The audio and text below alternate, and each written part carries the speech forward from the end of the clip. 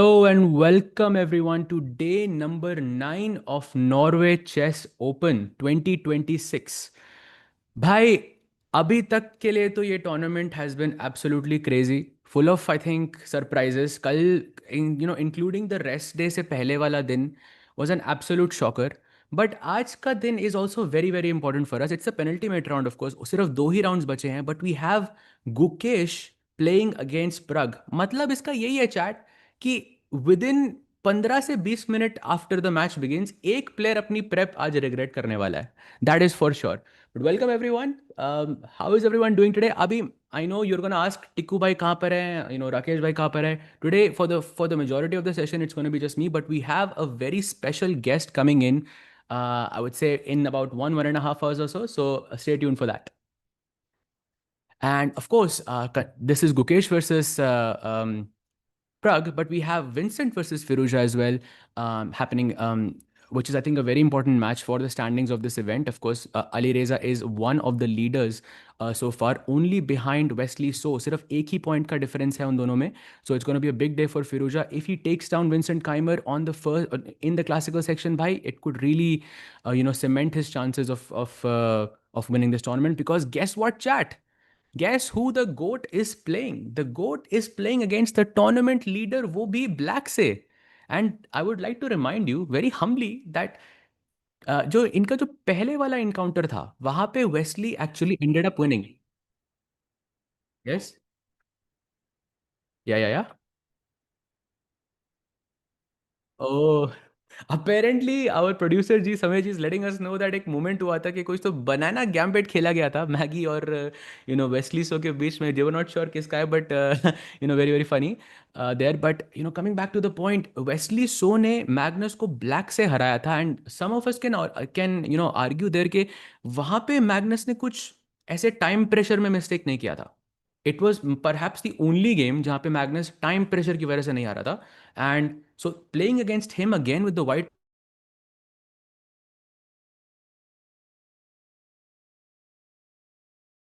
Norway chess without, like round to spare, which is an insane thing. And coming to the, oh, sorry, bye. Sorry, chat. I think I should be back now, but we have in the women's section, of course, we have Divya playing against Zoo Jinner. And of course, bhai, we all remember their previous encounter. We all remember what happened. Before this, Divya ke liye Zoo Jinner was that one opponent who she really, really wanted to beat. And last time she did beat her with the black pieces. And Divya, having lost her previous round Bibisara ke against, वो भी एकदम winning. We can't say it's a winning position, it's close to it. Chat, if you remember that Kasparov Shirov wala game, it if and it was, let's say, borderline very very close to winning, but that. So for her to come back today with the white pieces and taking out Zhu Jinner would just put her back on the map. Yeah, right now, if I can see it correctly, I think Bibisara is leading with about 5 points. Wow, that's a lot of points. Bhai, I feel like Divya ke liye it's going to be very difficult because Divya ke had 10 point and Bibisara has basically 15 and a half points. So even if technically she wins two classical games back to back, it's very unlikely that she would be able to cross Bibisara here. But still, there is still that fight for the second place, which I think is very much alive because 10 he point hai, and Anna Muzchuk is only half a point ahead. Still, you want to pick up all the classical wins that you can, and plus एक personal चीज भी होती है भाई. You want to beat the player, on an individual level. So let's see what happens. And chat, who do you think? Now you know all the matchups. एक एक वो पोल तो यार मुझे आता नहीं है डालना यहाँ पे, but I am just gonna ask you, so I will just look it up on my screen. Between Gukesh or Prague, and by the way, the world champion is just now arriving to the board. We're about to see handshakes. Let's go. Okay, maybe they already arrived before, yeah. But chat, between Gukesh and Prague, who do you have? एक नाम spam कर दो please. Is it Prague or is it Gukesh? Gukesh for the win कह रहे हैं. And भाई ये याद रखना कि Prague technically is in the running still, more or less, yeah, because he is only in third place. Wesley So के हैं 14 पॉइंट, फिरूजा के हैं 13 पॉइंट एंड प्रग के हैं 12 point. But last time Pragg Gukesh के अगेंस्ट हारा था वाइट से. गुकेश के टेक्निकली जीतने के चांसेस बहुत कम है. I think. सॉरी समय भाई, यू आर सेइंग समथिंग. पोल डाल दिया, अरे अरे समय भाई नहीं पोल डाल दिया भाई, crazy. Thank you so much भाई. And so the poll is up chat. Do hit that button वहाँ पे, between Gukesh and Prag, and of course do hit the like button as well. And भाई, तो coming back to the point, Gukesh could technically ruin Prag's chances. All dreams could just be destroyed just today itself अगर गुकेश ने classical में हरा दिया प्रग को. अगर draw होता है तो स्टिल वी नो कि गुकेश को भी एक पॉइंट मिलेगा, प्रग को भी एक पॉइंट मिलेगा, and then we will play an Armageddon. उसके साथ I think Pragg still maintains, at least theoretically he will maintain some chances to win the game, sorry to win the tournament. But अगर गुकेश ने प्रैक्टिकली अगर क्लासिकल में हरा दिया तो then it's a completely different story. And भाई चैट में लोग कह रहे हैं प्रग गुकेश भाई, आई थिंक ये match, I think we can agree chat, ever since the Tata Steel last year वाले जो डेज हैं, तब से लेकर अब तक आई फील ये match is always gonna be important as an Indian fan. I mean for me at least this is always gonna be important, and because this is a rivalry I think we will see for many many years to come. I think Pragg should win if Gukesh win. अरे भाई ऐसा नहीं होता भाई, the best player should win of course. And बहुत बार हमने देखा, players play the best game, and एक गलती की वजह से it can just turn things around. So by the best player should win, of course, the one who has done the most work, the one who basically is able to out prep या फिर uh, find those crunch moments to play on. Oh, by the way, interesting point. E4 थी inaugural चाल, but Gukesh ने immediately वापस ले लिया. And generally speaking, अगर आप immediately, this is our theory chat, अगर आप immediately चाल वापस लेते हो ना, मतलब आप वो चाल नहीं खेलने वाले हो. That's what I feel. I feel this is why there is a very good. Oh, by the way, we have handshakes. Let's go. No E4. And yes, there it is. D4. पहली चाल on the board and QGD की territory की तरफ बढ़ते हुए. But of course, it depends on Prag with what he wants to go for. He can play knight f6. He can play d5. He can play probably e6 as well, which is kind of the same. क्योंकि Prag, if I remember correctly, Prag ने French खेली थी ना Magnus के against. I believe it was Prag. Yeah, he did. So he could play knight f6, but no, he goes for knight f6 there. But technically, chat, why I said the move e6 is because this is what a lot of French players do. कि आप d4 के against भी आप e6 खेलते हो ताकि e4 के बाद आपकी फ्रेंच आ जाती है. So it kind of makes sense. And you can see by the way he played e6 on the second move. अगर आप पहली मूव पे e6 खेलते उसके बाद आप knight f6 आते तो you kind of avoid some territories. Like for example knight f6 के बाद white can play bishop g5 जो d4 e6 के बाद नहीं खेल सकते आप क्योंकि क्वीन से आप डायरेक्टली g5 मार सकते हो. तो just to avoid some things it's possible. But of course it hardly makes a difference since it's the first move. Let's carry on with the game. Knight c3, Nimzo Indian आया board पे, and now Gukesh chooses the most aggressive line possible against the Nimzo Indian chat. That is literally a fact in this situation. There is no other line that is sharper than the one that Gukesh has chosen, and it is called the Samish defense. Well, Samish attack हुआ ना क्योंकि white से, but a3, bishop takes c3 and bc3, and point इसका ये होता है कि white को मिल गया double bishops. So and white के हैं दो double pawns यहाँ पे. And in pawn ko black basically for the future he will try to target, like he will play c5, b6, put the bishop on a6 and try to take this pawn. And जब तक black इस pawn को मारने में busy है उस time पे हम यहाँ पे king side पे attack generate करेंगे. We'll play f3, e4, we'll try to play g4, we'll just try to launch an attack on the king side basically in that time. So imbalance already board पे आ चुका है. And I think this is nothing but this game is going to be nothing short of fireworks. That is for sure. By the way, प्रग सोच रहा है मतलब ये प्रग की preparation नहीं थी. ऑफ कोर्स नहीं तो आप फटाफट खेलते हैं यहाँ पे.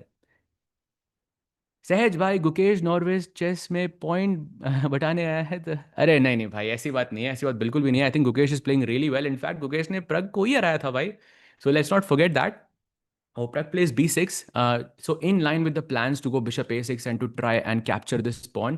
And now Gukesh plays f3. Very logical move. And now, by the way, this is a direct transposition to the Samish variation. जिसके बाद आप खेलते हो e4, you will bring the bishop to d3, you will play knight e2, and it's super super nice. Actually, I've played this setup with the white pieces many times. Although मैं थोड़े different move order से आता था. Like after bishop b4, I would play the move f3 first, and then I would play a3, which is slightly different. I think a3 is more sort of aggressive in my opinion because इसमें आपके पास कुछ bishop c3 ना मारने की आपके पास option नहीं है. So you have to kind of choose the aggressive method here. किसी ने सीओ भी देखा ये भाई? मैंने सीओ भी पूरा तो नहीं देखा आज, बट लेकिन I know Prakhar found that crazy rook takes h3 in the end. I think arma में मतलब डिसाइड हुआ था between him and Joel, but I saw that final move rook takes h3 and भाई Prakhar OP for finding that move, finding that key resource towards the end, by and he actually ended up winning the tournament because of that move. What a move it was, bhai. I'm not sure how many of you saw that, but bhai, do check it out. I think वो games आपको chess.com में मिल जाएंगे. Of course, there's still a live stream जो पहले मतलब चल रही थी, वहाँ पे you'll see the final moments. Rukesh 3 क्या brilliance से निकाली थी उसने, एकदम एकदम crunch moment पे भाई. टिक्कू सेकंड एग्जैक्टली भाई, टिक्कू को मैंने भाई डायरेक्टली मैंने उसको मैसेज भेजा था भाई, what like this is, I mean you know, GG to the coach, of course, because I'm sure, I'm not sure how much work he would have done, but it's definitely a lot. So let's come back to the games. Knight a5 खेला गया है by Prag, and let me check the stats here. So instead of knight a5, bishop a6 is the most popular move. This was employed by Wesley Levon and Ding as well against Magnus Carlsen actually. But knight a5 थोड़ा, अभी भी ये Wesley ने खेला हुआ है, लेवॉन ने भी खेला हुआ है इस मूव को, and Vantika Agarwal has played this before, even Vidit has played this before in the past, so not very unknown territory so far for Gukesh. I'm expecting a move relatively quickly. He plays bishop d3. So now it's Prag's turn. Gonna be difficult. You missed it, Mrinal भाई भाई वो एक पूरा tournament तो खैर मुश्किल होगा because mod कर रहे हो बट लेकिन वो लास्ट की मूव एक बार जरूर चेक कर लेना, because I think that was insane. वो जो रुकेश 3 था भाई, क्रेजी था वो. जोएल डिसूजा, नहीं नहीं भाई, I don't think he was the one who got the 500 rupees. I think वो थर्ड प्लेस के लिए था, तो first top, I don't know top two का क्या प्राइस फंड था, बट लेकिन वो समय को मिला apparently. So it's kind of funny या, बिकॉज आई एम गेसिंग वो प्राइज फंड भी उसने ही सेट किया होगा, and then he is the one who ended up getting the 500 rupees, तो because he finish third. I think Joel got a bit more than that, I think a lot more than that. So yeah it was overall, I think दोनों ही खुश होंगे भाई. And of course the fact that कि match Armageddon तक गया shows that both of the players were fighting, with everything that they have. Olympiad team should, नहीं नहीं भाई, ये थोड़ा ज़्यादा हो गया. डिज़ाइन भाई, ये थोड़ा ज़्यादा हो गया भाई, बट मे बी सून भाई. नो हिट एग्जैक्टली भाई, एग्जैक्टली एग्जैक्टली. सो बिशप d3 के बाद अब प्रग थोड़ा सोच रहे हैं. I think he sort of looking towards the left side, and एक वो थ्योरी होती है ना, राइट साइड पे अगर आप देख रहे हो तो, सॉरी लेफ्ट साइड पे आप देख रहे हो तो you are trying to remember something, right side पे अगर आप देख रहे हो तो you are trying to think about the position. I think Pragg was trying to remember still what he has looked at, because it's very likely that he knows multiple ways to play here.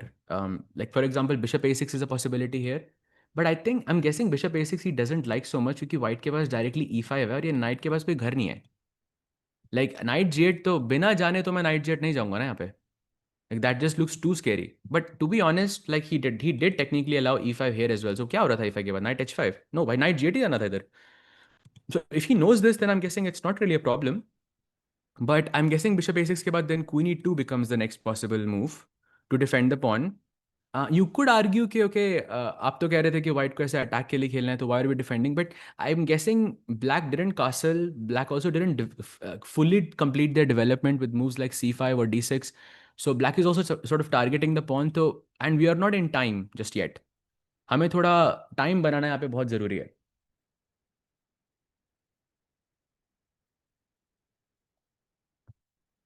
Joel नहीं नहीं, आई am not sure कितने थे भाई, but yeah it I think it would be around 10 lakhs, but I think Tikku भाई can probably confirm, but I am not fully sure भाई. Let's see. But yeah, bishop d3, bishop a6 के बाद queen e2 is the direction, and after this black can play short castle, and I would have to think twice before doing this because e5 के बाद भाई I'm super scared here. If I remember correctly, एक I think विशी sir खेले थे ये Magnus के against world championship में, if I remember correct. I'm not sure वो game like whether he won or not, but I have this memory of him playing a very similar setup here, and he tried to go like h4 g4, and it was a crazy end game, like, sorry, crazy middle game, and he had like a lot of chances there, but um, I think he didn't win that one. But it reminds me somewhat of that game. सहज भाई आपका क्यों भाई, क्या करोगे मेरे GM डैडल का आप? Prag position is better according to the bar, yes, but I think position is very. अगर मैं इसको cloud पे छोड़ूँ ना, तो I think this will become just a bunch of zeros. I don't think it's better right now क्योंकि it's we know for sure it is Gukesh's prep, like for sure. So, by as Prag thinks, I think maybe this is the first time we can take a look at some of the other games as well. Let's check out what the GOAT is doing against the tournament leader, Wesley So. He played Sicilian again. Hello भाई, जो last दो game जो Magnus Sicilian के खेला था वो दोनों हारा था actually. He lost against Jordan and then he lost against Prague. And by the way, it was Night of again in this scenario. By Magnus sort of sticking to the variation there. Whether it's recent work, whether he feels more comfortable with it, could be possible.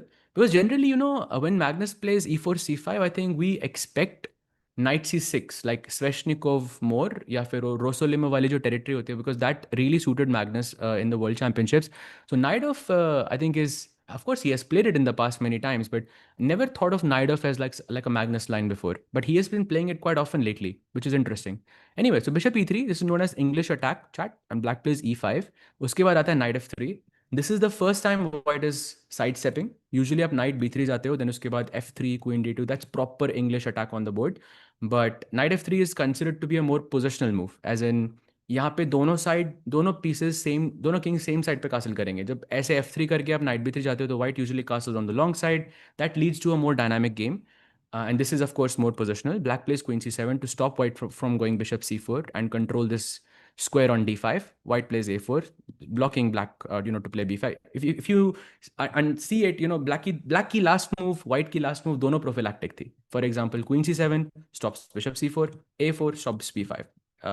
That's because the position is gonna be slow here. So bishop e7, bishop e2, and now Magnus thinking whether to castle or whether to play b6. I think they're both fine. Um, I think they both should be fine. But okay, he goes castle, and now short castle, I'm guessing as well. This should be quick from Wesley because I'm guessing knight f3 के साथ it should be Wesley's preparation. Yep, there it is. सहज भाई, are you really भाई कभी कभी मुझे भी doubt होता है भाई. बट या भाई, that is true. But Sahaj Bhai and Gukesh Prag, I have always thought knight a5, bishop a6, c5, rook c8 targets the c4 pawn, and it definitely does. Why isn't that applicable here? I meant to say black should be better. No, bhai, because white has a lot of compensation in return for it.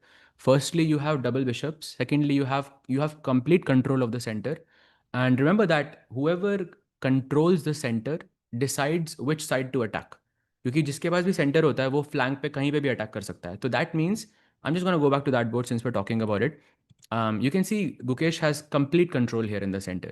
Then you have double bishops. And इसके साथ साथ black most likely short side पे ही castle करेगा. And then e5, h4, knight h3, or bringing the knight via e2 to f4. And बहुत सारे यहाँ पे attacking prospects रहते हैं black, white के. So all of that for one pawn, I will take that. I will definitely take that. And I will definitely not say that means it's better for black. Can you please explain pros and cons of, you mean in the position? Yeah, I mean the position, as I explained, it's material versus basically initiative. Prag will get material and Gukesh will have the initiative. Now it doesn't mean one side is better and one side is worse. Just it means there is an imbalance. And जो भी बंदा उस imbalance को better handle करेगा board पे will end up let's say getting the favorable result. And favorable result, by the way, doesn't necessarily mean a win. Gukesh is saving energy for 9. अरे भाई भाई भाई भाई, उससे पहले तो भाई ओलंपियाड है भाई. वर्ल्ड कप नहीं भाई, ओलंपियाड. ओलंपियाड है, उसके बाद he is also playing the world championship. And yeah, that's a lot of tournaments for the world champion. Let's go. Sahaj, don't you think every classical should have Armageddon? No, bhai, because I think वो फिर आप पूरा draw eliminate कर रहे हो ना chess से. But draw I think is a very important part of chess as well, like historically speaking. For example world championships में अगर आपको किसी को, you could technically make like all draws and you could still keep your title. तो एक वो अहमियत तो है ड्रॉ की. So I wouldn't change that, but it's very refreshing to see this format. And also जो कैमरे पे मैं देख रहा हूँ वो भी I am guessing that was the goat, looking at the game of Gukesh and Prag. That means he's also made his move. And by the way, let's take a look there because he has played bishop to e6. So no b6 and bishop b7, knight d7 wale plans, he goes bishop e6 instead. And I believe that's somewhat of a new territory for me, because I used to play this many years back from the black side, and b6 was, I think, one of the moves that you would consider here a lot. But bishop e6 के भी अपने फायदे होते हैं. Black wants to go knight d7, rook c8, perhaps even, focus on the d5 break. Sometimes you can play bishop c4 if white kicks you with knight g5. Sometimes you can also go for that rook takes c3 wala sacrifice, which actually we have seen in this tournament before. I'm not sure if anybody will remember, but एक rook takes c3 बड़ा crazy सा sac हमने देखा था. Chat, वो कौन सा game था जहाँ पे हमने सिसिलियन में rook takes c3 सैक देखा था? Is it live? Yes, भाई, 100% live. All of this is live. No delay. And so while the players are thinking, let's take a quick look at Divya versus Zujiner as well, see how she's doing, because after the loss against Bibisara, of course, एक वो win चाहिए होता है भाई, to get back into the game, get back into the groove. And she has been having, I think, a phenomenal tournament so far. Knight f3, d5, e3. Okay, this is, I think, something that we have seen many times. Usually you don't play d4 that early on. White goes c4, e6, and b3. Simple bishop b2, knight c3, queen c2. Basically आप d4 hold कर रहे हो for as long as possible. And generally इसको hold करने का point होता है कि लेट्स से आपने d4 खेल दिया, देन आपका ये बिशप ब्लॉक हो जाता है. ये बिशप का जो डायगनल है ये ब्लॉक हो जाएगा. सेकेंडली ब्लैक के पास एक c5 का एक ब्रेक रहता है पोजिशन में, विच it's not necessarily bad, but it can simplify matters, and it's just a different way of playing chess. So that's basically the whole point of not pushing the d pawn here. We have seen it before many times though. Bishop e7, bishop b2. Castle आता है. She develops bishop e2 as well. b6, knight c3. Bishop b7, queen c2, and she plays c5. And takes has happened on the board. भाई एक time के लिए तो लगा था मुझे कि Divya is gonna go rook g1 and g4 and just attack. Because generally speaking, if your opponent is not careful, like for example इस situation में अगर आप खेलते हो knight bd7, like just putting it out there, ऐसी positions में G4 is a very dangerous move. अगर आपने घर पे देखी है तो, like, I am not sure if it's not that bad, yeah only 0.7. अगर मैं इसको छोड़ूंगा थोड़ा, I know it's going to be 0.4, 0.5, which will be playable territory for me. So moves like that can be extremely dangerous, and Zhu Jiner does not fall for it. She place c5, and इसके बाद आपको d4 खेलना पड़ेगा, नहीं तो black d4 खेल देगा. And once again, flank attack does not work when your opponent controls the center. It only works when you control the center. सहज भाई, ऑनेस्टली स्पीकिंग, डाउनवर्ड हॉरिजॉन्टल बार बहुत कंफ्यूजिंग है. अच्छे से पता नहीं चलता कौन कितने एडवांटेज में है. रिक्वेस्ट रिक्वेस्ट टू इधर मेक इट, वो जो लेफ्ट और साइड, जो लेफ्ट और राइट जा रहा है, यू मीन, या फिर कौन सा? वैसे ही तो होता है भाई. If the player with the white pieces is better, then उनका बार थोड़ा आगे जाएगा. And I think on the front, on the main board, I think it's vertical. Yeah yeah भाई, honestly, to improve chess, eval bars वैसे भी नहीं देखने चाहिए यार. This is mostly for people, who want to have like fun and stuff. But to improve, trust me, you shouldn't see it. You shouldn't see it. In fact, for the last, let's say, 3 days or so, आज तो I'm doing it because today, Tikku is not here. So someone has to keep an eye on the engine in that sense. But I've been trying to also,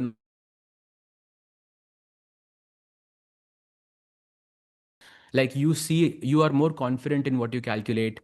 You just feel better, like in general. आप बहुत clearly देख पाते हो चीज़ें. So yeah, that's the update here. By the way, some updates on the Prag board as well. He has just played the move c5, bishop a6. By the way, 10 minutes सोचने के बाद queen e2 to defend the pawn. We predicted this, and now Prag plays c5. So far, by the way, best moves by both of them. But मुझे ये नहीं समझ आ रहा कि भाई इस मोमेंट पे रिग्रेट कौन कर रहा है अपनी प्रिपरेशन. कोई तो कर रहा होगा यार, because it's a very sharp game. Like, it doesn't feel like Prag is out of prep yet. I feel like Prag was thinking कि भाई कौन से setup में मुझे जाना चाहिए. I feel like he wouldn't be uncomfortable here. And also, but the obvious answer is कि Gukesh has to be more comfortable, because look at his time, look at the fact that he's controlling all the center. अगर आपको यहाँ पे, let's say, कुछ preparation नहीं है आपकी, if you had to choose a color, I think 99% of the people will choose white, because भाई आपके पास सब कुछ है just because of one pawn.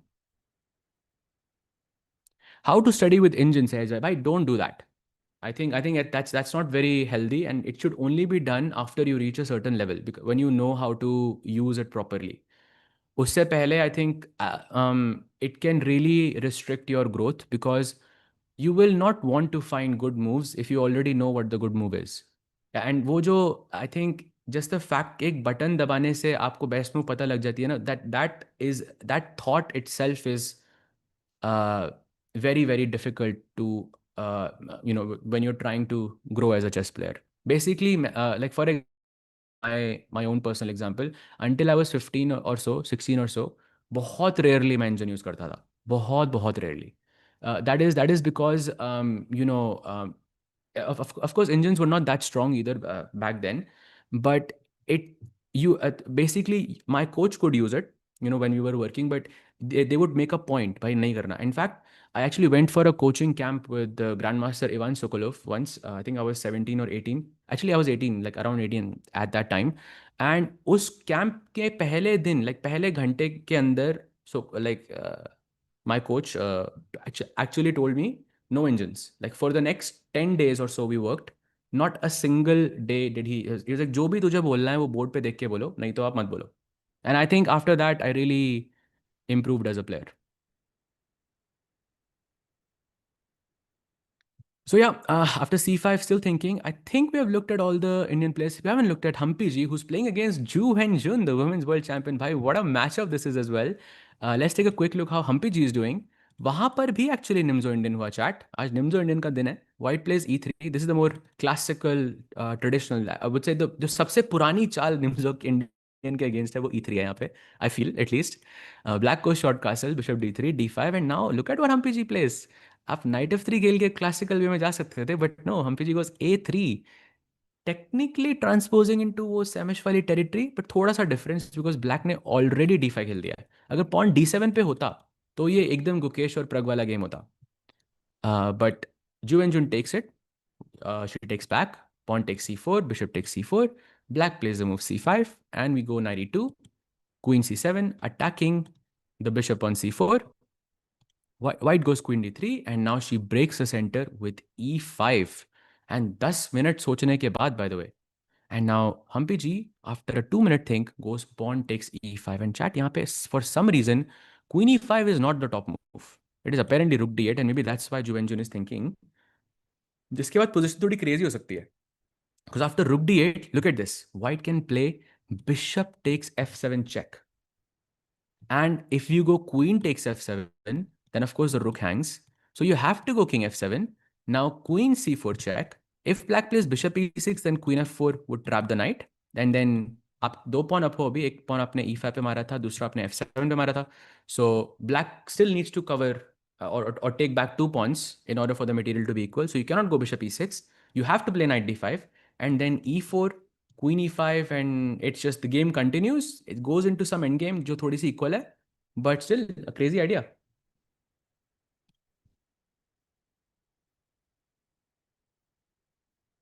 What team is सहज भाई rooting for? भाई ऐसा वो बहुत difficult है भाई आंसर. मैं इतना फुटबॉल देखता नहीं हूँ, but I think Portugal probably this time, yeah, because last time मैं अर्जेंटीना को सपोर्ट कर रहा था. This time probably Portugal, I would say. Where is Sahil? Sahil bhai COB में busy थे, तो साहिल भाई will definitely be here from tomorrow. But we will have a very special guest, coming very very soon in the chat, in the commentary box. So stay tuned for that. Let's actually check back with Gukesh versus Prag and see what is the update there. So C5 के बाद Gukesh still thinking. So can we safely say that Gukesh is out of his prep? Because if we are saying that Gukesh is out of his prep, that's a bit strange to me because C5 was technically the best move in this position. तो engine के through आप देखोगे तो सही है. Unless Gukesh was expecting Prag to go short castle and then play C5. I'm trying to just, understand what is the thought process, because it's a bit strange that Gukesh is thinking here. Because generally इस moment पे जब आपके opponent सारे top moves खेलते हैं, then you obviously want to um, play as quickly as possible, right?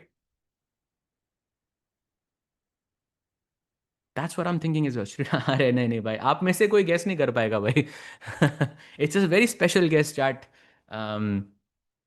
but will be difficult to guess. Sehaj bhai, I think India should play Gukesh at board one, and any other board will reduce his confidence, especially where he is going to play World Championship this year. Bhai, true. That's a very good point, and I think most likely he would. But we don't know, bhai. We don't know how the players, because you also have to think about Arjun. You have to also think about Prag in that sense. Last time, Arjun was slightly higher rated. And इस time भी like he has for the past 1 year Arjun की rating consistently ज़्यादा रही है, I feel Gukesh. तो एक वो भी एक फैक्टर रहता है यहाँ पे। तो I think it depends on how the players feel. And yeah I think I think the decision will be made that's like acceptable and all the players are happy with the decision. But भाई Gukesh versus डिंग देखना, sorry Gukesh versus Sindarov देखना है मुझे। Gukesh versus डिंग तो देख लिया मैंने, but Gukesh versus Sindarov देखना है मुझे, लाइक ओलंपियाड में, उसमें मजा आएगा। By the way, knight h3 was played by the world champion, and I think a very, very aggressive move there. And chat, question for you: can I play short castle here, just based off of instinct? Yes or no? और किसी ने थोड़ा reason भी बताइए, without telling me chess moves. Does anyone know why a move like e5 would be bad here? Oh well, short castle would be bad here, but I technically gave you the answer.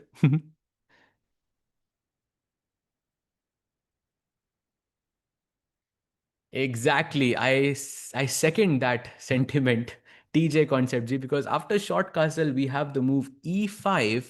Black will go knight to e8, and suddenly we have the Greek तोहफा जो please Hindi में आप Google मत करिएगा because it's a very very bad answer. Black goes king takes h7, knight g5 check, king goes to g8, and you go queen e4, attacking on h7. If black plays f5 to block this, then we go queen h4, and this would be a checkmate, and black would have to play queen takes g5 to stay in the game. But of course, you're a queen down, and that should just be a resignable position. So this is what Gukesh is threatening. He's telling Prag ki bhai castle mat karna.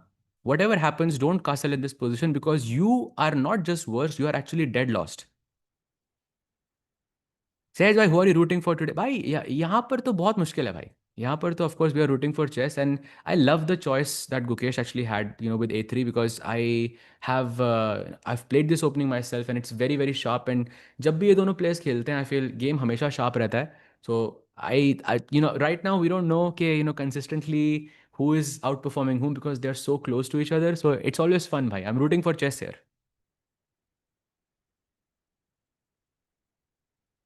Guest commentators WGM भाई, ये तो आपने टिक्कू की बात कर दी। Exactly. Which venue for World Championship you like? I'm not sure, भाई. I think India. I wouldn't say India या फिर उज्बेकिस्तान, कोई न्यूट्रल जगह पे जैसे सिंगापुर वगैरह था, वहाँ बढ़िया होगा। I think India is also great, but लेकिन गुकेश के ऑलरेडी बहुत प्रेशर में रहेगा Gukesh for the World Championship because of how the past couple of years have been, and India is only gonna make that pressure more. तो I think वो remove करना वो pressure वाला part is very important I think for the world champion. तो I wouldn't say to do it in India. What's your rating Sahaj भाई? भाई almost 2500, almost. भाई ये कौन है? आप दुर्गा जी, आप कौन हो? आप किसी का तो ऑल्ट अकाउंट हो। आप किसके ऑल्ट अकाउंट हो, आप ये बताओ मुझे, क्योंकि आपका ऑल्ट अकाउंट हो गया रिवील अब। बट क्रेजी भाई। हेलो सहज भाई। Lovely analysis of the castling line. Exactly, bhai. And it's scary, I would say, for Gukesh. But of course, it's scary for Prag. I mean, but I think Prag will not play short castle here because he has tried to not do that. And of course, he can calculate this in like 2 seconds. I'm thinking something like rook c8, कि थोड़ा और delay करते हैं, और may be just take on d4 and then play rook c8, कि इस pawn पे ही तो फोकस करना था, तो let's just do that and let's see how the game continues. Maybe e5, knight g8, and no, whatever I do in this position, I seem to not like it that much for Prague, yeah, because I really think there is too much initiative for White here, and one mistake for Prague could mean that he's in a dead loss position technically. So बहुत बहुत carefully खेलना पड़ेगा at least the next 5 to 10 moves. Very very careful you have to be. Says you still play. I do, but not as much as I would like to. Playing chess, I mean. Sahaj, build your greatest chess team in history. Olympiad team in history. Oh, that's a very difficult question, भाई. That's a very very difficult question. ये तो भाई historically बोल दिया आपने भाई. Historic current में तो it's easier. Historically तो भाई मेरे को पूरा research करना पड़ेगा because that team will be unbeatable. But of course it has to have Magnus Kasparov Fischer. It has to have that. Then I think I would put Vichy sir, and then I would put probably it's gonna be between Karpov or Kramnik. उसमें toss करना पड़ेगा, but that's a good toss to have भाई, दोनों में ही जीत रहे हो आप Says why how often does the GM's analysis diverge from the engines like this position where engine says it's equal but you don't like this for black? It doesn't. I don't think our analysis. See, our analysis and our understanding are two different things.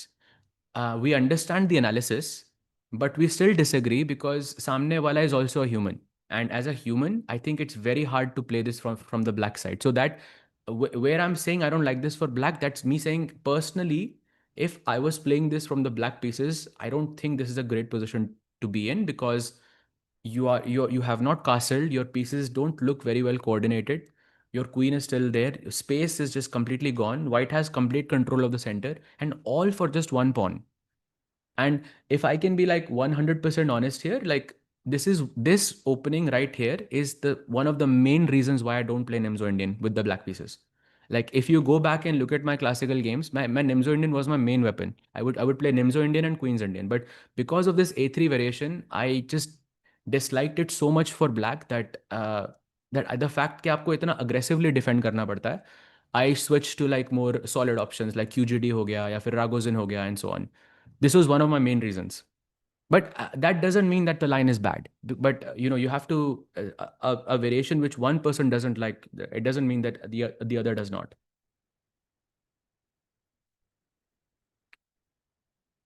What about d6 here, Sahaj? D6, I think is I don't like this so much because it's not really a move that threatens anything. I feel like Rook C8 is gaining a tempo.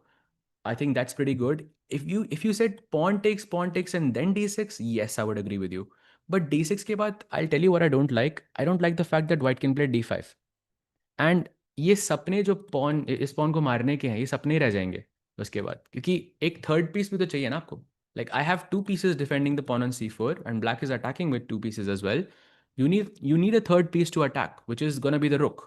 So let's say you play rook c8 and white goes d5, then this pawn could be blocked. Yes, this pawn is weak. Definitely it's a weakness and हमें यहाँ पे नजर रखनी पड़ेगी forever. But I feel because the attack is happening so aggressively on the king side, it can be dangerous. Like black also needs to act fast, I feel. Oh, he takes on d4. Very human decision. Sahaj bhai, what about knight b3 for Prague and then taking the rook? Now, I think that would be kind of जो imbalance position में है, आप उसको balance कर रहे हो. As in, black के white के पास डबल बिशप्स है, आप अब उन डबल बिशप का इम्बैलेंस हटा रहे हो पोजीशन से, but at the same time आप अपना अटैकर भी हटा रहे हो. And I think this is one of the textbook mistakes we see from let's say not like inexperience players, जहाँ पर कोई भी इम्बैलेंस होता है, एक के पास मटेरियल हो और एक के पास अटैक हो. जो बंदे के पास मटेरियल होगा ना, वो हमेशा ये सोचता रहेगा कि भाई how should I try to level the position, क्योंकि मेरा मटेरियल है कम. Like how can I try to even the odds there? And that's one of the biggest mistakes. Whenever there is an imbalance, you should try to play with your strengths as much as possible, क्योंकि बाद में जाके if you do win that battle, your opponent will offer you the material anyways. Like for example, this is a very simple example. Imagine, I'm sure a lot of you will remember वो जो rook takes c3 जो sacrifice की जो मैं बात कर रहा था Sicilian में. You remember that position, right? वो rook c3. Anyway, you remember the concept कि exchange sack हुआ था but कुछ immediately मिल नहीं रहा था. आप सोचो कि एक्सचेंज सैक करने के बाद आपको कुछ इमीडिएटली मिल नहीं रहा है, बट आपके दिमाग में अभी भी बैठा हुआ है कि I am down an exchange. And if your thought process is, how do I get my exchange back? Then you are sacrificing for the wrong reasons. Because you sacrifice back then क्योंकि आपके opponent का king से unsafe हो रहा था, their pawn structure was breaking. So if you stick to that reasoning, then it's much more easily playable. Because if you do prove कि आपका pawn structure week है या फिर आपका किंग वीक है, देन आपका अपोनेंट ऑटोमेटिकली वो देगा भाई आपको एक्सचेंज वापस कि भाई छोड़ो मुझे. So this is where it's very very important. I know it's easy to say these things, but it's very very difficult to imply. And by the way, chat, something crazy is about to happen in this game because there is an insane move for Prague and an even more insane response for Gukesh there. So the insane move is knight to b3. And now white can just give up the rook on b1 or on a1, and you can just play the move e5. What? Knight takes a1, e takes f6, queen f6, and okay, you're technically getting this back. But is that enough? Okay, maybe it's not that crazy, yeah. But still, e5 is just a ridiculous move to play, I think, over the board by Sukha Rook. Wow, that looks very, very difficult. And if black goes knight g8 anyways, then white has to play rook b1. Oh, sorry, I think board नहीं था क्या पहले? समय भाई? Okay. So after rook b1, I'm asking board नहीं था क्या पहले? Okay, okay, got it. So you saw this e5 knight a1 wala idea, and if black plays knight g8, we have rook b1, knight takes d4. So technically you're a pawn down, but still the position is roughly balanced. White goes queen f2. Black plays knight to c6. Of course, your knight is under attack. Maybe you can defend it via bishop b2 or queen g3. I like queen g3 more because it's also not just defending; it's also attacking something, which is the pawn on g7. Black plays knight g7, again offering the pawn, again giving back the, let's say, the initiative in that sense. And white says, no, you can just go short castle. And this is a very difficult position to evaluate, I would say, from either side. Maybe more so for Prague, because he has to face the attack. Once again, short castle would be a huge blunder here because bishop takes h7, knight g5, and queen h4 would just be GG's. That would just be GG. So you're gonna have to be very careful. And ये आ सकता है board पे if Prag plays the move knight b3. अब समझ आ रहा है why Gukesh was thinking for such a long time when he played the movie when he played the move knight h3. I'm guessing he has already calculated all of this. Jayaj bhai, how many blindfold games can you play at the same time right now? By right now, though, it's probably not a good idea because we're doing commentating. But in general, I think a few. I haven't really tried to think कि कितने सारे कर सकता हूँ. But I used to be able to play, let's say, three against like family members. I've done it before when I was younger. ये सब prep में होगा ना? नहीं नहीं भाई, प्रेप नहीं लग रही मुझे. प्रग के लिए तो डेफिनेटली प्रेप नहीं है. 1 घंटा 35 मिनट भाई, no chance. No chance this is prep. Like आप इतने शार्प पोजीशन में डेफिनेटली नहीं घुसोगे. कंसिडरिंग कंसिडरिंग एवरीथिंग है क्या? No chance I think. I want to understand one thing. These GMs calculate every combination of the pieces, positions at 3, 4 level or just one level, like the thing you said for bishop sacrifice. There's no level, I think. It's just depth, basically. How deeply can you calculate, essentially, and you can make sense of it. How many games have been played like this? Quite, I think, exact position. Actually, exact position भी आई हुई है भाई पहले. This was played by many, actually, around 15 games or so I can see in the database. And it was played by Norderbeck against Wei in 2025 previously. And some other players as well. There is Lazavic as well who has played this. There's Sam Shankland has played this before with the white pieces. So line में थोड़ा दम है. And of course, lots of strong players have tried it in the past. Gukesh would be the highest rated player though, who has played this in classical for sure. But iske around, as in, if you could change one thing about the position, let's say you could add, I'm just randomly saying bishop b2 and rook c8, then also you will find a lot of games. If you played castle and rook c8, you will, or black playing castle, white plays something else. Like एक चीज इधर उधर करके, I'm sure you will find many games in this position through transposition. Ceci is analyzing Pragan. Really? What are you? Wow. I will check it, bhai. अरे हाँ, that is true. Pai Sessi is technically analyzing Gukesh versus Prag today. That's interesting. Generally, when Magnus is playing, it's Magnus's game that gets, analyzed by Sessi. At least from what I know. But wow, we see a 0-0-0 eval. भाई एकदम super computer के साथ भी. So chat, this proves it, yeah. Prag is not better here. एक high depth में सब कुछ equal हो जाता है. Gukesh may beat Prag twice and Prag already defeated Magnus twice means Guki defeated. अरे नहीं नहीं भाई, इसका ये ऐसे आप, ये तो आरसीबी लेवल वाली कैलकुलेशन हो गई. नो नो भाई, ऐसे नहीं चलता. If you beat the player, you beat the player, that's it. But भाई, that would be insane because Prag did defeat Magnus Carlsen twice in classical. I think for the first time in Magnus's life this has happened. In the same event, if the world champion is able to beat Prag, it would be huge.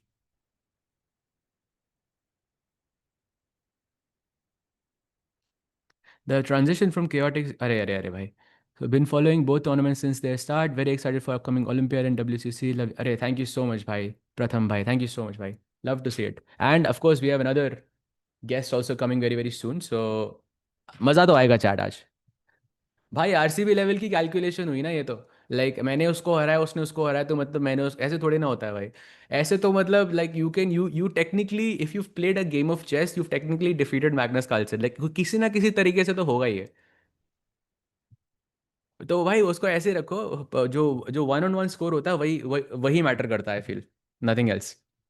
So yeah, that's the situation. Bhai, एक quick look on the bird's eye view, Samay bhai, if that's possible, just to check all the games and get an insight of what is going on, where we are. So on the top left corner, we see Vincent versus Ali Reza, जहाँ पर pawn C4 और F4 दोनों पे आ चुका है.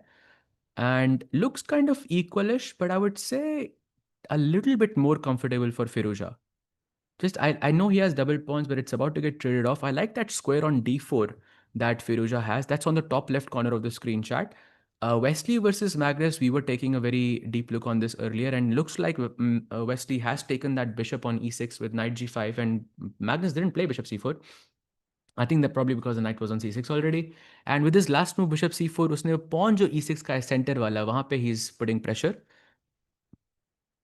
Oh, by the way, Prague has big news actually. Prague has played rook c8. That was the best move in the position, attacking that pawn on c4. So I think this is a golden moment to understand if this is still Gukesh's prep or not. If he thinks for more than 5 minutes, probably not prep. आते हैं Divya versus Zoogener पे because she has played d4. So no kingside attack वाले plans anymore. But we are gonna get some maybe an IQP या फिर we're gonna get hanging pawns. अगर white c5 पे मारता है तो hanging pawns, black d4 पे मारता है तो that would be IQP. And then we have Bibisara versus Anna Muzichuk. Bibisara, of course, leading the tournament by I think 5 points or so. So almost जीत ही चुकी हैं भाई वो यहाँ पे. But still looks comfortable for her. I think a smarter thing would be here, just whites have force karo draw, go to the Armageddon, and the tournament is basically over. You've won it in classical. And look at this, Humpy G versus Ju and June. That variation that we were discussing, chat, is on the board where she has just played e4 and after queen takes e5. This is literally that position we were talking about. So she did play bishop f7 there, and she's technically she has 2 pawns for a piece, but वो knight d5 का मरने वाला है. And I think after all trades are done, it's just going to be an equal game. And I will predict Hampeoji ka game will finish very quickly because that looks like not a lot of chess is left there. Because if I take the pawn with my queen, you take my knight, I take back with my queen, and it's going to be an endgame. Opposite colored bishops already hain. I feel that's going to be a draw. Yeah, I think soon.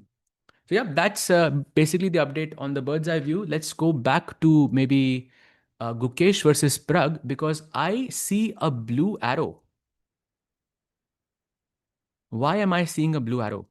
That's something I did not expect because that means moves like short castle are not good here. That means short castle jaisi chalein are giving black some initiative.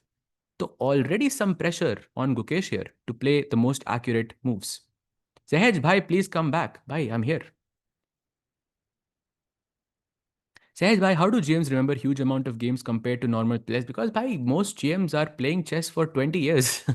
It's something that they breathe. You are getting trained in basically every single day for many hours sometimes, and कुछ महीने ऐसे भी होते हैं where you are just breathing chess essentially. So it sticks with you. Can you show how players evaluate positions without engine when there is no clear? Okay, actually that's a good exercise. I'm happy to do that. So the question is, can you show how players evaluate positions without engine when there is no clear material imbalance? Okay, so what I'm about to show you, chat, was taught to me by one of my coaches. His name is Vladimir Chuchelov, and he's the coach of Fabiano Caruana, and he was also the coach of Anish Kyrgios and many other top players as well. He's considered one of the best coaches in the world. He's also a grandmaster. Very strong. Belgium में रहते हैं वो. And very difficult to, by the way, get training from him. Just putting it out there. But he taught me this method. It's called the strategic balance. And the idea is simple कि जैसे मैंने अभी evaluation bar बंद कर दिया है. The point is that the first moment जहाँ पर आपकी preparation खत्म होती है, that's where you do it the first time. So let's say, of course, I'm gonna assume that I'm playing as this is the first moment जहाँ पे मेरी preparation खत्म होती है, right? तो पहले एलिमेंट्स होते हैं तीन, which is king safety, material, pawn structures. So king safety, किसका किंग ज़्यादा सेफ है? मटेरियल, किसके पास ज़्यादा मटेरियल है? Of course that also matters. And pawn structure, and pawn structure की जब मैं बात करता हूँ तो उसमें हम ये नहीं पूछ रहे हैं कि कौन सा पॉन वीक है, कौन सा पॉन स्ट्रांग है। सिर्फ ये पूछा जा रहा है कि कौन से पॉन, कितने पॉन्स टूटे हुए हैं, एज इन कितने आपके आइलैंड्स हैं। आप यहाँ पे ब्लैक के दो हैं, वाइट के भी दो हैं, right? So king safety, material, pawn structure, and ये तीन जो एलिमेंट्स हैं ये हमेशा ऑर्डर में आने चाहिए, because king safety is the most important, material is the second most important, and pawn structure is the third, at least according to the balance. Then उसके बाद एक छोटे छोटे एलिमेंट्स होते हैं, जैसे स्पेस हो गया, पीस एक्टिविटी हो गई, एंड वो मैं उस वो that gets very very detail, so I am not gonna go into that, just remember these three things for now. And point इसका ये नहीं है कि टू अंडरस्टैंड कौन बेटर है, पॉइंट है कि किसका बेटर बैलेंस है। Now for example, we can estimate that black का किंग मे बी ज़्यादा अनसेफ है, क्योंकि वाइट कासल कर सकता है बट ब्लैक कासल नहीं कर सकता, तो that is a +1 for white. ठीक है, अब material wise you can C white का एक पॉइंट मरने वाला है, दैट मीन्स ब्लैक का एक प्लस पॉइंट होने वाला है, वाइट का एक माइनस पॉइंट होने वाला है। तो इसके through you can get an understanding of how how you will evaluate, how you will understand the position. And इसके साथ आपके दो ऑप्शन होते हैं। पहली ऑप्शन, आप अगर मटेरियल आपके फेवर में, सॉरी बैलेंस अगर आपके फेवर में है तो आप पोजिशनली खेलो, अगर बैलेंस आपके फेवर में नहीं है तो आप dynamically Khelo, that's it. Because यहाँ पे पॉन मर रहा है, balance is not in necessarily in Gukesh's favor, and king's safety is something that doesn't last very long. That's why Gukesh must attack. That's what the bar is telling us right now. So this is basically a rough idea of how you can try to evaluate any position, essentially any position, and generally try to do this uh, when the first time वो position आती है जहाँ पे आपकी opening preparation नहीं है, that will really help you understand uh, and evaluate the position better.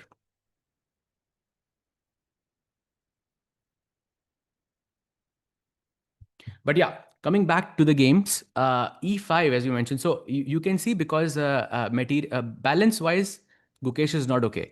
Right right? वो कह रहा है कि आपका किंग सेफ्टी है तो भाई अभी अटैक करो, क्योंकि किंग सेफ्टी हमेशा शॉर्ट टर्म रहता है, तो that's why E5, this is the first move you should look at based on the entire evaluation. ये मेथड हर हर जगह काम करता है। आई think it's the most like reliable method that I found, that pretty much work. And of course, different coaches have like different ideas. And by the way, we do have a confessional incoming. We'll pick up this chat, of course, afterwards. Let's hear what the GOAT has to say.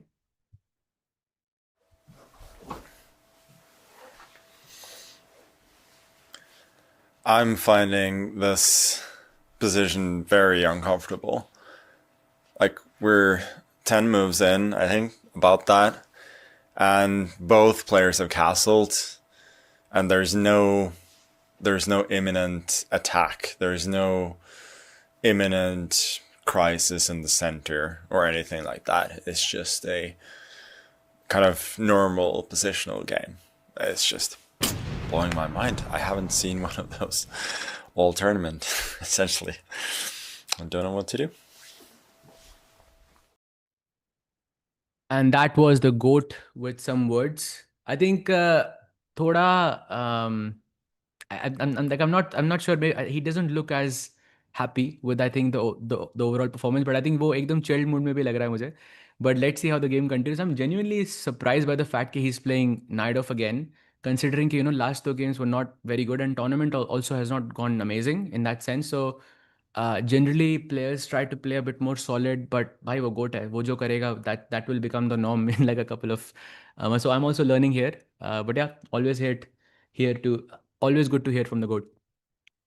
Asking for a third time, sorry bhai, what are your views on what it'll take for Pragnananda to win this match, simply because at least that one Indian could be amongst the toppers if Prag can calculate better than Gukesh in this position. Like I don't basically, if he can manage the position, क्योंकि यहाँ पर वही जीतेगा जो calculate better कर सकता है basically. अगर अगली 10 साल के अंदर जो प्लेयर बेटर होगा वो बंदा जीत जाएगा मोस्ट लाइकली। अगर गुकेश फिर भी बेटर है, मतलब he will be very close to winning. और अगर प्रग ने इक्वलाइज कर लिया, या फिर ही somehow finds a way to consolidate this pawn on C4 without giving much, then Prag could win this. सहज भाई चेस में नहीं नहीं भाई ऐसा, आई मीन ऑफिशियल इवेंट्स में होता होगा, I am not sure, but not in an open event और something like this, not that I am aware of भाई, बट आई थिंक होता है ऑफिशियल इवेंट्स में होता है भाई. You recently saw Prag's spot. I actually saw that as well, but I should have connected those dots because Prakhar did end up, winning COB. So it would be very good relevance there. But yeah, भाई मजा. सबने देखा COB. क्या बात है भाई, मैंने भी देखा actually. I was watching basically the first to games जहाँ पे प्रखर जीता, फिर उसके बाद आई थॉट कि मैच तो अब खत्म हो गया है, तो आई जस्ट लेफ्ट इट. फिर उसके बाद देखा कि Joel actually made that goated come back with 2-2, and then Armageddon चल रहा था भाई. It was absolutely crazy. Do grandmasters calculate worst moves too? No, you just calculate the best moves, and of course there is this thing called process of elimination. Like शुरुआत में, of course, I the question was how to evaluate the position, right? Evaluate के बाद आता है calculate. उसके बाद आप candidate moves निकालते हो, ठीक है. E5 एक अग्रेसिव चाल है, कासल में ठीक है मेरा किंग सेफ हो रहा है, नाइट G5 थोड़ी अग्रेसिव चाल है, बिशप G5 थोड़ी अग्रेसिव चाल है. Then you will start thinking about these move, you will make a mental note कि ठीक है यहाँ पे बिशप G5 में ये हो रहा है, E5 में ये हो रहा है, कासल में ये हो रहा है. देन उसके बाद आप हर पोजीशन कंपेयर करते हो एक के साथ, इसमें एंड में ये आ रही थी, इसमें एंड में ये आ रही थी, and then you evaluate again at the end and then you make a decision. Of course this is why sometimes you see, for example, Hikaru thinking for 67 minutes. Like that's what is going through. They're always calculating. Sometimes the position can be so difficult, so complicated that even that much time is not enough.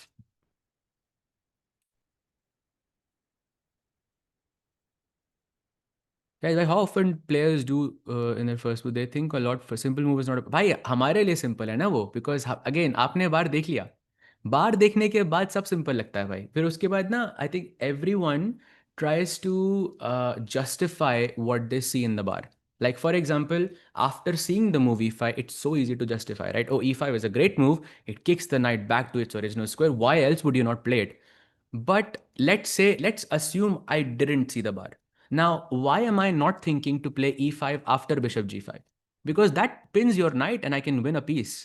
But ये thought किसी के दिमाग में नहीं आया because हमने E5 already देखा. But ये थॉट गुकेश के दिमाग में आएगा ना, because he's not seeing the bar. So my question now is why not bishop G5 with the idea of E5? Because on the board, if this is there, these are the only two moves I'm thinking about because ये दोनों direct है. Bishop G5 के बाद E5 या फिर E5 directly.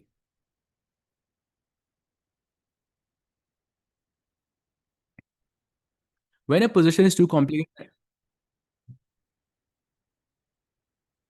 Yeah. Okay. We're just trying something, chat. Just give us like a few seconds.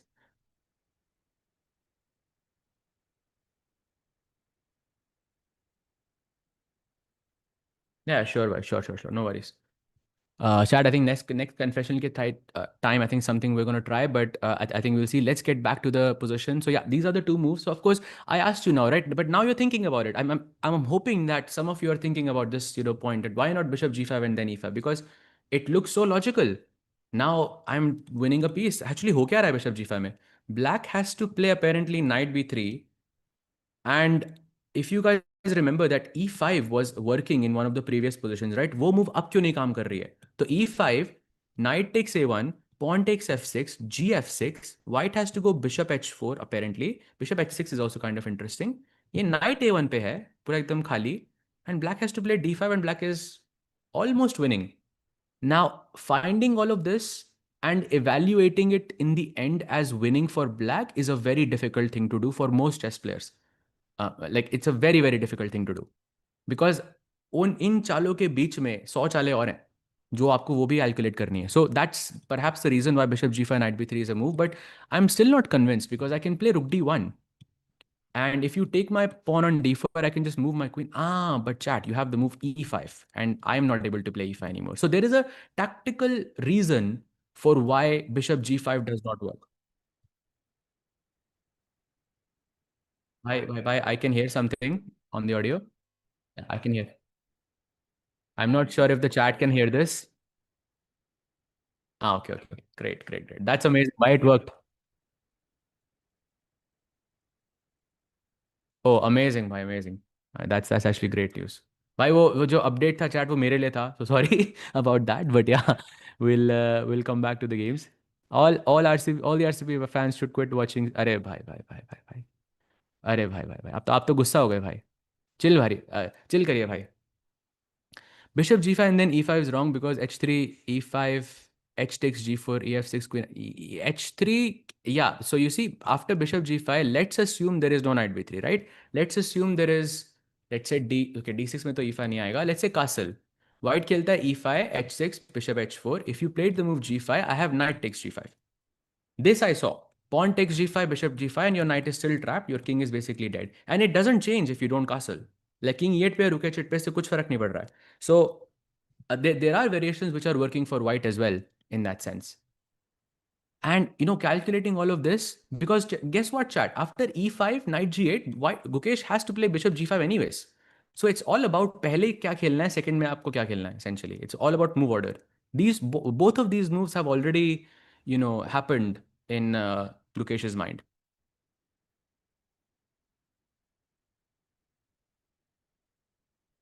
सहज भाई, ये कैसे सवाल आ रहे हैं जॉर्डन जी? कैसे कैसे सवाल आ रहे हैं भाई? ऐसे सवाल क्यों है भाई?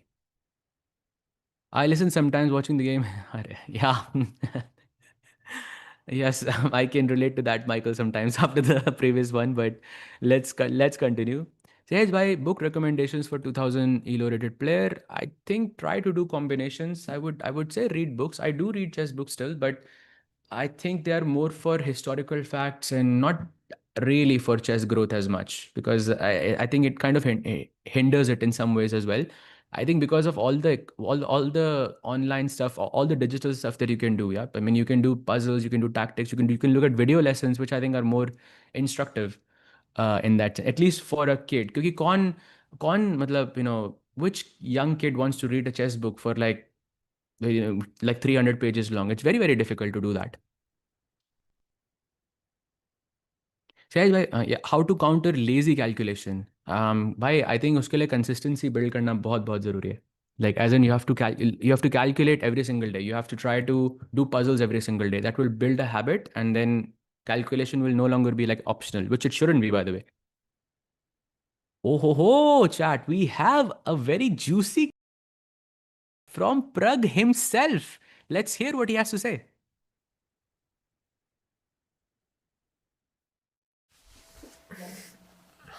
Okay, another day and another opening which my second told me will come, and I didn't check it properly. I did open this file yesterday and then I quickly went through, but I don't remember anything right now. I feel like this is the game between Nordirbeck and Wei from one of the Vikanzis, but I can't fully recollect, and there are like a lot of different interesting options. And I hope he's out of book. He's thinking so. If he's out of book, then that's a good thing. Position is complicated, so we'll see. तो मतलब Vaibhav OP is what Pragg is telling us. And second time apparently हुआ कि प्रग के second ने बोला भाई यही opening आने वाली है बोर्ड पे आज. एंड अपेरेंटली प्रग ने उसको 100% अटेंशन नहीं दिया उस ओपनिंग को. That's what Pragg is telling us. So Vaibhav OP भाई, he is doing his job, he is doing some good work there. But looks like, Prag is still kind of managing on his own, because look at that. Knight g8 is played already. What? So e5 खेला था गुकेश ने. He of course finds the best move. And knight g8 instantly responded by Prag, and Prag फिर से board से उठ गए भाई. And now the pawn on c4 is really under attack. And chat again, if you are wondering what to do now, वो जो मैंने आपको balance का जो तरीका बताया था, you shouldn't do it again now. It's not like you should do it with every move, because then you are gonna run into time pressure. सिर्फ तब करना है वो जब whenever the face of the position changes. So for example, you are transitioning. जब कोई दो तीन पीस ट्रेड होते हैं, जब कुछ एक पॉन आगे बढ़ता है या दो तीन पॉन आगे बढ़ते हैं, जब स्ट्रक्चर चेंज होता है, ideally 10-15 moves के अंदर, then you should try to do it again. But I think the approach is still the same. White should not waste any time. Try to attack. Bishop g5 is a very strong move. I think short castle is another very interesting move. But I'm a little afraid of knight b3. Not because you can take this on a1 or not. I just don't like that you can take this bishop, because I feel like that's my main attacker. like in the position. And of course, we can argue that the bishop on d3 is also a great attacker, but at the same time, black does have his central pawns fixed on the light squares. And I see the square on d6. I see the potential the square of f6 could have in the position. And there will be positions where after knight e7 short castle, moves like bishop h6, just khali, aise hi sack karna would be possible. So I really want to keep this bishop for as long as I can. Or only sacrifice it when I can remove a defender from my opponent's situation. But let's see. RCB yes go let's go भाई let's गो भाई वो तो जीती भी है अच्छा इसीलिए इसीलिए लोग इतना खुश थे हम अब तो फर्क भी नहीं पड़ता होगा क्योंकि दो it's like 2 times in a row they won. Difference between GM and a computer, everything भाई everything. A computer can calculate way strong. The computer is much stronger in every single possible way, but we can understand things that other humans can, which I think a machine kind of struggles with. Jahid bhai, so show Ju and June. Absolutely, bhai. Let's take a look at Humpy G versus Ju and June because she has offered that queen trade that we were talking about. So basically, I'm just going to run through the moves very quickly. We were on rook d8, and she does take on f7. This was a brilliancy. King f7, queen check, bishop, knight goes to d5. White plays e4 and black plays the move b5. And after this, only move for Humpy G to play queen a2. And chat question for you. Why is queen a2 the only move? Why not queen b3? Yeah, someone asked, like, some time ago, whether GMs think about bad moves. Here, I will think about why this is. I don't know whether Queen B3 or A2 is good, but I will eliminate one of them based on uh, calculation, let's say. Exactly, the pawn on c4. That's a very important nuance in the position. So that's why Queen A2, taking it away completely. Up c4 is not a tempo anymore. And black plays queen takes e5, pawn takes d5 aata hai, and queen takes d5, and Humpy G now debating whether she should go into the endgame or not. Sir, explain about Zugzwang. Zugzwang is I think it's a situation in chess where making no move is the best move. And if there is anyone who likes to watch movies, there is a movie I would recommend. It's called Mr. Nobody. I'm not sure how many of you would have seen this movie before, but he does explain the concept of zugzwang like to a non-chess player. Like there is a moment in the film towards the last 10 minutes of the film where he explains what a zugzwang really is. And to people who don't understand chess at a technical level, I would recommend that you watch that movie and you will understand the what is a zugzwang in a non-chess way. Sahej bhai, I started playing 24 days ago and I'm 400 elo. I don't know what to do. Study about openings or moves or just play and learn or something else. I think just try to have fun, bhai. Try to do tactics, try to play a lot. And I think it's most importantly, it's very important to develop a good relationship with the game. Like you enjoy the fact that you play, and you can only do it by playing more and more, especially in the beginning.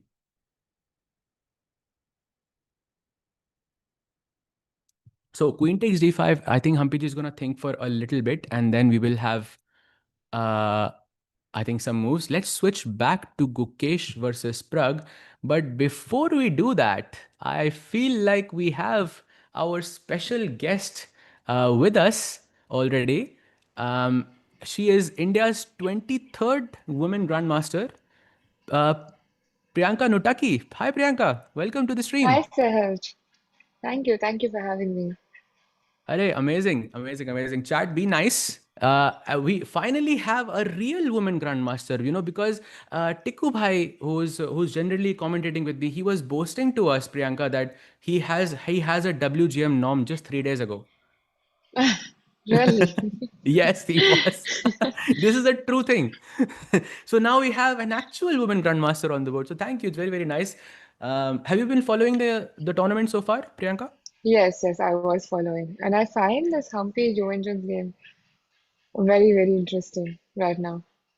The game between Humpy Ji and Ju and Jun? Mm-hmm. Yeah, Absolutely. We were just actually taking a look at that brilliancy with bishop takes f7 check. That was crazy.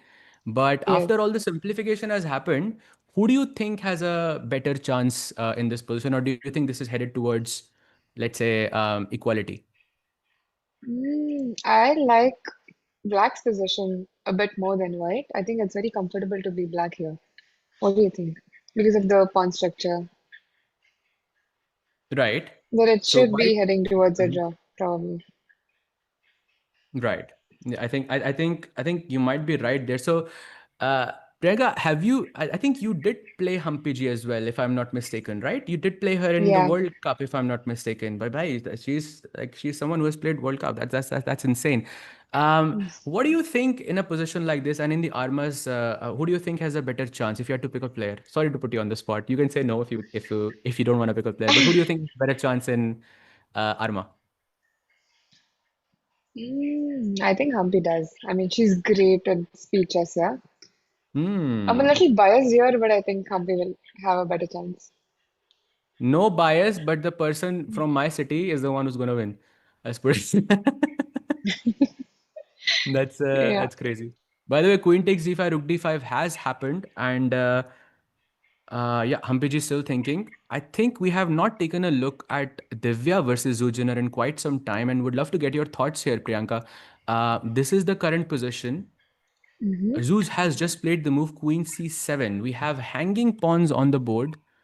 And a very juicy sacrifice, knight takes d5, is possible. What do you make of this? What do you think is who do you think is more comfortable here? Definitely white because of the pawn structure again, but knight d5 is insane. What is happening after knight d5, knight d5, rook d5, bishop d5, rook d5? And how do you Mhm. evaluate? Okay, a6 is a little weak and you have double bishops. Mhm. But I think on the board it's difficult to evaluate, right? How do you evaluate as better? You might think that, okay, you have compensation, but would you actually feel that it's better? No, no, no. I'm only saying that because I'm looking at the bar and it's corrupting my judgment. But honestly, like I would think that after Queen c7, I would calculate the move knight takes d5 and I would say, okay, I already like my position. Do I need to Exactly. sack an exchange to like it afterwards? I mean, what I can like my position without sacrificing a rook. Yeah, I think that's a very good point there that you're making. Yes, probably moves like h3 just keep the position the same, yeah? To keep up the tension and slowly improve the position would be a better approach, I think. Yeah, I think fully agreed with you. And chat is saying they want to see a match between me and you. Okay, chat, you already saw me lose to Divya like 5 days ago. So like I think it's good that we don't do that match. Yeah.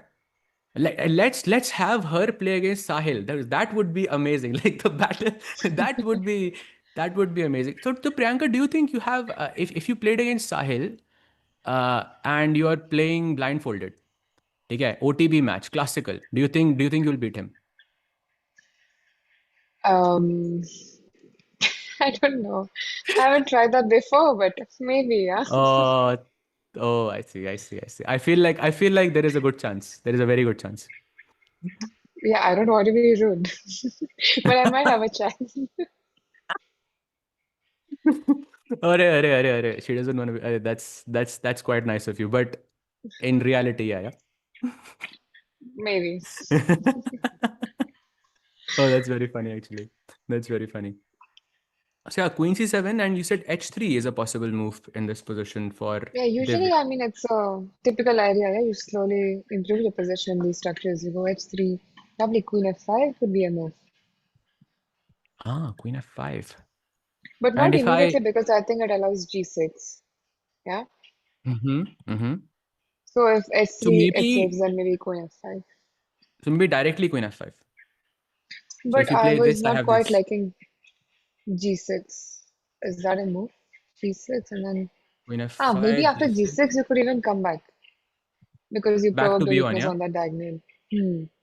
And basically, what you're saying is that by playing the move G6, you kind of created some weaknesses on the king side, and this could be a good positional, let's say, move for white in this sense.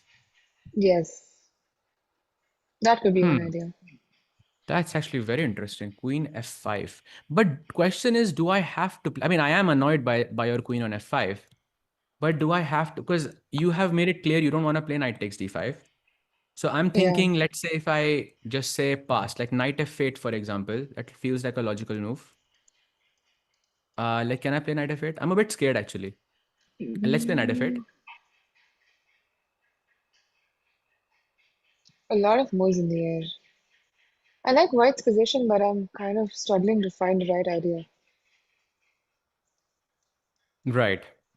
I feel there's so many ideas here for white, and that could be a bit confusing. Actually, if we look at Divya's time, like there is, I mean, I'm not sure if we mentioned this before, but almost a 43-minute difference. That's a Yes, lot. that's a lot. That's, I'm surprised she's spending a lot of time in this position. yeah, exactly. Same actually. And her last two moves, so for example, until this point, she played rook d2, which apparently was a slight inaccuracy. Zhu had the move d4 here. She played a6 and rook d1, queen. So it looks like it worked out well for her. But maybe it's the same concept, yeah? Because you Yeah, have so many d4. ideas, it's difficult. Yeah, rook d2, d4 is a difficult move to spot. Did you see that variation? Rook d4, bishop c5, and white has the Hmm. only rook c4 as the best move, and then bishop a6. It's crazy. So rook d4, you said bishop c5, rook c4. Oh, bishop a6. And knight I was a4, bishop hoping that c4, would be bishop some. c4. Oh, yeah. I was hoping for some knight g4, but the rook is very smartly guarding against those threats. And again, you have to sack the rook, apparently. Yes. Yep. So I think that's what's happening on Divya versus Zoo's game. Priyanka, any other game you think is very interesting here that you would like I'd like I to thought analyze PRAGG and and GUKESH game was quite interesting as well, yeah? The knight b3. I was surprised. Why do you think knight b3 was not played over the board? you mean in this position instead After of knight cd4, j4? cd4. We were looking at this move because there was this crazy variation here after knight b3 because you're attacking the rook on a1, attacking this, and of course, and on Hmm. some you have some eye on the bishop as well. But white plays e5, and now I just wasn't sure if the move knight takes a1 is worth it because you can play knight g8 as well. In hindsight, I would go probably knight takes a1 first because I really didn't like knight g8. But knight a1, ef6, queen f6, and queen b2. Now, I'm not sure if Prag evaluates this as like okay for him because I would think, okay, you're a piece. I mean, materially, it looks a bit Yeah, bad. yeah, that's right. Rook c8, probably he'll have to go for the compensation. Exactly. Rook c8. Hmm. Actually, no, rook c8, there's bishop g5. So maybe, Maybe okay, can I go first knight village for b3 here. in that position after queen b2 Knight b3, queen b3, and and then queen queen d4. h4? Now, Ah, queen h4 yes, first. You also want to make my knight worse, basically. So yes.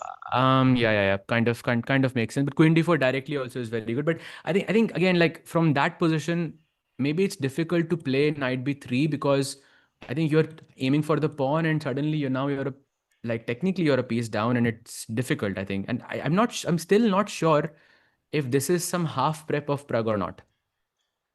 Like that he half Yeah, we remembers. heard his confession. Right? He's not Yeah, quite yeah, he sure. said. Yeah, Vaibhav is just too good. Yeah, he's just predicting, That's crazy. one after another. But Yes. yeah. So yeah, that's the situation. Knight G8. What is interesting to you? I feel Bishop G5 is kind of a nice idea. It looks like the most natural move, yeah. Just go bishop Okay. g5, probably Okay, queen I will c7. go Queen C7. I think that's makes a lot of sense. I wanna go short castle here, but I'm kind of afraid of that you will take this pawn, and I don't have enough compensation. Maybe Knight Yes. F2, just to After have queen Knight c7, E4. knight f2, and then knight e4. Hmm. So now I can still not take knight b3 and d4 or what? Because that looks very interesting to me. So knight b3 will probably. What do you do for knight b3? Honestly, I was thinking just Knight E4, just to be flashy. But now But that the I would position is on probably the take board, knight d4. Oh, it is? I don't know if I mean, I didn't even look at knight d4 to be honest. I was just kind of happy. I was excited at the prospect of giving the rook for free. But knight d4, we have queen e3, I guess. It's just I But know the knight moment I play f5. knight e4, I'm gonna know the truth, and I don't want to know the truth. I like the fact that I don't know the truth. So But knight maybe e4, not queen e3, but maybe queen f2 because queen e3, knight f5, and then I get a you have tempo. an extra tempo. So knight e4. Wow, you are right. Actually, queen f2. Queen takes e5. So two pawns now you have given, but still white's knight, the And what, bishop, do you dark just go squares look. castle or what? Looks very, very. risky for both sides. If you had to choose a color here, like what would you choose? Based on the I would time, choose based on white. you would choose white, and no hesitation, I'm No. assuming. I'd I was rather telling the be a chat pawn earlier. down than pawn up. Exactly. I was telling the chat earlier that this opening is the reason I stopped playing Nimzo Indian. Like legit. This is the reason. Because I Yeah, hated this. You cannot avoid this attack on the king side, and it's true. so messy. Agreed. This possession, I feel, is more comfortable as white if you're an attacking player.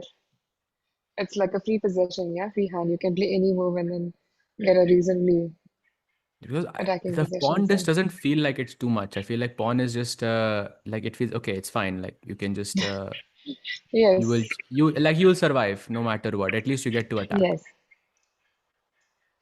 Oh, and that's I right. think while Gukesh thinks, I think he's been thinking for almost 20 minutes. That's a long thing from the world champion. Let's take a Hmm. quick look between Wesley and the GOAT of chess. What do Magnus, you make okay. of this? By Magnus has played Sicilian Naidov Hmm. now 3 times in the last 2 events. Actually, no, 4 times. He made a draw as well against Wesley. No, not Wesley. It was someone else. I forgot the name. But out of those, let's say 3 games, he lost 2 of them. Once against Prague and once against Jordan. And today he plays Naidorf again, and he is slightly worse, at least from what I can Yes, see in the bar. Uh, I'm sure Priyanka, he I won't be have happy zero with the experience in position. Naidorf. Like I have never played Naidorf. I haven't played Naidorf since like 2015. I'm not even. What do you think is looking good for you? Is this advantage good enough for White to call it an advantage, or do you think it's still a bit complicated? Honestly, I'm not an Knight of player either, but this looks Mhm. extremely comfortable for white. The double bishops and the pawn on e6 is kind of in the air and looks pretty comfortable. I don't think Magnus would be happy with this position. Yeah. Yeah, for sure. Bishop a2 was late. Yeah, going away and maybe preempting some knight e5, knight Yeah, b4 some sort of jumps. threats. Right. Probably king h8 now, just to unpin the king. Hmm. But how does white improve this position? It does look better, but how do you put pressure? So I had this thought that maybe I can put my queen on h3 somehow, like queen f3, queen Yes, that's h3. what I was thinking. But queen f3 could be quite risky. But then you get the d4. Oh, amazing. So chat, as we are on Magnus's board, the goat of chess has some words to say. Let's see what he has to say. So right after I was in here last time, and talking about how the position was like positional, normal, and so on, I made a pretty committal decision, and it was based on like, come on, how bad can it be? And my update so far is that I don't really see it. Like it seems like I have a reasonable game. And it seems to me that long term my prospects are pretty okay. I would love to probably reroute my bishop, like bishop d8 to a5 or even c7, bring my rooks into the center. And the thing about the the double pawns is that, well, I've given up a bishop for a knight, but I've also plugged the hole on d5, and without that square, his knight on c3 has very few prospects, and once it leaves the square on c3, then he has to reckon with d5 all the time. So I think the long term, or at least middle term prospects are pretty reasonable for me. And I'm guessing he's looking at kind of more direct attempts to go f4, for instance, now, but it doesn't seem that bad. So I feel like I'm doing all right.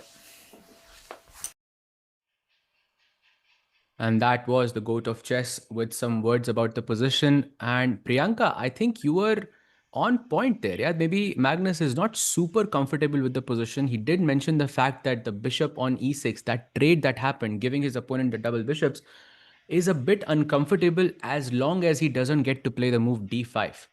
and which has not happened in this position. So it means that Magnus should be a little uncomfortable here, to say the very least. Definitely. But I think he should be fine. I'm not quite sure if we can say black is worse because there's no clear plan for white to improve the position either. It is a little tricky because black will get either knight e5 or knight b4. Okay, And okay. just wait. Oh wow, we have a result. The first result incoming, and I think the most logical one because we did predict it earlier on because Bibisara has completely, ran away with the tournament. And I think with this draw, she has secured, I think, first place in the event without the final round. So one round to spare, she has already won the tournament. Most likely, don't see anyone catching up to her unless uh, oh no, she was playing against Anna. So it's only Divya. No, actually, Bibisara has won. Wow, so congratulations to Bibisara for winning the tournament. That's crazy. Yeah, yeah. Actually, she was playing against Anna Muzushuk, who has already finished her match. So even if she wins the classical, it's only going to be 3 points. And Divya, with two classical wins, is only going to reach 16 points. So 16. that Yeah. means Bibisara has already won the tournament. One round to serve. Bhai. That is insane. This Sindarov winning candidates, Bibisara winning, this event. It's just insane. And Priyanka, I'm not sure if you're aware, but Sindarov is also present at this event. Yes, I was aware. I mean, he's probably second Crazy. him, yeah. That's Yeah, just yeah, yeah. He crazy. said, actually, she played an opening. I think it was yesterday or it was day before yesterday, which Sindarov played against Esipenko in candidates first round. She played the same opening. So I was like, haha, that's some connection there. There must be some help. Like that's a bit of a coincidence there. But oh, by the way, we do have an update on the Gukesh versus Prag board. He has apparently made a mistake with knight to f2. Why is it a mistake? But is it so evident why there is a mistake? What is the I point? see. I mean, I see the move, but I don't think it's very easy to play over the board because it involves playing something which I am, principally very against, which is, pushing the f pawn twice. Like in this position, Ah, f5 is the only move. I'm very against this move in okay. general because knight e4. I'm guessing your idea is knight e4 and knight d6, 94. but Probably d5 and f5 should be two moves. Or maybe I like 97, d5. 94, knight f5. And if I played the move g4, then knight takes d4 and knight d6 check, and that's going to be too much. Maybe knight d7, I have bishop g5, Priyanka. 97, bishop g5. Hmm. Now, I don't know if I want to take this knight. No, but definitely you're just preventing knight f5. But what if I just Yeah. go h6 or something? And if you take, So then knight I can just e7, castle. bishop g5, and you said the move h6, right? So the bar Yes, is the telling me point. here bishop Hmm. takes e7 is the best, but I honestly would not play it if I didn't know it. I will go bishop h4. Ah, I I see the was thinking difference. g5, but Oof, I'm not quite g5. sure. Okay, now I have to do it. I mean, it's impossible for me to not even consider. It's impossible. 94, let's go now. It's impossible to not play this. I Pawn know. takes and knight check and king f8, and apparently you're losing, but I think practically I'm not so sure if this would be losing. Because you don't have another piece to attack. If you could get your But I queen to can f4, castle. I don't know. I then was you thinking maybe just. f4 and queen h5 also is just an outside threat. But yeah, it seems But I very, could very all. far-fetched. No? Yes. I can try. Yeah, actually, for f4, I can just move my knight and get my queen to e7, probably, no? Or is knight g6? Maybe knight Knight g6. g6 also works. Knight c4 also works. I think you're absolutely right because rook h7 is Yeah, there. Because if I yeah. were to take After with the bishop bishop, c4, right. exactly, that's not working. That's a very nice find. So knight c4, bishop c4, bishop c4. You're Queen technically h5, there's offering rook the bishop. h7. Exactly. Yeah, that looks difficult. So, but or at least on my side, I'm not seeing 97 as the best. I think that also does work. It provides some, I think. edge to Prague, but the best move is apparently f5, and I'm not so sure how easy this is. But I think Brug will play f5 or d5 for sure. D5 or But I have a f5. feeling he'll go for f5. So f5, ef6, he just has to calculate some lines with knight f6. d5 is never a problem, I think. You can just ignore and castle. Maybe D5, yeah, just castle. Yeah. Yeah, I think that's What exactly is the problem here? Bishop g5 also, you can just play hmm. anything now. That there is no longer knight e4 threat. Exactly. And this actually shows a very important point that if you have this pawn on e5, you have such a stronger attack in the position if black was to castle on the short side. But without the pawn, it's not that much, let's say, power. And if the knight was on h3, I'm guessing with moves like f5, you could play bishop g5 and you could at least ask some real questions to the queen. The knight could go to f4, h5, and you could carry on with the attack. But now this pawn just blocks the knight's path to activity, and that's the main issue. And you're also losing the pawn on c4. Exactly. Looks very difficult for white here. I'm actually thinking, is this feels like a very like dangerous edge to me. For actually, I was trying to look at Ceci to see what's the truth, and it actually switched to Magnus game now because initially it was showing the game of Gukesh and Prague, yeah, which is crazy. Hmm. Yes. So yeah, Okay. knight f2. We have f5 as a move. We have d5 as a move. What seems more natural for you and f5, on the see? board? Played. You called it. You are calling basically everything today. Wow. And that means Maybe it's time Gukesh I play. is. I'm now thinking with the blindfold wala thing. I'm thinking, bhai, that's possible. We should arrange a match like this. It will be a lot of So were fun. you lying before? You didn't believe it, yeah? Lying about what? The fact that I could win. No, of course I think it's possible. I'll support you there for sure. Why do you think I asked the question? I thought you would say yes. Like of course. I mean, it's my first stream. That is a fair point. That is a fair point. That is a fair point. But actually, we did play a tournament as well. I think last year it was in the Romanian Chess League and Super League. I think you were playing in board one for the same team Yes, as mine. Yeah, yes, essentially. correct. That's where I remembered you. That's where I met you for the first time. Um, Right. chat तो भाई पढ़ रहे हैं chat, but we are also trying to keep an eye on the games as well. इतना chat थोड़ा ज़्यादा analysis हो गया I feel. थोड़ा ज़्यादा एनालिसिस हो गया आज लग रहा है. I feel. And by the way, Priyanka, sorry for asking, but are you conversational in Hindi? I can understand, but I can't really speak. But you Only can understand that is, everything. And mostly, and yes. and what other languages do you speak? Telugu. You speak Telugu. Okay, okay, Yeah, okay. Telugu and English. Got it, got it, got it. Oh, we have a very important stat incoming from our stat man, Mr. Rakesh.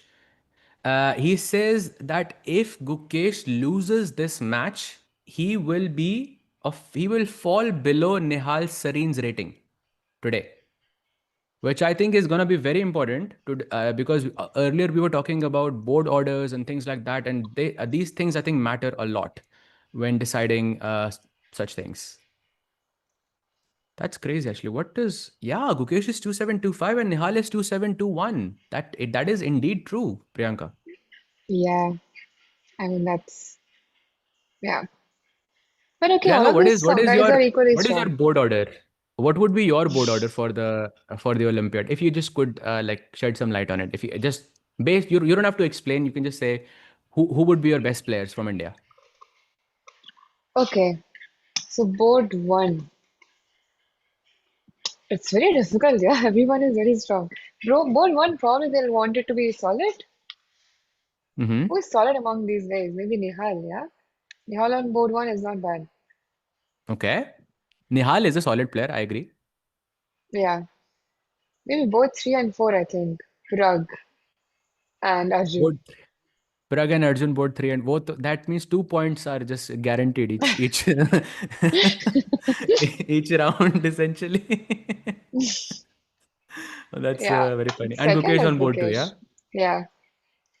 Yeah, because I think I this is mean, a possibility that I think me, Sahil, and Rakesh, and sometimes Vishi sir as well. We have tried to discuss something like this, but I think Nihal on board one is something we have not discussed before, and the fact that Nihal has gained so much rating, and of course he's been very consistent throughout. I think since last year, and of course this year as well, where he won the Tata Steel Blitz, if I'm not mistaken. I think there is a point to be made. yeah. So But coming sorry to back to the games, interrupt. by Divya did play 95. she played 95. Wow, let's go there. Um, Yes, she played knight one d5, sec. bishop d5, and the same variation. After rook d5, the only apparent move is bishop f6.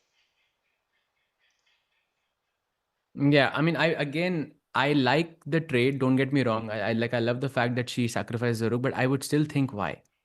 Like the position is good anyways. Like h3, queen f5, like the moves we saw, it felt Yeah, very natural. But this also looks decent, I guess. that's what I would prefer too. But this position, yes, it does look quite interesting because bishop f6, bishop into a6, rook a8. It is not easy. How are you defending the bishop? So very good Maybe question. Rook bishop a8. d5. You can't play this because pawn on a2 is hanging. Yes. But bishop b5, rook a2, rook Bishop d7, yeah. b5, No, rook rook a8 is rook a2. d7. Then rook d7 is there Yeah, apparently because there is, rook yeah. b2, queen b2. Yeah. So apparently after bishop b5, you have a very, I think, an important nuance here. You have to play queen b7, and I'm not sure how easy this is because considering your knight is hanging, Ah, but uh, and also like I it can is play very rook smart. d7. Queen b5, bishop I've never seen a pattern like this before, by f6. the way. I know, right? This is very interesting, actually. So if I'm actually calculating rook takes here, queen takes here, But I think bishop takes bishop, there, huh? and queen takes there. But yes. But this is not working sadly for Yeah, no Divya. knight g5 is nothing, yeah. This is what exactly the point of it. But I guess you could just take it and the queen defends this, so there is no check and Exactly. it's basically But fine. maybe you can try with bishop d7, can you? Bishop d7, queen d5, bishop e8. But she'll go with bishop into b2. Hmm. Right. It feels difficult. It feels difficult. So but still you would say that Divya ki position is slightly, let's say, more preferred, or do you think your opinion has changed there, let's say after the exchange sacrifice? No, it is still preferable. I still like white's position, but I think h3 would, like, just slowly improving your position would have been easier to play. But I Mm-hmm. still like white's position Yeah, agreed. Agreed. So because I of the think double bishop. They were definitely in the driver's seat. She also defeated Zhu Junior last time with the black pieces as well, and she had I would say, nothing short of a heartbreaking loss against Bibisara. She was pressing the entire game, and in the end, I think in time pressure, she had that really heartbreaking loss. And uske baad, I think it's important to win a couple of games and try to end the tournament on a good note. And I think she is on track. I think she has a good position still, and hopefully she can try to convert this. Let's try to take a look back to Gukesh because I think he's still thinking. Yes, he's still thinking. Do you think I missed f5? हाँ भाई F5 पे वो सोच ही रहा है तब से. This is crazy. This is crazy. Actually, it's a Yeah, very because difficult he position. spent a lot of time already on knight f2, but after f5 is again thinking, which is not a good sign. Sorry, please read that. It just you broke up a bit for me. I was seeing, like, he already spent a lot of time on knight f2, and after f5, he's again thinking, right? So, which is not a good sign. He must have Huh, missed f5 exactly. with maybe. Actually, that's a great point you mentioned, Priyanka, because I actually did not notice this because wow, pawn takes d4. Gukesh thought for 2 minutes, okay, not a problem. Rook c8 के बाद e5, Gukesh thought for 17 minutes almost. And after knight g8, 22 minutes, almost 23 minutes for knight f2 as well. And after f5, he's thinking again. So 60, Yes. but for the last three moves alone, he spent more than 40 minutes. That's a lot of time. So Priyanka, like, we have this debate a lot, like, amongst us. Do you think there is that barrier, jiske baad, if you're thinking in a chess position, it is almost like you're recycling those thoughts. Do you have a number like that in your mind? Like you don't try to calculate for more than that? Or do you think that's just all, let's say it used to work in the past, but now it's different? I mean, generally it depends on the position, but if it's not a very complicated position, then 10 minutes is the maximum that I would want to ideally spend. But if Wow. it's complicated, then okay, it depends. But 10 minutes, I think it should be good. But if you're spending so much time, the next few moves should be faster. You cannot be spending so much time on every single move, I think. Right. Right. I think that makes a lot of sense. And Priyanka, what have you been doing? Are you playing a lot of chess? Still a lot of tournaments these days. Are you going to be in Romania, by the way? And what's your plans? Chess wise, what are you doing in the summer? I haven't been playing actively lately. I've taken Uh-huh. a short break. I'm more into giving coaching now. And I'm going to play Okay. in July, but that is going to be my first trip. I don't think I'll be in Romania. Oh, really? You will be. That's amazing. I don't no, I But don't think I'll play this you year. don't know because I was feeling a bit sad because they didn't reach out to me yet. And I was like, they reached out to you, yeah. Yeah. Exactly. Exactly. What about you? Are you playing anything or what is your plan? Well, I try to from time to time. I want to play the event in Romania, but I we are doing so much commentary these days, and I play league events from time to time, but I don't. I'm playing trying to increase my online rating actually these days. That's the extent of my chess essentially. But apart from that, yeah, uh, trying to just be home and have a more uh where you don't have to fly all the time, that type of life these days. I agree. Mhm. I can relate. And chat is saying that tell her that you just lost to the West. She knows, Anshul bhai, she knows because I just announced it. This is the best thing, like whatever you think you are embarrassed about, just mention it the first thing and then no one can hurt you, yeah. That's a good idea. Exactly, exactly, exactly. So yeah, So, F5, I think we're still here. I think maybe let's try to have a bird's eye view. And Priyanka, maybe you can tell me if there is any position, any board, that situation that looks interesting to you. We've already looked at Prague. I think Bibisara and Anna Muzichuk will have an Armageddon match yeah, very soon, if I'm not mistaken. right. Which game strikes to you the most? Right now, I think the only game that we haven't analyzed is the game between Vincent and Alireza, right? Probably we can take a Right. quick look before the Armageddon match starts. That's perfect. That's perfect. So let's take a quick look at Vincent versus Firuja. And chat, a question for you. uh, there were t-shirts made on this certain move which kind of resembled the move which is rook d4. And Priyanka, I think you will know what t-shirts I'm talking about. At least when I was playing, people used to come with wearing t-shirts like this where the position was this and in the back you would see the answer. And chat, which game was that, if you could remember? It's a very very famous game where it wasn't rook d4, by the way, it was rook e4. But anyone remembers what game I'm talking about? And yeah, Priyanka ji, what do you think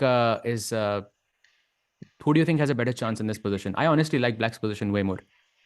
Oh, really? I really like White's position. You like White's position more, yeah? Yes. I mean, the pawn structure Oh, again, yeah, it gets my eye. Maybe, I don't know, the White's position is very solid. The pawn on e5 is I kind of shaky for now. that is true. The double pawns are horrible, but I feel that this pawn is not really completely useless because you can defend this, you can defend knight d5, and maybe I'm a bit biased because the moment I saw rook d4, I just the aura when you play rook d4, I am just living for that. I feel Yes, because if rook you could d4, I'm place not any sure if of, it's working right now. yes, Now maybe You it's think? too soon, yeah? If you could place any one of your piece on d4, then I think black is completely fine. But probably the knight is the best. Knight d7, knight b8, knight c6, but that's a long shot. Or wow, yeah, that's maybe a little bit too long. Exactly. Yeah, But the rook just a could bit be too too long. early. So maybe let's play like king h8 and then play rook d- Also, I feel like this pawn on e4 is slightly more weak than the pawn on e5, and that also makes me tilt the position in black's favor. But I think But so is when the I said I c5 like, pawn. yeah, exactly, exactly. This pawn is the reason why it looks so dangerous, actually.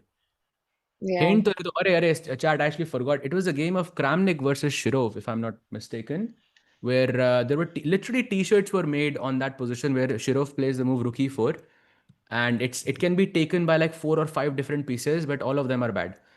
And it became like very good. Just search on your phone or something, Kramnik Shirov rook e4, and you will see the position in front of you. And moves like rook d4 kind of remind me of things like that.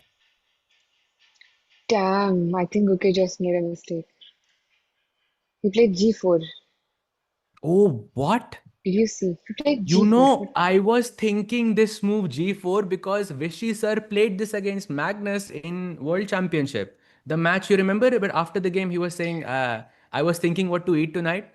It was this, Yes. this was the game. Right. This is that game, chat. I remember Vishy sir's queen was on G5 or something. The king was really out in the open. Black had just chopped off the rook on A1, and it was a very, very crazy position. And there was this one move, queen E1 or queen D1, it's something like this. It was, and the queen was going back to H5, and that also started with G4. And once again, two world champions from India, both of them playing G4 here. Okay, there has to be some merit. Why is it such a big mistake, Priyanka? That's what I'm trying to understand. Some variation. Okay, the engine suggests some crazy line with knight b3, but I'm thinking what happens after knight e7 simply. Knight e7, if you take gf5, I'll be more than happy to take with my knight. But maybe there's bishop Bias. g5 after knight e7. Priyanka, आपने मतलब like you just refute everything with such logic. It's impossible to just say anything here. It's impossible. Wait, I'm not gonna go GF5. Okay, I'm gonna try to complicate Bishop matters here. g5. Bishop G5. Let's go. And what if I go Oh, castle, for example?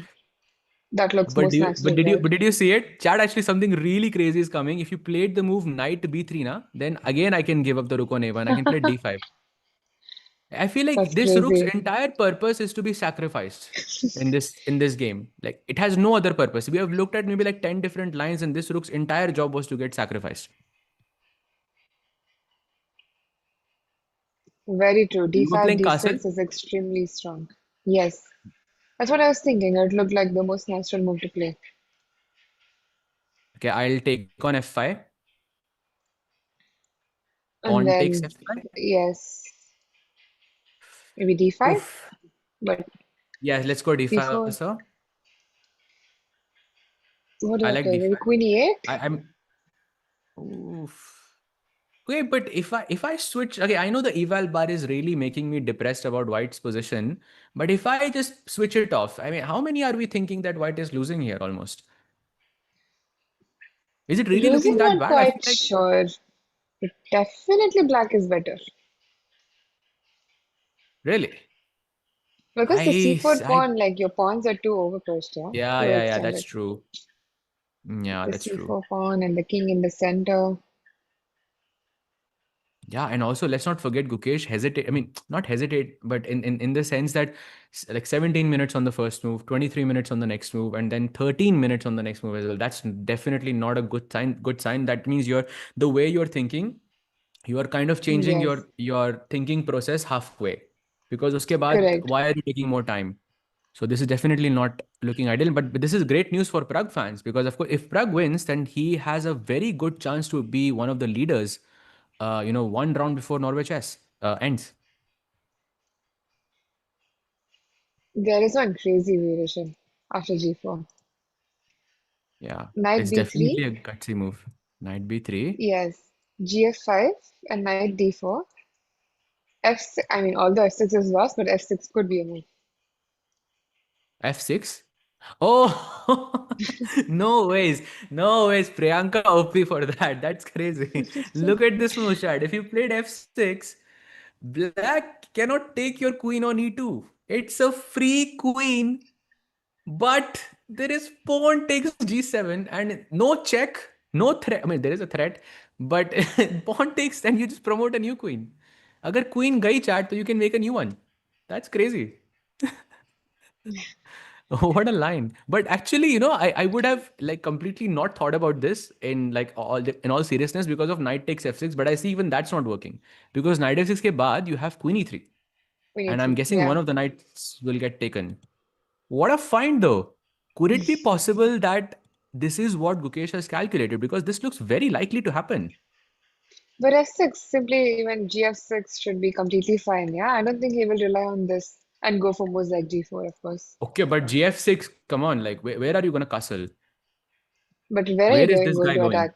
Where is the attack? I'm just going to grab all of your pawns, yeah? F e5, bishop c4, everything is in the air. Exactly. Why? But like in evaluating this as winning, I'm not so sure. I mean, I'm just very scared. Winning is, yeah, Yeah, to be honest, I'm afraid to play this position with both colors. That's I think very very honest from me. Like I would have to be very very careful here from red. either side. But yeah, I let's mean, go this back is to a the position. position you either completely evaluate as winning or lost. There is no in between. This cannot be just normal, yeah? You cannot evaluate this as an equal position. You either think of it as you're winning or lost, I think. Yeah, true, true. But this also means that Gukesh is really trying to push for a win. Right. And yeah, and also Prag has been on this insane form. I mean, he has defeated Magnus Carlsen twice in the same tournament. And Priyanka, I'm not sure because I tried to look and I tried to do my research here, but I couldn't find a single event where Magnus lost against the same player twice. I think Prag, Twice. like in classical, I think it could be the first time that it has happened. And then, besides that, he also defeated Ali Reza as well. So it's back to back two classical wins for Prag there. Right. Even this could be his third win. Yeah, and he's so close. I think because that game where Vishy sir played G4 and he tried to attack on the king side, it was against Magnus, and Magnus found the best way. And I think that game it ended like not with a lot of moves. I think it was around 20 moves or so with black. That's why it was so surprising because it looked like Vishy sir had this crazy attack and just somehow it didn't work. And but generally G4 is considered to be very good. By the way, Bibisara chat is letting us know has started her Arma. If is that true? I'm just gonna take a Yes. look. Yep, it is. It is. It is. So sorry, chat, thoda sa late, but this is the current position. Uh, Priyanka, you have way more experience with these players. Have you actually played Bibisara or Anna or I mean I know you've played Humpy J before, but have you played Divya before, for example, like in Yes. classical? And what's the general score there? Um, Let me think. I remember I played with her the first time in under 9 nationals or under 11 nationals in Wow, one of the you nationals in played it Delhi. under She nine nationals. was You played Divya too for the tiny. first time. That is Yes. so cool. And who won that one? But Come on, you I remember the won first that, one always. of You course. won that. I was a better player then, so Oh, I was the favorite to win the tournament. so you were top seed, yeah, when So you were playing against Divya. one of the top seeds, yeah. I see, I see, I see. That's a flex right then and there. And after that, you guys have played, or it's just once you guys have played against each other. No, we've played a couple of times. I think I should be +1 if I'm not wrong. Only in Okay, classical, but I yeah, see, I see, I see. So I see. And Hampage also you've played with. And what about like yeah. the likes of Bibi Sara, Anna Muzichuk? Any experience there? I did play. Same with Bibisara. She was, I think, playing while I was playing in under 12 Asian. Or Mm-hmm. yeah, I think under 12 or under 10 Asian. I played with her. We had a crazy fight there. We had like, I think I won one game, I lost one game, something like that happened in classical, blitz, rapid. They used to happen all three formats in one tournament, yeah, in Asian Youth before. Wow, nice. But yes, I think Knowing I do Bibi have an equal Sara, score. Yeah. Knowing Bibisara from, such a such a young age, like, what do you think is her best quality as a chess player? Her persistence, yeah. Like she fights until the very end. She's never happy with draws, which is, I think, is a very good quality in a player. She always fights. And I think it's the Hmm. same with Divya as well. Yeah, all of these young players nowadays, they're not happy with draws. They're not happy with risk-free possessions. They want more, Hmm. which is a very good trait. No, no, for sure. For sure. I think not wanting to play for a draw always, I think, helps you in the long run. Of course, we often credit this mentality to Gukesh, for example, for not wanting it. It was pretty obvious from the way that he was playing that to not, play for a draw against Ding in the World Championship. And in the end, you saw kind of it play out, at least psychologically, well for Gukesh as well. So that's a quite an important ones there. And did they just repeat moves? Why did Really? they just repeat moves here? Why would you repeat moves here? I understand from Bibisara's perspective, but why would you repeat moves from the black side? You're a pawn up. She has Unless only there two is minutes some, on the clock. yeah, but it's Arma, right? You have to try. I mean, I guess King F6 or But she's something. You can. black, right? She gets a win. That is true. That is true. That is true. And what else can she get? Yeah. Yeah, that is true. That is true. No, no, I agree because I guess if you have no increment, I forgot about the fact that in Arma there is like even after 40 moves you get 1 second increment, so it would be very hard to try and win this game from the black side. You're right about that. That makes a lot of sense. Yes. And Okay, okay, baby so Sarah knows she cannot win, so right, and also that's a fair result. Bibisar, of course, winning the classical, sorry, drawing in classical already kind of cemented her event, and that means now Anna Muzuchuk is now at 12 points, so she's about 2 points ahead of Divya. But still, if Divya wins her match in classical itself, then she could technically overtake Anna and be at sole second position. So I think there is still a chance to finish at top two. Let's see what happens. Okay, going Right. back to I think Gukesh's board G4 ke baad, I think Prag is still thinking. Um, think it's a very difficult position. Not really sure how Prag is going to react. Yes. Zoe did play bishop f6 in that position, if you remember. Oh, The Zoo only did move play in the it. possession. Yeah. Just going there for a sec. Oh, an update on this board as well. Bishop f6. So that was the only move. They say that if your opponent has a double bishop, you should try to exchange one of the bishops as it Right. removes the value of it. But Priyanka, एक rook to exchange हो गया, right? One rook you have a sacrifice with rook d5. Can we please just sack this, take this, and take this?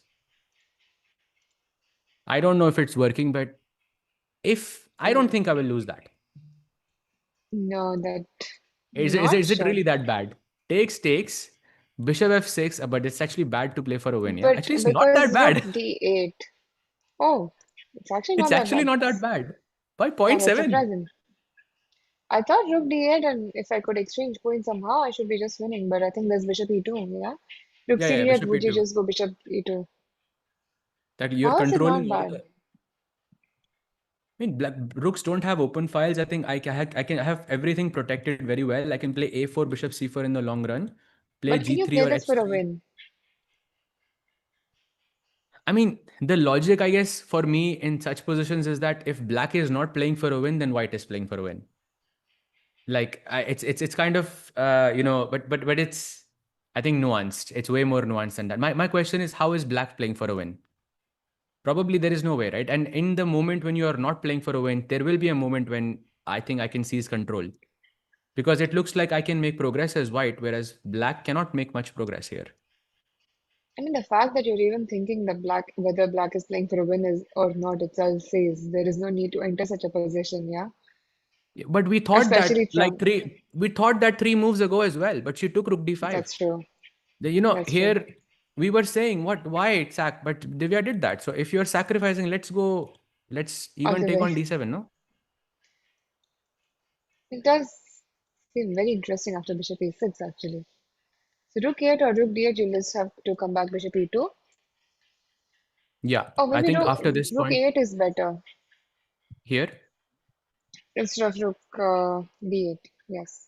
Bishop Bishop. e2 and now rook a3 probably. Just not allowing a4 Okay. even.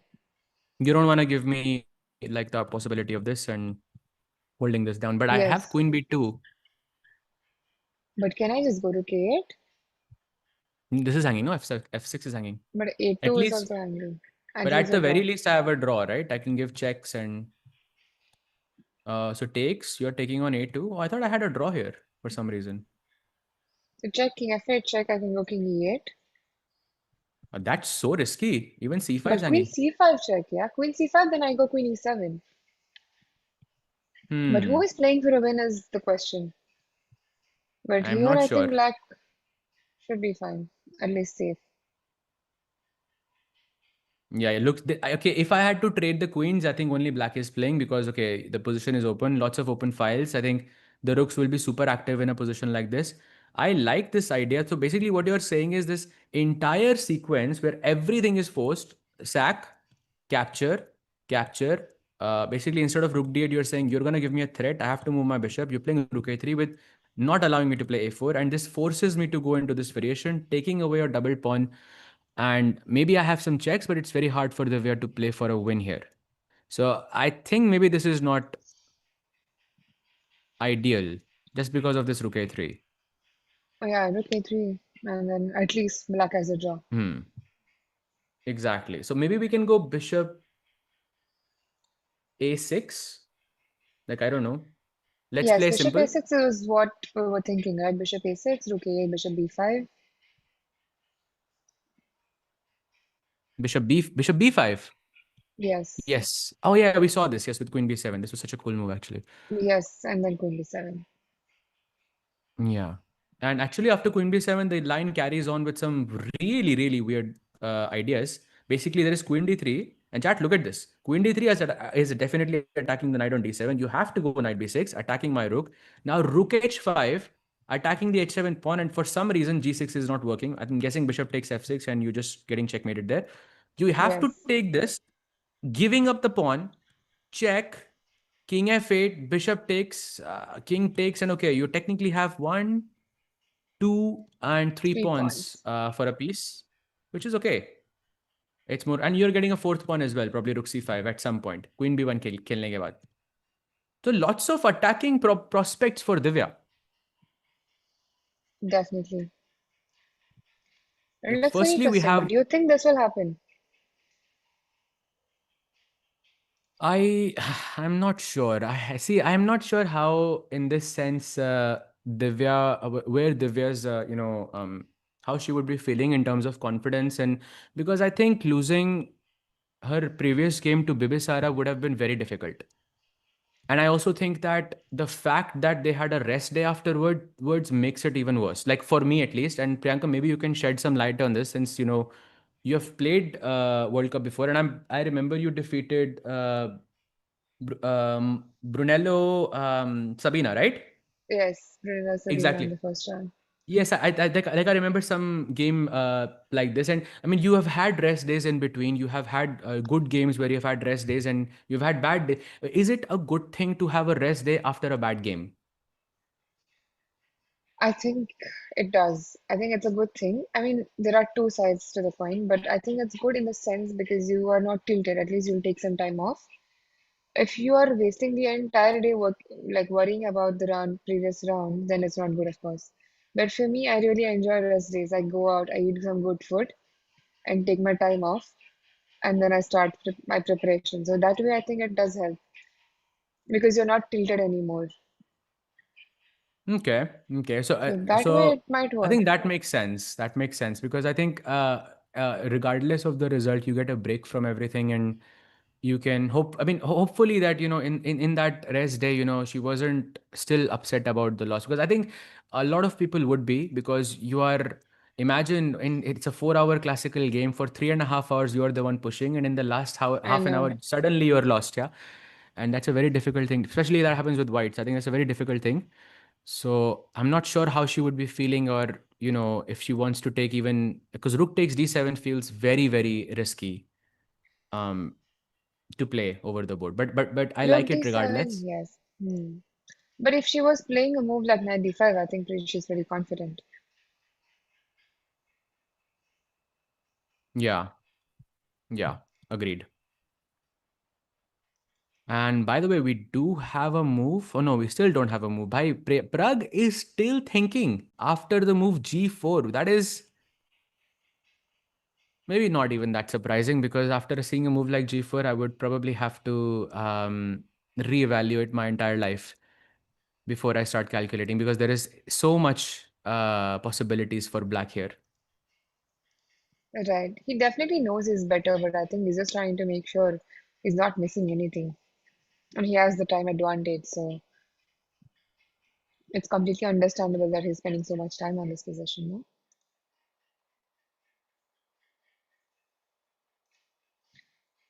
And meanwhile, maybe we can quickly go to Vincent's game. He played a cool move, G4. Yeah, sorry, my bad. I think my internet was a little dodgy there. I'm back now. You were saying which game? Vincent? Vincent? Yeah. Yes. Oh, wow. So we have two We're G4s. seeing a lot of Gukesh also played G4s G4. today. And this was a good move, apparently. And I see the idea. He wants to play G5, kick the knight away from F6, and then play queen to G4, attacking the E6 pawn in the process. And I think if you take away this pawn, I completely agree with you. Black looks amazing. I Hmm. missed this idea of G4. What a nice, like, positional sort of, puzzle this is. Like, find the best move for white here, and it's G4. That's very, very cool, I think. And you know the second best move? After, instead of G4, Yes. I didn't see. What was it? Rook H4? A1. With the idea of No D4, I think. ways. You are kidding me. The second best move is Rook A1 in this. What? No ways. Probably Okay, if Dad, G4 is what flipped. is question for the chat, okay? Imagine this is your game. What is more weird to you? Like you have done zero calculation. What's more weird to you? The move G4 or the move Rook A1? These are your options, chat. Let's see. For me, I think I have a clear answer for me. And Priyanka, do you have a clear answer as well? Yes. I think for me, it's also very clear. I would say Rook A1 probably is definitely more weird because Of course. it is just going back to the original square. It's a little too Karpovian, I think, if that's a word. I think Rook A1's idea is Yeah. to just go Rook FB1 and B4. Of course, of course. What else could it be? Rook A1 because you want to you have two rooks on one side. You just clear it all the way to the other side. Yeah, of course, of course. No, no problem whatsoever. And by Oh, the way, knight B3 was played. in the Prague board. Wow. So Yes. plays the best move after 21 minutes of thinking. And now Gukesh can literally offer the full rook in the next move with I think he GF5. has to. So Um, can I GF5, go knight bishop B2? D4. Can I go bishop B2? So if I take knight A1, but bishop No, I was A1 and thinking knight just go E7, GF5 then why not direct GF5? Why bishop B2? because aura. And I didn't want you to play knight D4. Okay, makes I knew sense. you were going to ask me this. That's why. I think it's nicer to play GF5 after the rook is taken. Like I feel like it's like Hmm. I would be more confident in a game if I did this after. So GF5 and now what? EF5 maybe? Yes, EF5 and D5. Yeah, D5. Do you really have anything? So what if I just go knight E7, I have nothing, but E6? I think you don't know that I have nothing. That's my argument. Oh, So E6 indeed is a very interesting try because I think after castle there is rook G1 after knight E7. 97 and D5, knight E6. E7. Yes. E6. Wow. Okay, I know chat the bar is just really, really favoring Prague here, but I think we can kind of think about that. What was that game? It was between Gukesh and Firuja, I feel. where Gukesh had that crazy attack in that it was last year in 2024 candidates, I believe it was, where Gukesh had that crazy attack or something like this, and he was in time pressure. But then it turned out that Firuza won, and it kind of reminds me um, of that. But after e6, am I playing knight b3 or am I saving it or no? I think you should. I should. But bishop g7, rook g8, and wow, bishop f6. What a crazy position to play. And if I go pawn takes c6 and queen, I mean, Queen yeah, I mean, by the e6, time we get to queen this stage, one d7. of the players is going to be playing on 30 seconds for sure. Yes, for sure. I mean, this is too crazy to calculate. Yeah, 100%. And by the way, this is the fourth time Gukesh is thinking, like in a row.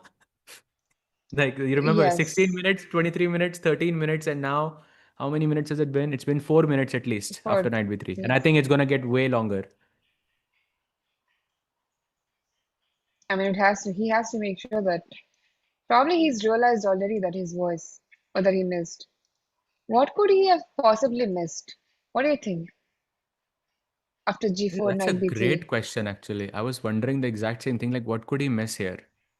Because knight b3 is so logical, and I feel like defending the rook is not good. And for me personally, after gf5, knight d4, I would just stop the calculation here because I feel like this Yes, is the knight is active, you're taking a central pawn, and I feel this is not the direction I want to attack. Like I would want to keep that pawn on d4 alive, but I see that the line kind of carries on. Firstly, you mentioned this move f6, which is crazy actually. With this yeah, knight takes queen ke baad, pawn takes g7, and you promote another one. But we saw pawn takes f6, and black is more or less very close to being winning. The other move is queen right. e3. And chat, you have three captures in this position. There is knight f5, bishop c4, and rook c4. Can you guess what is the best capture here for black? Just based off of instant chat.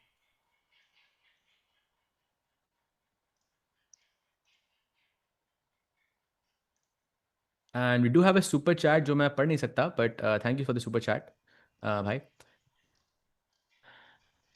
So chat, any guesses? Yep, it is indeed rook takes c4, which is I think another crazy one. Like, move up over knight f5. I feel, but rook c4 is working. Bishop c4 and knight take. Oh, knight c2 check is there. Sorry, my bad. And yeah, that is just winning. So maybe he missed rook c4. Is that fair? But is that the only move in the position? It is, right? Because why can't I take knight f5? That's a good question. That's also working. That's like minus So, 1.3 from what I can see. Takes, rook g1, attacking this guy. You play queen e7, I guess. I mean, right, it's still crazy. You can still go bishop b2, e6. You can still like pose some problems, some dynamic problems, but it is objectively, I think, at least close to winning for Prague, from what I can see. definitely. Yeah, looks very difficult to play from white as well. Yeah, for sure. And chat, you are asking, it does is Gukesh have any chances to save? Honestly, yes, because objectively winning doesn't mean that it is going to be practically winning. I think based on all the different lines that we have seen, you can see that kahin na kahin pe Gukesh is gonna have to sacrifice a rook, a pawn, a bishop, we don't know, for the sake of Prague's king, like to attack the king in the fastest way possible. And if Prague manages to get through those complications, and remember, it's much harder to defend, I think, than it is to attack, because for many different reasons. But um, yeah, it depends on Prague. But objectively, he should be very close to winning if he's not already winning. Agreed. Yes. Yeah, for sure. And by the way, we do have some updates on the Wesley versus Magnus board as well. And And looks like Magnus is playing G5. Bhai, kya ho raha hai aaj? What is this? Everyone going too G4 and many G5, G4, yeah? G5s. Crazy.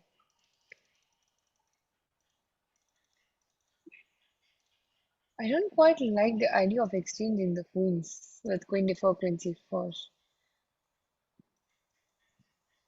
In this position, yeah. So basically, after h3 95, he plays queen d4. By the way, that was a 95. soft repetition. Like it was a soft draw for also because knight c6. Okay, but you can play queen d2 and not really queen d1, so not, doesn't really make sense.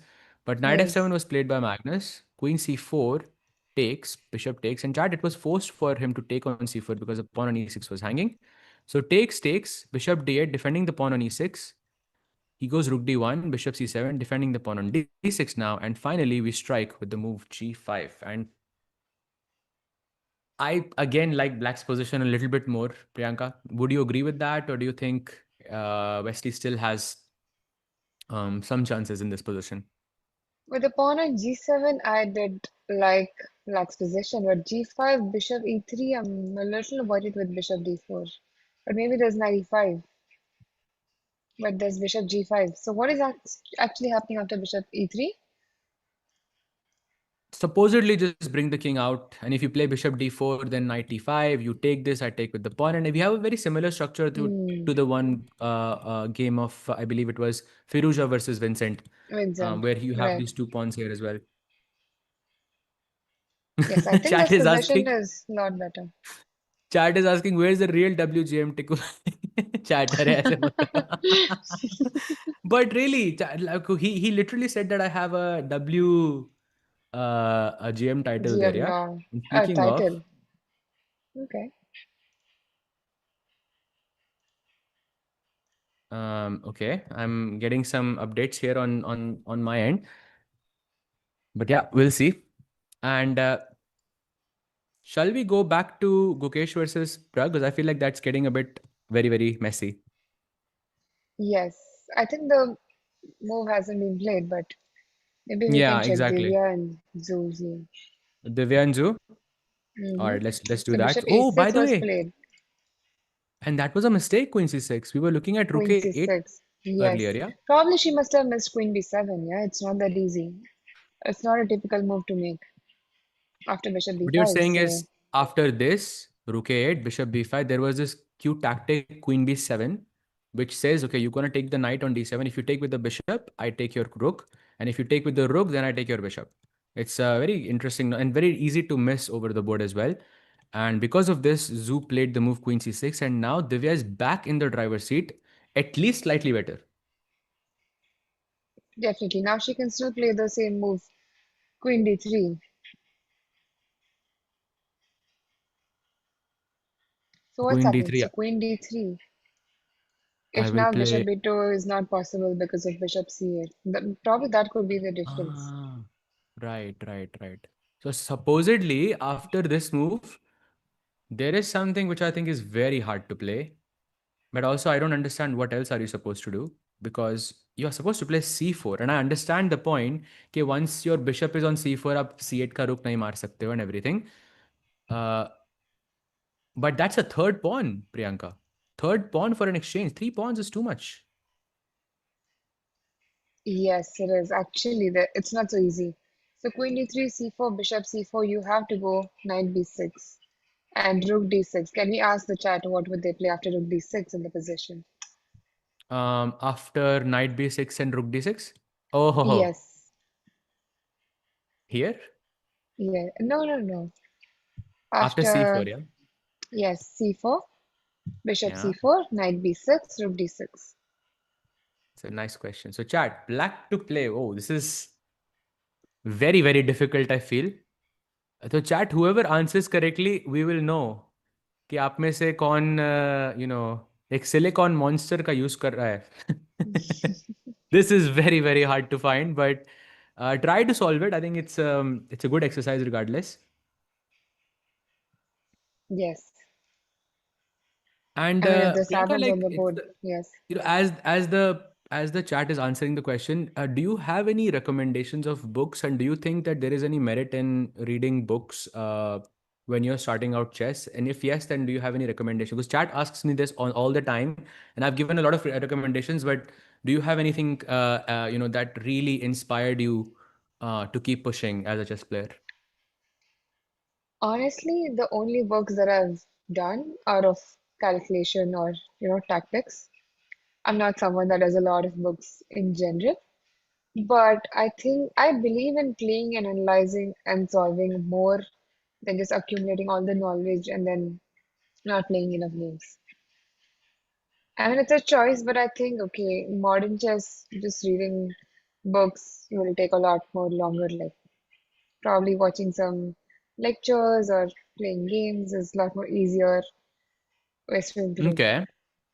Okay, so basically it's the same, yeah, because it's difficult when you're younger to like try to read chess books, and I mean, like logically, how many of us are actually gonna do that? So basically, so same answer, chat, in that sense. Like, try to do combination books and watch videos. I think those are gonna be very useful for you. And by the way, the answer, Priyanka, if you can reveal it for the chat, what do you think is the what was the answer to your question? So after rook d6, it's a very good move is queen d6 because of the back rank. So queen into d6 and knight c4 because if you go direct rook d8, there is bishop f1 in the end after rook d1 check, So if I take here, you give a and check, then rook I put the d1, bishop bishop on f1. f1. Exactly. So first you eliminate the bishop with knight c4, forcing white to take back on c4, and now rook d8. It doesn't And now end rook there. d8. Oh, that's Queen so clever, b4, actually. rook d1. No, no. I just see it. No, I just saw it. No ways. No ways. And chat, the award for the weirdest repetition in chess history is in front of you. Please reveal it, Priyanka. There's bishop e7. I actually thought bishop b2 was going to be the move. Okay, In but my this is calculation, happy I thought accidents. bishop Yeah, but b2. like, the idea is the queen has to be stuck to this knight. You go queen a5, bishop d8, queen b4, bishop e7, queen c3, bishop f6, and that's crazy. And Um, that's, yes. Yeah, that's just a draw. But wow, what a line. But Divya is still thinking she has 37 Oh, minutes but in. it doesn't still end. Priyanka, we have to move to the Gukesh versus Prague game because he has Wait. indeed sacrificed an entire rook against Prague. So It's he started with losing bishop b2. technically. Yeah, he plays So bishop your move is b2 and played. yeah, I Knight mean, a1 and I'm g5. not happy about that. I'm not happy. I was just saying bishop b2 because I didn't want you to. I would, my idea was bishop d2 was that I didn't want you to take this pawn on d4. For me, this pawn is more important than this rook. That's why I wanted to play bishop b2. Plus, it limits my vision. Like, for example, if I go gf5, I have to calculate knight d4 and knight a1 both. And that means I have to think about two different things.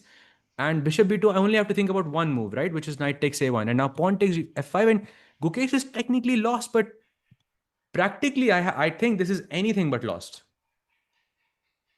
Yes. Because there's not just one move in this position.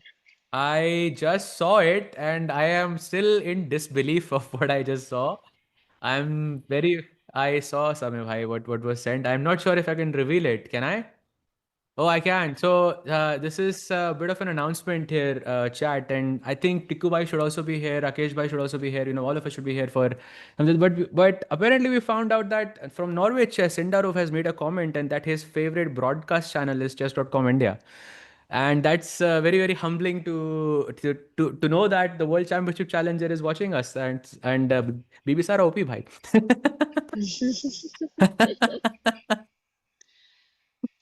That's crazy. That's cool. That's cool. So yeah, coming back to the game, G takes F5. After this, Knight B3, Priyanka was the move, and you are still a full rook down. Right. What do you think will Prague play? Do you think he'll take e5 or go knight b3 simply? Knight B3, just Knight E4. I feel like in this position, the fact that I have not made a move is more dangerous. Like, because I have so many ideas, right? I can play f6, which is looking scary. F4 is looking scary. Knight e4 is, I think, my main. Rook g1, for example, attacking this. So many ideas I have. And the moment I play a move, I think I'm committing to something, and I don't like that. But let's try to play a move that is the least committal. So I think Rook g1 is maybe the least committal out of all of them, because this is a move I would play anyways. And now I see your moves are very difficult here, Priyanka. Like, for example, you have to find the move Hmm. b5. But I also see moves like king f8, King which I f8. don't think Oh, is very difficult no, to make, no, yeah? no, no, no. D5, rook takes g7. Like, you have to, right? You have But king d5, f8. I will not take on Not d5. Let's say I go knight c5. no. Please take on d5. Like then no, but then there is no fun if you don't take on d5. Actually, it's the best move taking on d5. Actually, the problem is after e6 you have d4, so it doesn't work.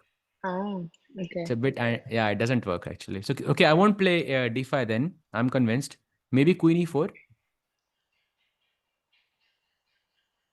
Okay, like I'm gonna make a It does crazy look prediction. dangerous.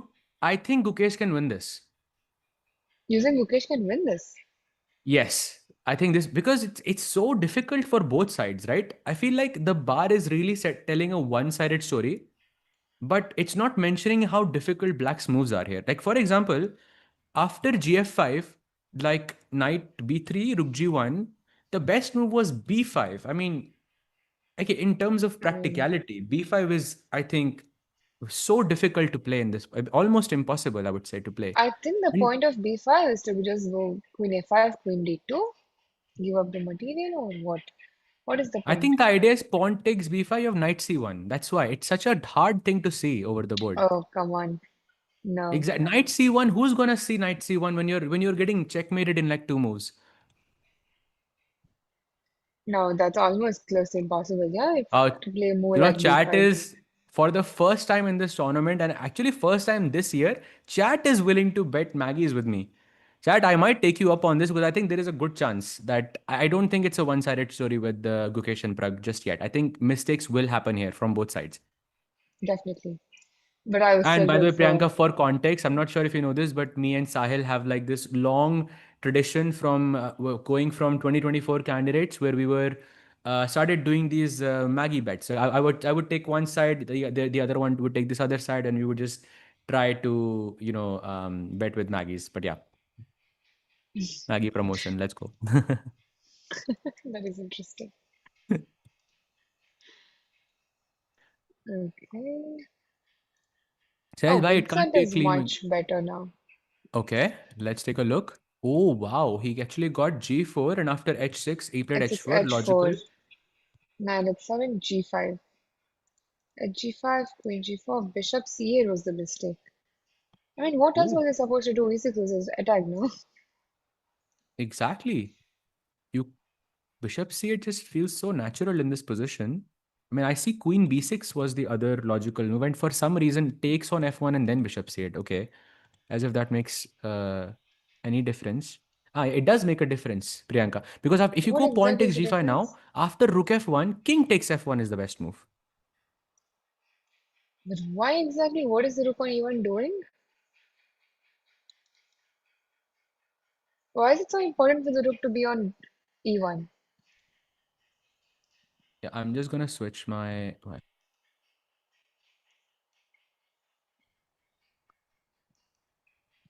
So I think I hope I'm back now. So I was saying that in this position, Priyanka, is the board back? No, not yet. By the way, he did take on f1 just now. And now this is the position, by the way. Priyanka, he has to capture back with the king. The rook is like slightly worse. I don't know why, but supposedly that's the best. Why? Because I think you'll have to keep the rook on the board, is it? Rook F1, rook F8, rook D1, rook D8 probably. So you just don't want to exchange another pair of rooks I want and to you just, keep one rook. huh. Still doesn't make a lot of sense because I could still go rook E1 and it's the same possession, right? Exactly. So king Exactly. F8, rook F8, king F1, rook F8. Oh, you have to keep the king on E2 and get the rook to G H1 maybe. Ah, That is the king difference after rook e2. F8. Yeah, that's very nice to put the king in the center of the board. So this is open and then king side पे बहुत सारा attack. Chat question for you. This is going to be an easy one. Bishop d7, rook h1, and let's play the move bishop c6. And now what move will Gotham chess will play here? I'm not asking for the best move. I'm asking for what move will Gotham chess will play. Because I think that works. Prag played. We'll get to that very, very. Yep, exactly. It's the rook. I'm not gonna do it in that voice, but rook h7 and g6 and queen h5 would just be a mate. And let's go, everyone. That would be the move. But after h6 g5, he is still thinking. 34 minutes for Firuza. which I think is arguably very, very low for an event where there is no increment whatsoever. Yeah, he has to be careful. By the way, Prag has played a move, Priyanka. So let's take a quick look there. Knight Yes, b3. What? he played knight b3. I low-key thought he would play ef5, but knight b3 Yeah. takes some guts. I thought because generally when you give something like an exchange or a rook or something, and you want to reduce the effect of your opponent's attack, you often offer something. Yeah, you offer a material, something that gives you a tempo, or something along those lines. But knight b3 means Prag is not afraid. I mean, of this attack whatsoever, and he's right. He shouldn't be. But he should be very precise.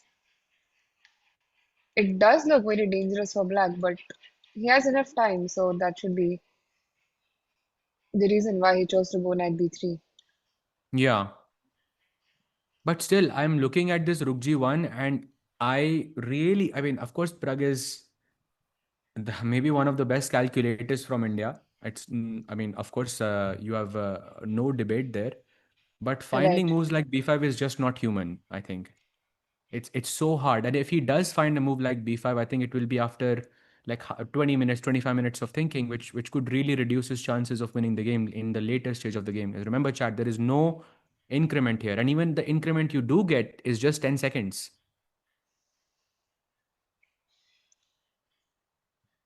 We have a question. Panelists, do you think there can be a draw in Prague versus Guki today? Priyanka, what do you think? Draw? No. No way. I think it will be a result. It will be a I result. mean, how can this possession possibly end up in a draw? That is true. That is true. But do you think like there is one result which is like very, very clear, or do you think like it's if it's two results possible, let's say black winning and white winning.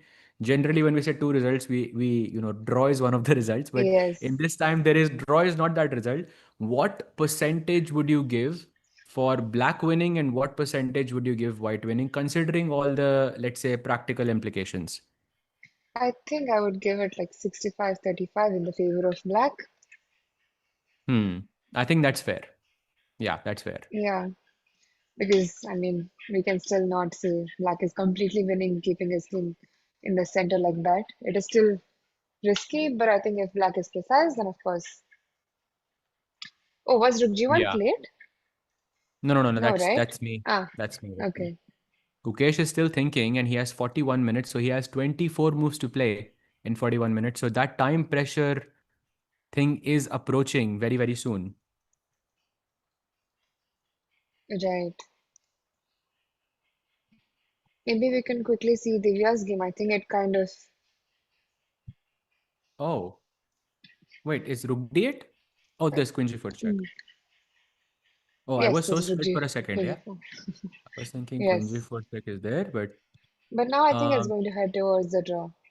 exactly. I think, but maybe I don't. Maybe Divya can play. I don't know. I had a similar position like this against Lalit once in the national juniors, and okay, not exactly the same position, but the same kind of principle. Yeah, where I had a queen and a bishop and a couple of pawns, like 3 or 4 pawns, and he had queen, rook, and like 1 or 2 pawns less, something like this. And I think it was difficult to hold. He did manage to hold it, but it was difficult, I think.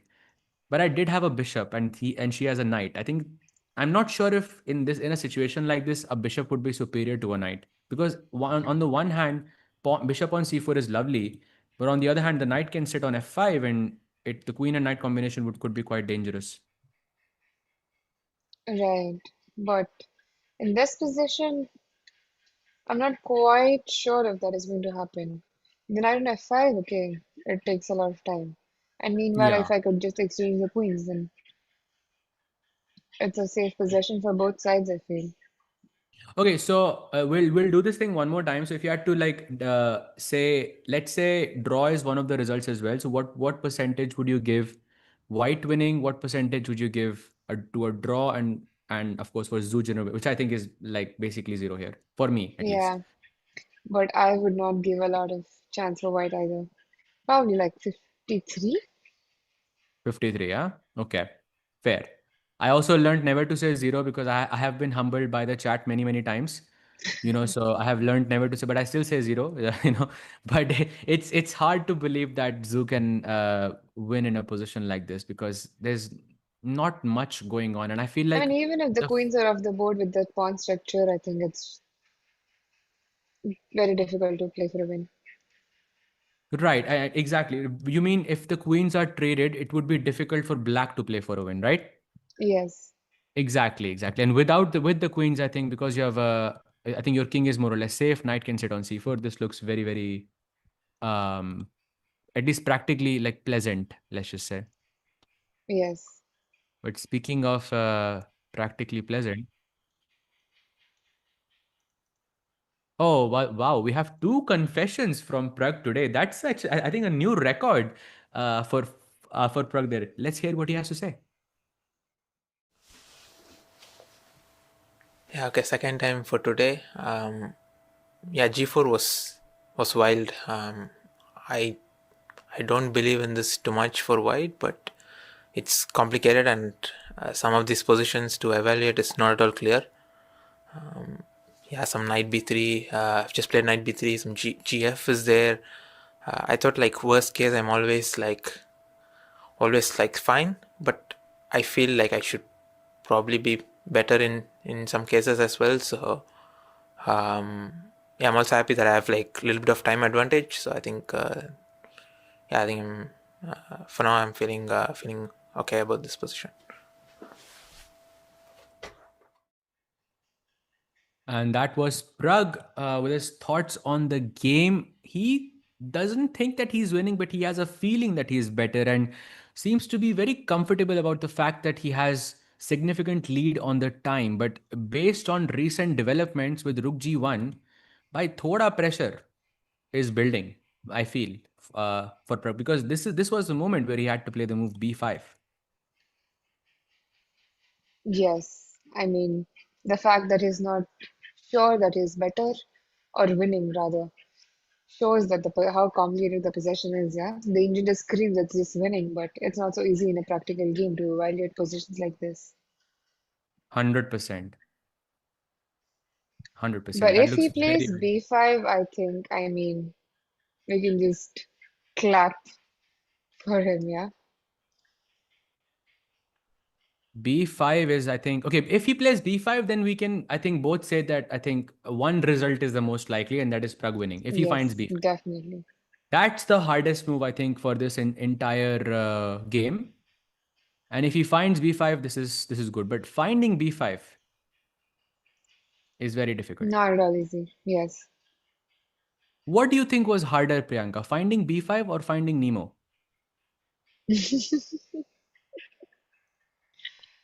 I think Um, Probably after B5. watching the movie, still B5. Yes. Amazing. What's the idea of b5? That's a good question because I think it has to be explained because after pawn takes b5, you have knight to c1.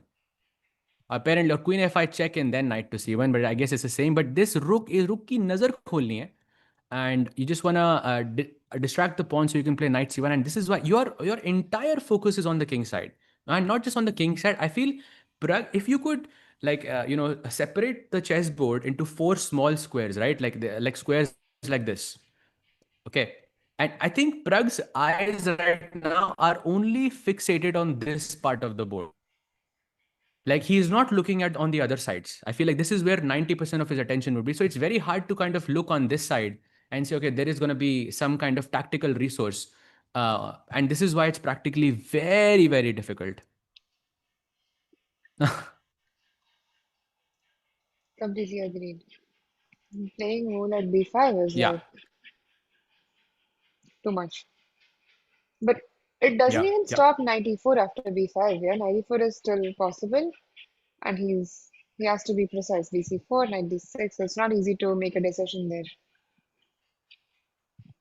Knight d6, king f. How are you? How? How? Why is this? I mean, to be honest, even if Gukesh is like losing here, I don't know. I will still take it because it looks like Rook g7, Queen g2. That's a checkmate on g7. How are you saving that? So there's What's queen going on? h4, queen h6, I think. King f1 and then queen h6, yeah? Somehow you're saving this. Yeah, I mean, After theoretically, queen I mean, h6, I mean, yeah, hmm. with calculation, I guess it's understandable. But yeah, it all starts with the move b5. And Priyanka, Yes. I know you have to leave soon, but I really thank you so much for joining, today. I really, really liked your analysis. Before you just leave, could we just have the bird's eye view so we can get your final insight on all the positions, and maybe a prediction if you would like to, just what do you think is going to happen on each board? Okay. So we can try to start with Vincent's game. Okay. Okay, so he did capture with rook f1. With the rook, not with the king. Yeah, it's not that easy to make a decision there. Mm-hmm. Oh, but did you notice that he actually spent 5 minutes before capturing back with the rook? Ah, Do you he think thought. he thought he considered king f1 and then rejected it? Uh, I think so. It is definitely possible. Because after a move like Rook F1, you would think twice, right? Because King F1, King E2 does look kind of tempting. But I think Right, he just either you decided not to do immediately it. play rook f1 or you think about king f1. Yeah, it makes no sense otherwise. Exactly. But Exactly. I You wouldn't do think have a after Rook F1, but yeah. feel, Mm-hmm. yeah, I do feel like that will end up in a draw. I mean, white is still better, but Mm-hmm. I'm gonna So Vincent's board you guess it's think gonna is be a going to be draw. a draw? Samir, can we just have the bird's eye view so we can just do the roundup of each game just very, very quickly so we can understand the prediction of Priyanka, because I'm genuinely curious because you are getting a lot of these things right today, and I want to see how right your predictions are going to be.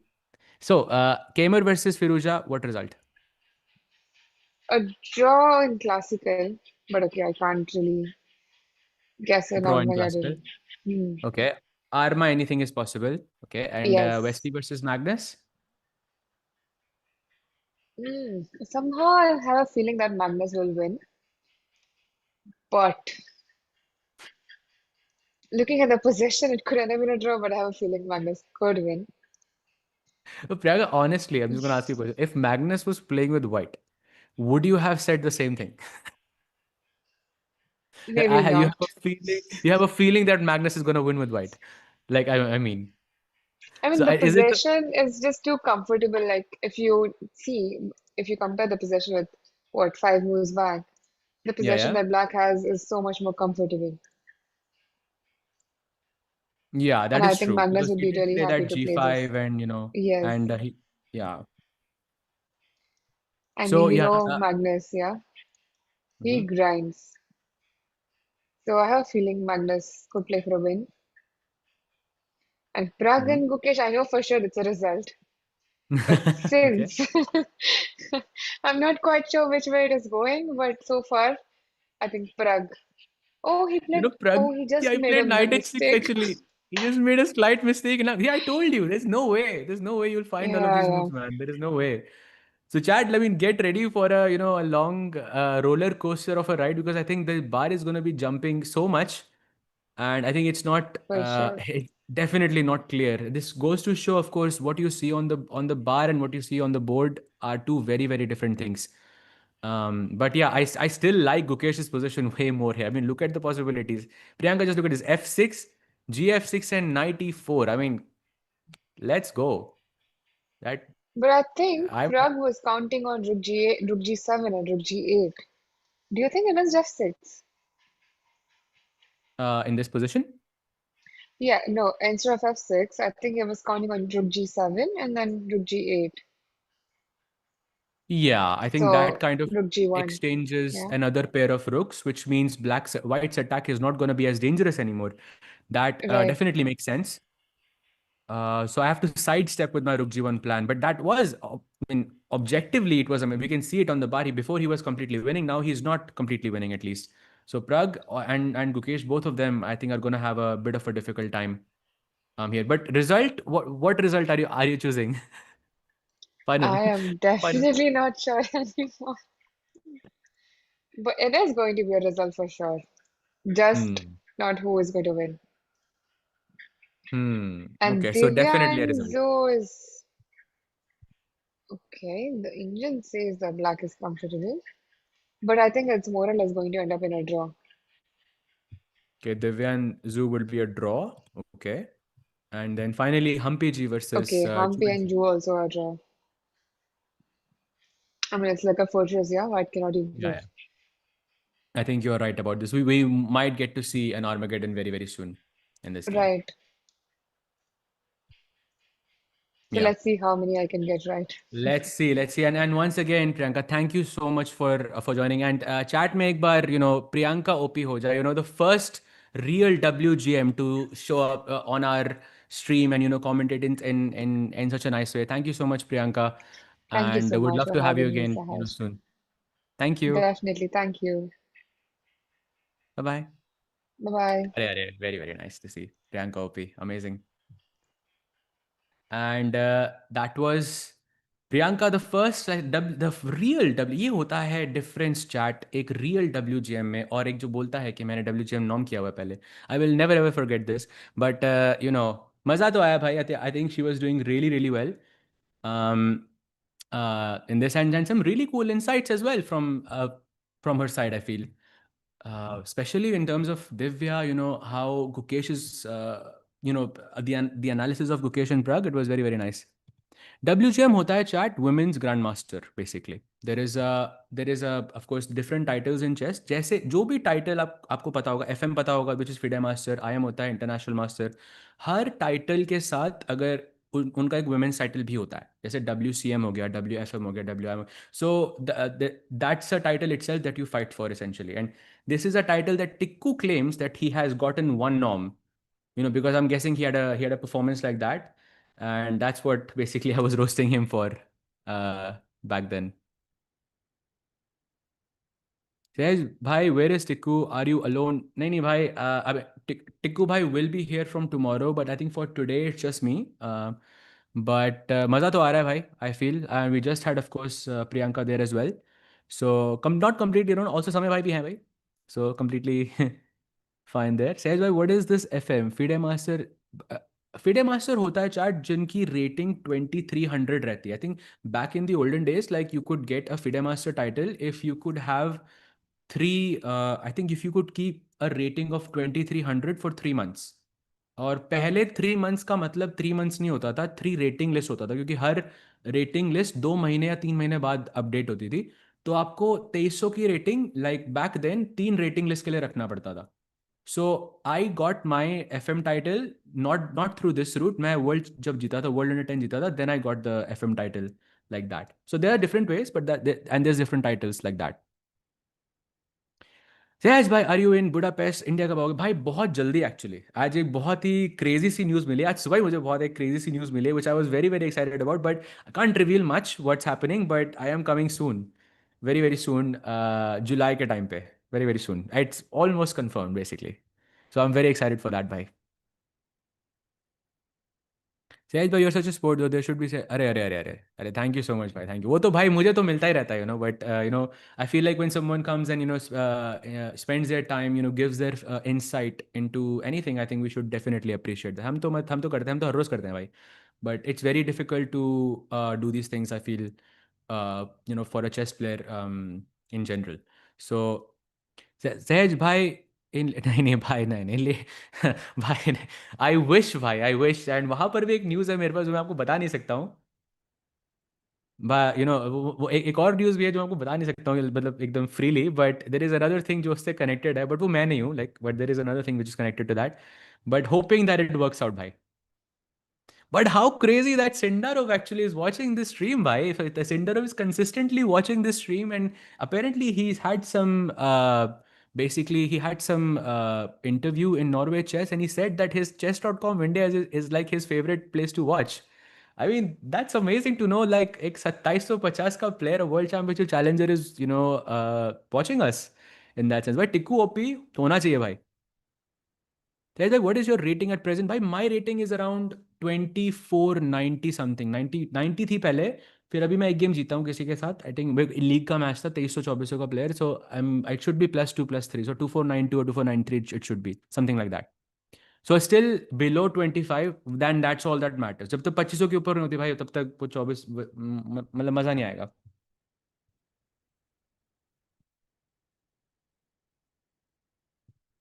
So yeah, there we go. After knight h6, which apparently is a mistake, Gukesh is now thinking, bhai, kitna time? It's almost 10 minutes. And chat, I'll ask you a question, okay? Like, you have seen the effects of not having increment in a chess game, right? We have seen Magnus make mistakes. We have seen Gukesh make mistakes. Even Firuza makes, everyone I feel makes a mistake when they are in time pressure. So a move like knight h6, knowing that it is bad, but aapka opponent is thinking for, let's say, 10 minutes, he just played f6 by the way, is it a smart decision then or no? Because this is something I feel a lot of chess players have to think about during the game.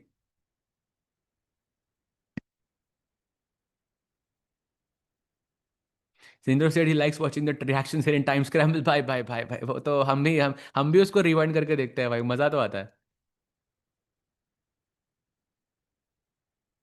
Said by knight hanging on b4.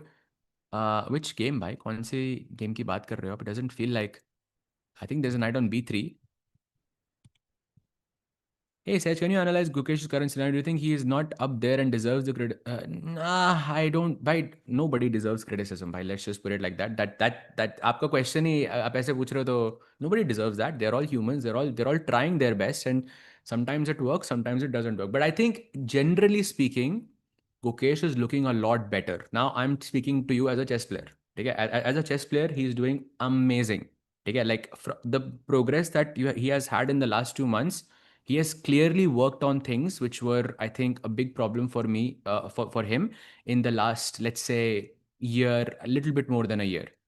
वो fast chess हो गया, time scrambles हो गया, you are seeing that in a more technical sense. So and भाई, इसका एक drawback भी होता है I guess, because any time you try to fix something that is not working, you are also kind of growing, you are also kind of changing something about yourself, तो एक वो adjustment period रहता है. But I think the fact that he is improving on those areas, जैसे कि Arma में I think he's playing way better. Like those things in comparison to, for example, Menorca Master, जहाँ पे भी time I think around 25 minutes या 15 minutes something like that. मतलब ही था, and he lost to Nihal there too. And जो game था भाई, I think he was dead lost against Nihal in move 8 or 9 or something like this, after that bishop d6 and e5. I mean, that clearly shows that he was not in the right headspace, and now I think he looks a lot more relaxed and a lot more energetic. I mean, look at this game, bhai. Like, even if you lose a game like this, are you really going to be upset with yourself? Bhai, look at the energy that ये एकदम ताल की energy है, you know. Because I know for a fact that Gukesh has not calculated everything. How could he? It is impossible to calculate all of these things in your head. So if you don't see the answer and you still sacrifice just for the game, that shows that you're confident in the position and you're confident in your abilities. Says, why do you have any idea when will the Olympiad this year be held? So that we know when Guki is prepared. I think it will be held in September or October के time के around. I think Uzbekistan Samarkand में होगा. Teams अभी तक पता नहीं है, वो अभी हमें पता चलेगा हमारी टीम कैसी होगी. But I think we have some info कि उनका बोर्ड ऑर्डर क्या. I think it's also very important because we have to understand कि गुकेश और सिंडरफ का मैच होगा कि नहीं. Sehaj is going to commentate on Chennai GM. भाई मतलब I think so. I think so. But lineup तो नहीं रिवील कर सकता भाई मैं. बट आ रहा है भाई, कुछ क्रेजी होगा उधर भी. ट्रस्ट. वो रिवील नहीं कर सकता लेकिन मैं. What, but it's crazy. And please आप ऐसे गेसेस मत लिखने लग जाए ना मेरा चेहरा पढ़ने के लिए. Like you are not gonna be able to do that. So let's focus on the games now. By the way, board पे you are seeing the move g6 as a blue arrow, but that's not the best move. The best move is gf6, and I think it hardly makes a difference. To be honest, I would never play the move g6 because I would never leave the pawn on f6 here like that. But by gf6 के बाद you have knight e4 and you take on e5, knight e6 check. What? King f8 and queen takes. I'm sorry, but how is this equal? भाई met हो जाएगी तो ये तो 10 साल के अंदर. I am still thinking that Gukesh has the most chance to win here. Like the most. Maybe the chat will disagree with me and chat वो लिखेगी humble, but I still think that objectively अगर आप मुझे position दिखा रहे हो बिना eval बार के I'm taking white here 100%. Bro, I went to Delhi state selection and I saw dedicated people at some rated guy and came dominated the whole day. Was how should one approach to that games at age 16? I think you should not worry about beating guys like that. I think you should worry about playing guys like that, which means that I think the more you play against stronger players, the stronger you will become. So if one guy who's clearly stronger than the best, find out where else that player is playing and go play there. Haro, even if it means you lose to him as many times as you can, because that will make you grow. Who is my favorite player? Very hard, very hard, very hard. It's subjective, but I think overall, I think I resonate, not resonate, but I cannot understand the style of Arjun. And that's why I like it the most, because I cannot understand it. So if I had to pick a player, I would pick Arjun in that sense. Today seems like a good day for it. Yeah, actually, why? Also, it looks like very aggressive chess from Gukesh. Very refreshing stuff actually. ये चीजें I think Gukesh 2024 में बहुत करता था. And how often have you seen him sacrifice something ऐसे खाली? It's very I think good from Gukesh. It shows like some psychological dominance there as well. That fact that he's doing this. I mean, and I'm sure कुछ भी position हो भाई Prag will be scared here. हल्का सा because one misstep here to there, one square you don't see, one move you miss, you could just get checkmated.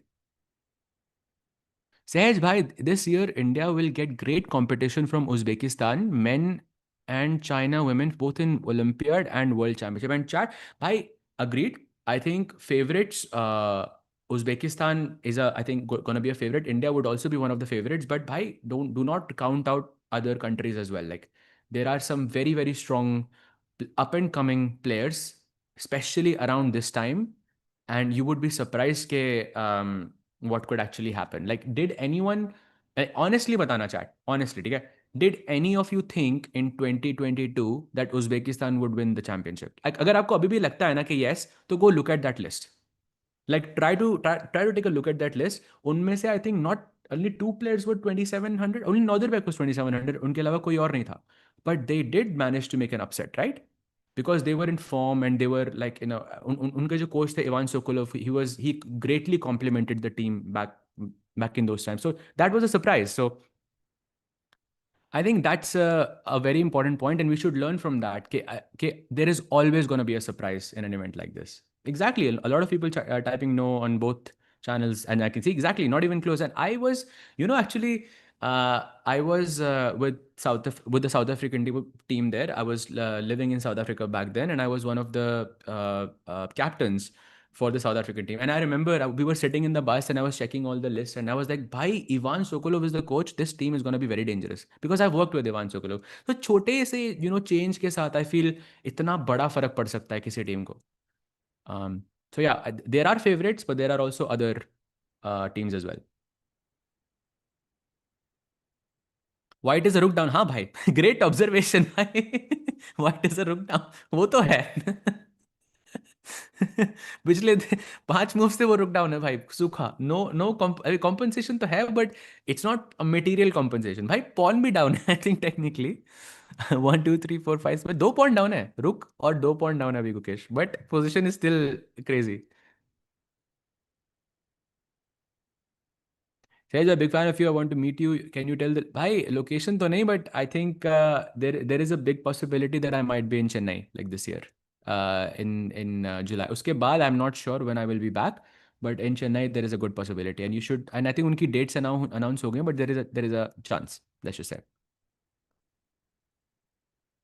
Says by where to find annotated games of famous players to study. There are books. There is this thing called mega database, and in the mega database, it's basically a database inside of Chessbase, जिसमें बहुत सारे games हैं. Like मतलब historical games हैं, नए games हैं.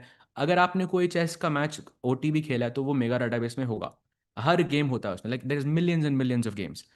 वहाँ पे lot of chess players, especially जो historical games रहते हैं, उनको एनोटेट किया जाता है. there are many games like you will see a lot of annotated games of Kasparov, Karpov, Magnus, and so on and so on. And they are also really strong annotators as well. So वहाँ पे जाके you can definitely check it out. But if you prefer books, then there is My Great Predecessors, जहाँ पे सारे world champions का एकदम proper analysis है.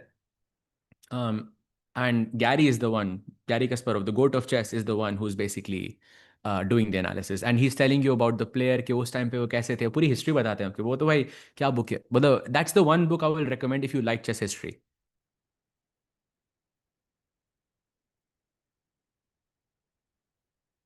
My predecessors, Bible of yes, indeed, yes, indeed. By the way, 24 minute for the world champion and Prag board पे ही नहीं है. Uh, I think we are approaching that time pressure situation because remember, chat 21 minutes May. Oh, sorry, 21 moves खेलनी है in 24 minutes for the world champion. Looks very, very tough. So if he has to find something, it has to be now. Hello, bhai, knight d5, knight d6 check. Queen takes e5. Let's go.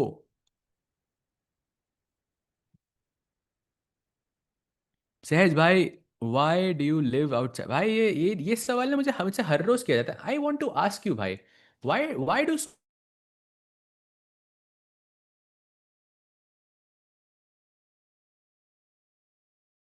is a was a chess decision, of course, you know, for me. But why do so many people you know, think about this? Is my question.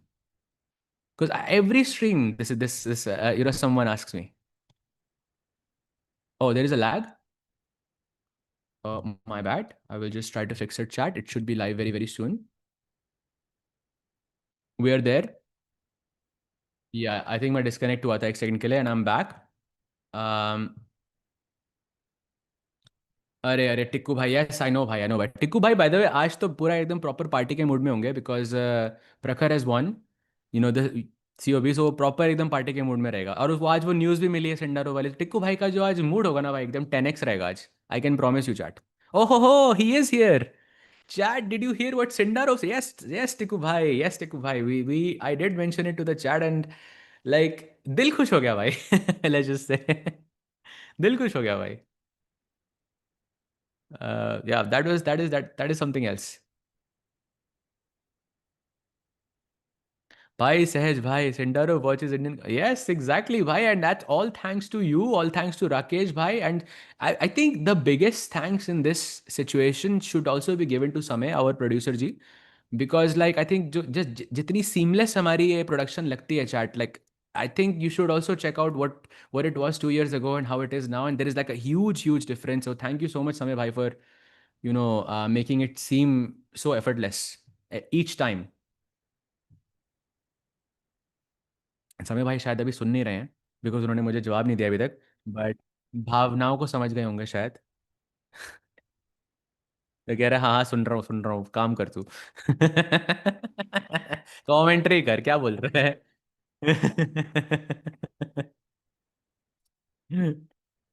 Crazy भाई, crazy. But still yeah. So let's go back to the game भाई. थोड़ा actually मैं थोड़ा not समय रायना भाई, हमारे समय जी, जो हमारे प्रोड्यूसर साहब हैं, जो इस प्रोडक्शन के लिए, you know, he is responsible for single handedly, you know, he is handling everything here. So that समय भाई. एंड या, एंड हमने इतनी ही बात कर ली, थैंक यू बोल दिया भाई. He still thinking. Oh finally knight d six check on the board. So no pressure so far. King f8, by the way, only move as you can see from the blue arrow. King e7 में I think checkmate हो रही है chat. If I can calculate, and I think I can, because rook g7 check and king takes d6 तो भाई नहीं मार सकते आप, because there is queen e5, mate in 4 है. King c6, bishop e4, d5, queen takes c6, queen d6 and bishop d5 is checkmate. तो ये checkmate possible है बोर्ड पे अगर वो किंग ई7 खेलता है. हाँ, आप बोल सकते हो कि किंग ई7 रुक जी7 के बाद वो किंग एफ8 जा सकता है. But then of course why would you play king ई7? You would play king f eight right, straight away. So चाल तो एकदम फोर्स्ड ही आई थिंक प्रग के लिए टू प्ले किंग एफ8. सहज भाई, why is Vaishali not playing? I think good question, but I M it's I think the invites are sent out probably months in advance, and I'm guessing whether you know, she got the invite or she declined the invite. I'm not really sure, but uh, invites के through होता है, I'm guessing.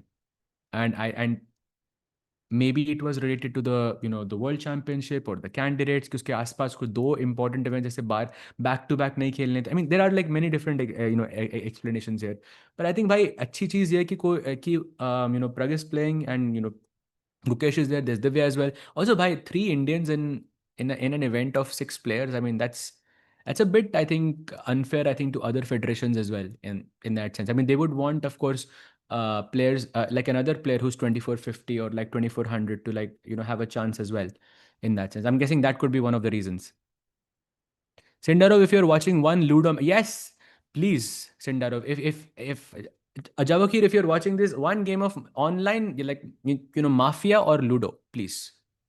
Before the World Championship begins, I think it would be amazing. And if you could tell us your alt account, that would be amazing. Also, brother, your commentary. Arey, thank you so much, bhai. Thank you so much. Really, really appreciate. But bhai, it's also the chat that keeps the energy up. I mean, I think chat is being like so good. I mean, I think it's one of the reasons why the energy is maintaining like this. So I have you guys to thank you so much for keeping up in this way and supporting the players like you do. Oh, queen takes e5 by rook पे attack. Let's go. If you go rook g8, देखिए blue arrow पे blue arrow दिखे ही जा रहा है मुझे. Okay, if you go rook g8, what's the story? Something is hanging. With this queen f4 check, you have king e7. I can place something. Wait, I can do something there. I can smell something is wrong there, but I can't understand where exactly. Knight f5 check तो possible नहीं है. Knight takes c8 पे queen takes c8 मर जाएगा. And queen h4 check पे king d6 मार दोगे आप, बिकॉज यहाँ से क्वीन वो जो e5 पे ला रहा था हमने, वो चेकमेट कर रहा था, वो पॉसिबल नहीं है शायद. May be just rook takes g8 है, इतना कॉम्प्लिकेट करने की जरूरत नहीं है मुझे. या रुक g8, जस्ट रुक g8. Actually, no. Always trust your instinct, chat. Queen f4 check is the best move in this position.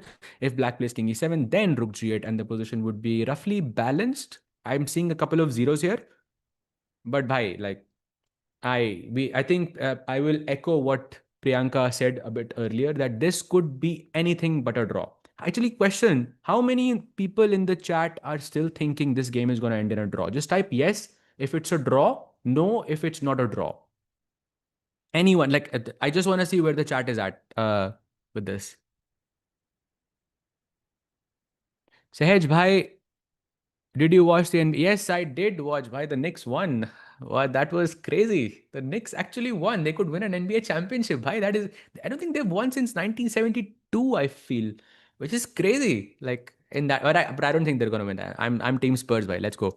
No, like I'm seeing so many no's in the chat in both across both channels actually. No, no, no. Everyone is saying that. I think that I will completely agree with that as well. I just don't want there to be a situation जहाँ पर a mistake happens, for example, and by the way he plays queen h4 check, so um, no repetition happening of whatsoever. But what I don't want is कि एक गलती हो जाए प्रग से कहीं ना कहीं पे and then कुछ repetition हो जाए. That's very very anticlimactic. That's what we want. A full game towards the एकदम end तक चाहिए, एकदम proper टाटा स्टील, वो जो आर्मागेडन वाली फीलिंग थी जो 2025 में थी, वो मुझे वापस चाहिए, because these are the only players who can do this. By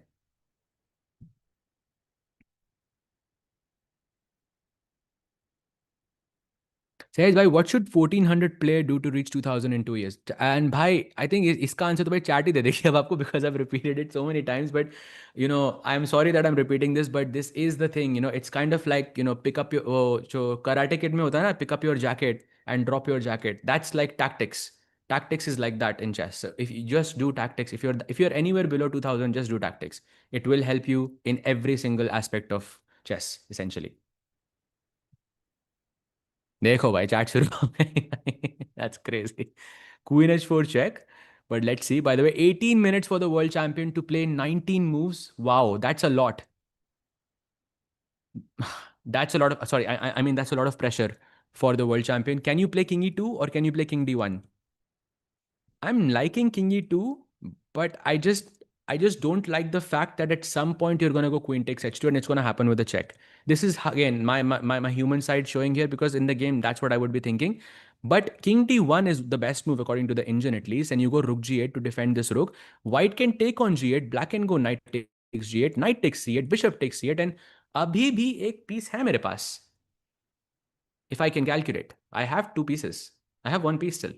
and एक आपका घर पे ही है बिशप c8 पे, नाइट भी घर पे ही actually technically. I mean, he's not losing. Gukesh is not losing this, but he does have very little time. He has like 17 minutes in this position. I think I'm still gonna give it to Prag because just because of the time. Hello, Sahaj bhai. How to start a chess journey from a beginner level? Bhai, I think take a YouTube channel and just do like one of the like there's lessons once to there's many channels you will find where they do have beginner runs to a certain rating, and you will have lessons as well, and just start there and do tactics. Bhai, that's most important. सहज भाई भाई भाई भाई भाई भाई कैसे कैसे सवाल आ रहे हैं भाई. भाई भाई भाई भाई ऐसे ऐसे सवाल नहीं करते भाई. दैट्स आप फंसा रहे हो मेरे को अब. What did Sindarov say? Bhai, apparently he watches and he basically he likes this channel a lot, and apparently he especially likes वो जो last minute वाले जो हमारे reactions होते हैं and all of that. And I'm assuming he's talking about Tikku there because Tikku has like the most reaction in those moments. So Tikku OP bhai, let's go. By the way, Queen H4 check. And Gukesh still thinking 16 minute. Chat bata dena if you want to go to some other game, or if you want to check out something else, because for me this is like the most important game right now, because I feel Gukesh is an under 16 minutes. If Prag beats him in classical, he has a realistic chance of at least be in top 2 in the Norway chess. He would have won his third classical game in a row. Bhai, that's impressive. So I think, but at the same time, Gukesh is looking very, very promising to me so far. Still, I think still he looks pretty promising to me. So let's see, let's see. Sahaj, bhai, I am 1900. How to get to 1500? Bhai, don't do tactics. That's exactly what you should do. Any chance for Magnus? Actually, that's a good point, bhai. Let's take a quick look as because I think Gukesh ke board pe na ek moment aega when everything is gonna be very fast paced, and we can stick to that match like afterwards. Let's actually take a look at Wesley versus Magnus. एक पूरा round up करते हैं भाई सारे games का. Then we understand. Oh, so it's an end game. Magnus has 11 minutes more, and he has maybe a slightly better knight. You can argue, like slightly more active knight. Let's say. So if you go King F2, King E3, okay, at least at the very least I can play E5. So you have some advantage there. And okay, it's also Magnus. It's an endgame. Uh, so some chances. I think he has maybe. I think it's a two-result position more or less. Magnus winning, I think, would be very little chance, maybe like 5%, and I think 95% a draw. But yeah, practical chances to hai. Magnus है तो इसलिए practical chances हैं, because I think he will play d5 most likely. White will take on d5, black will take back. The knight will probably go somewhere. I'm guessing to b6 or to e3. I'm not really sure which one is stronger. Just e3 feels too passive, and b6 feels like a superfluous piece. Like it looks good, but it's not good. So I'm just gonna go knight e3. At least I'm centralized here. And black can play something like h5. And now I'm not so sure. I am not so sure how I feel about this position, because moves like rook c1 are not possible because there's knight e2 check. The knight doesn't really have any good squares. And I can play h4. Like black can still make small improvements in the position, whereas white, not really. Like king f2, you can play then rook c1, but then there's going to be rook f8 check always. I don't know. There's some practical problems for sure. And of course, Magnus plays the move d5 and he takes on d5. And on top of this, he has an 10-minute cushion over Wesley.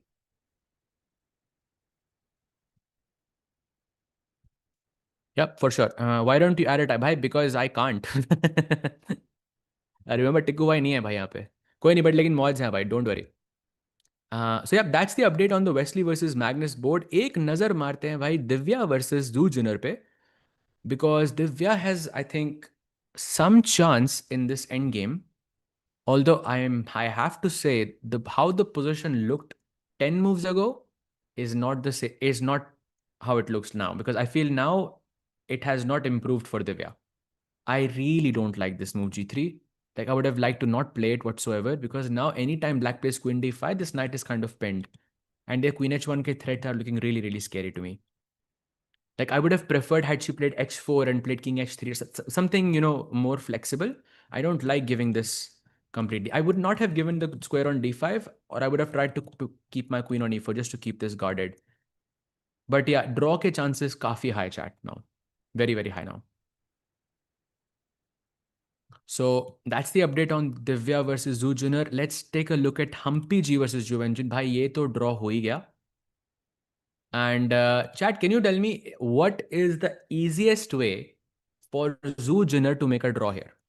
Like this is a technical question, by the way, not a trick question. It's a technical question, and it also tells me like how much if you are actually paying attention to the important details in the end games, because यहाँ पे बहुत matter करेंगी वो. So chat, of course, offer draw is the trick question, right? So it wasn't a trick question. Now I'm saying Zhu Jinner को अगर कुछ करना है, she wants to make a draw. like कुछ भी करके she wants to make a draw. She wants to find the quickest draw. What does she do? Sacrifice the knight for the h pawn. Exactly. Because white's bishop is the wrong color. And this tells you, even though optically it feels like Hampiji is pushing here, and I think in reality she could be, but the fact that Ju and Jun can just sack the knight for the pawn, like maybe knight f4, knight, I don't know, somehow you put the knight on f3, attack this, you play h3, you play knight g5, knight f3, and you just sack it, and that's it. And then you offer the draw. Game over. Exactly. So I think ये तो definitely यहाँ पे Armageddon आएगा ही. And remember chat, last time they played each other, the match was like so slow, yeah. I think we'll keep a close eye on the Arma here as well, because Humpy G will be playing with the 10 minutes and Ju and Jun will be playing with the 7 minutes. So it's going to be an interesting match altogether. All right, I think lastly, let's also take one final look at Vincent versus Ali Reza. Ali Reza, right now, I believe he's at second place. Yep, behind only Wesley So with just 1 point. But he is in a worse position in classical. So that means if Vincent win this, he could leapfrog. Basically, he could have the same points as Firuja. So he could technically be tying, playing for the second place. Or he would be at second place and maybe some chances of winning the tournament if Vincent actually wins this match. Chance to hai bhai. There is a big chance I think that he can play for a win here. Ali Reza's unstoppable. Bhai, I don't know. Bhai. Like, I think the first half of the event was like ridiculously crazy for him.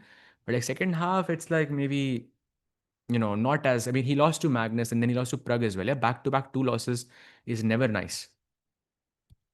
But yeah, let's see what happens there. Going back to the Gukesh board, because उसके पास है 12 minute to play 17 moves. Okay, कितने time से सोच रहा है भाई? King D1 हुआ, Queen H4 check के बाद. Black plays Rook G8, the best move. Rook takes G8 and now Knight takes G8. Okay. Sehaj bhai, will you recommend a book for advanced chess? You can read the one. I wanted to show you the book, but I don't have it here. I think it's like in the cupboard over there. But like I'm reading right now this book by Jacob Agard. It's something to do with mastering endgame technique or Russian endgame technique. It's a very, very advanced book.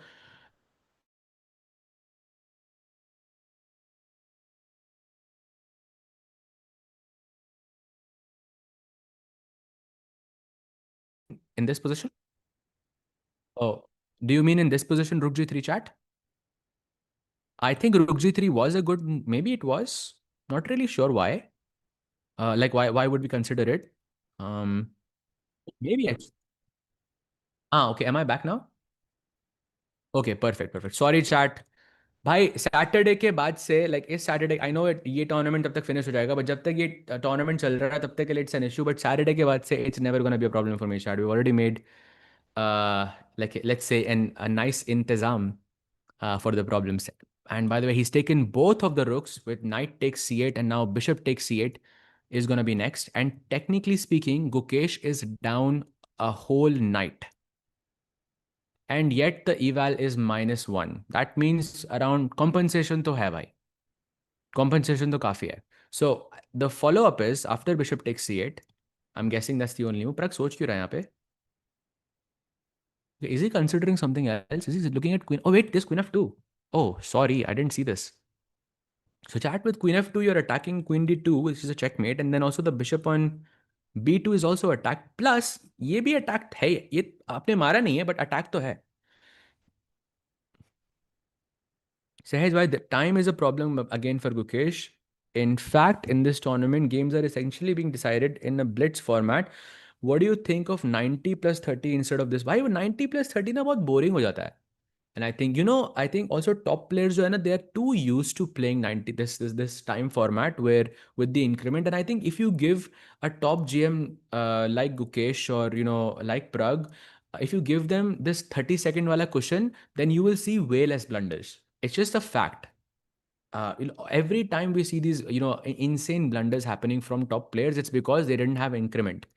So वो उससे मजा आता है, I think, for us as commentators, for viewers, I think, because you get to see top players being human, yeah, which I think is the point.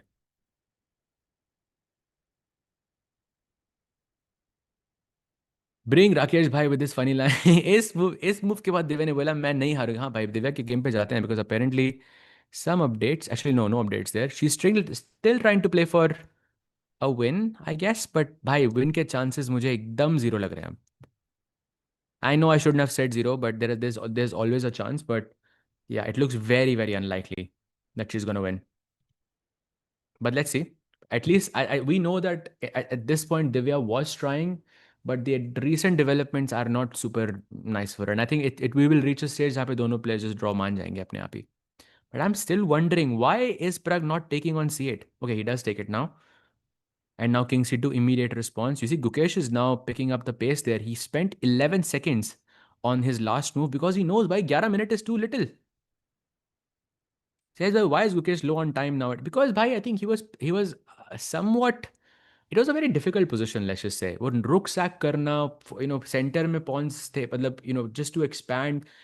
For 5 moves he was like a full rook down, and he didn't know if there's going to be any compensation, and even now doesn't feel like there's a lot of compensation. Like you can play knight a5, I guess, to save this knight, and I have d5. I mean, I do have this diagonal though. Queen g7 check ka threat hai. You might play queen h6, and I don't know. Bishop c1 apparently is what my engine is telling me, but there is no way, brother, that I'm gonna play this. I'll go queen b8 maybe. वो तो blunder actually, यार, ये तो blunder है. Knight e7, d6, and queen takes h2 check. Oh भाई, यही इसी तरह की चालें I think are gonna be very easy to miss when you have less time on the clock. You see, I'm also missing them because I'm analyzing very quickly. अगर मेरे पास होते यहाँ पे आधा घंटा, I could think, and I could make the best plan here. And I think it's less about Gukesh getting into time pressure. I think it's more about Prag playing fast. Because if you guys remember, Magnus के साथ भी यही किया था उसने. Like Magnus, when he defeated Magnus for the second time, there was a moment where Magnus was holding and Prag was pressing, but I think the biggest catalyst there was in crunch moments. Prag could think, but he could think for 5 minutes, 6 minutes, and he could make the move that was posing the most problem to his opponent. So I think it's not really Gukesh playing slow. I think it's more Prag playing fast in general.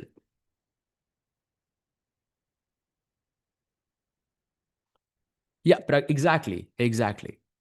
So knight. By the way, after d5, now it's Prag's turn. I mean, think about it, chat. Right? We are almost what at 3 hour, like 3 hour 15 minute mark, and Prag के पास अभी भी आधा घंटा पड़ा. And remember, he didn't have any increment. There is without any increment. Prag has spent like what 1.5 hours, less than 1.5 hours in such a long time. I mean, clearly he's playing a bit faster on purpose, I feel.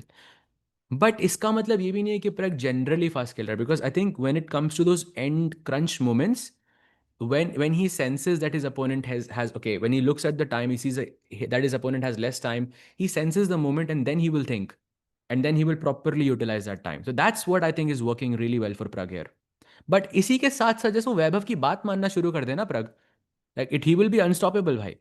अगर because प्रग ने आज खुद ही confession में कहा कि Vaibhav actually for the second time today, not second time today but second time in this tournament, he actually told him कि यही opening board पे आएगी, and Pragg didn't listen to him. बस वैभव की बात सुनो भाई Pragg, that would be just you will be OP forever. Sahaj bhai, do you think in this World Championship we can see a game where both have 2 hours and 40 minutes, 40 moves will be played? I think that only happens if the player has, if the player has already decided कि भाई tie breaks में जाना है आपको, या फिर एक player already हार चुका है. So I really hope that doesn't happen, because then it means it's not going to be a fighting match. Like at the and no, and of course we want to see a fight on the board. Yeah, of course it's Prag, sorry, it's Gukesh and it's Sindaro bhai. Like come on, like two players who really complement each other so well. So I think we all want to see a close match. Which channel to follow if you're भाई बहुत सारे हैं बहुत बहुत सारे हैं आप just YouTube पे chess search करो भाई you'll find so many um, which country are you supporting in the oh bhai Portugal bhai because last time it was Argentina.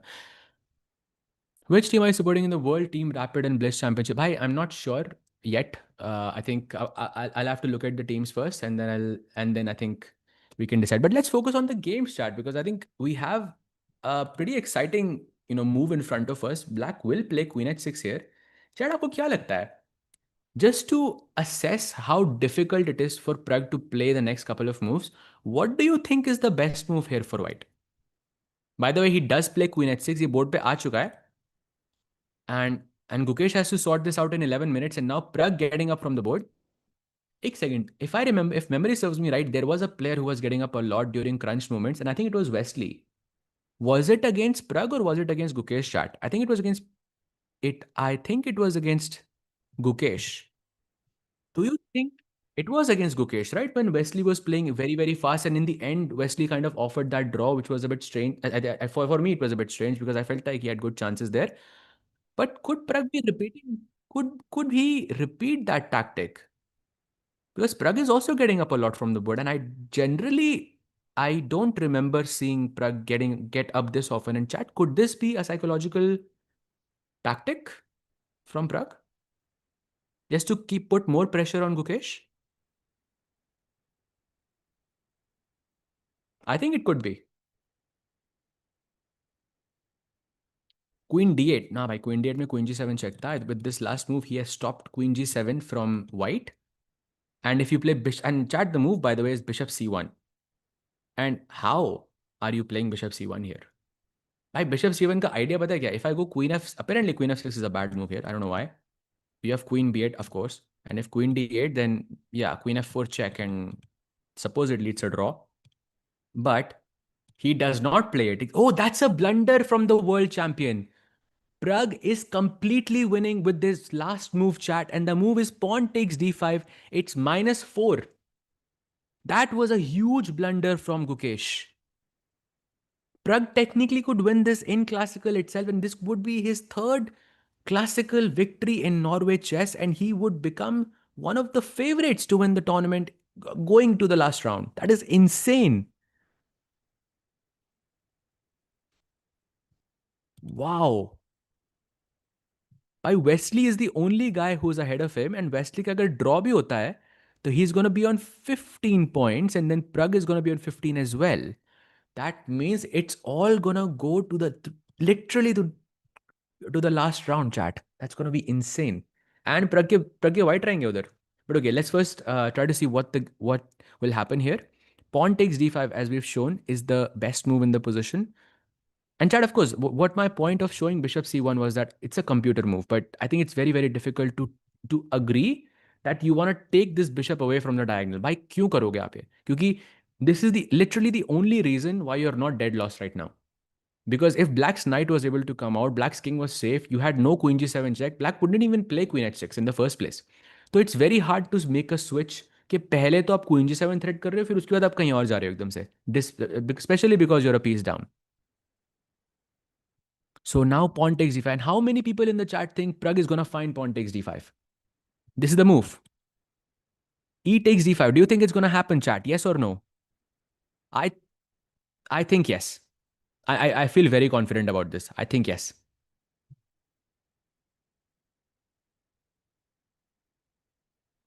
Yep. Yeah, I think chat also is kind of agreeing in this sense, more or less.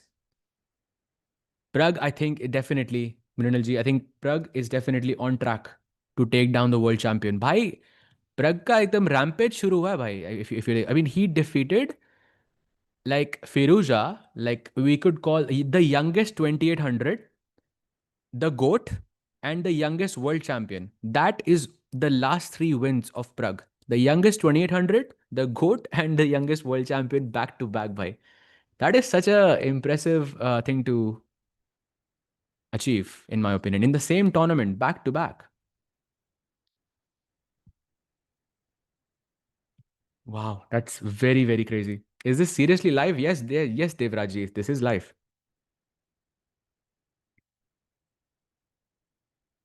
Wow. Sahaj bhai, can you show the continuation of pawn takes d5? Yes, bhai. We'll go pawn takes d5. I think white will go pawn takes d5 as well. And now this is the critical moment, and that's why you took pawn takes d5 because you wanted to get activity. Right now, your pieces are scattered everywhere. The bishop is on c8, knight on a5 is doing we don't know what. The queen on h6 is kind of defending the king, but it's not connecting anything together.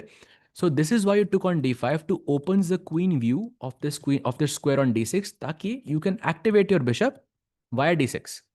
And on top of that, just a cherry on top is that ये queen को इस diagonal से move करना पड़ेगा, like at some point. And then you take the bishop out, h3, you can get the knight out to c5, and basically this is just winning. Once all the pieces in Prague sort of position is in play, Gukesh can resign basically.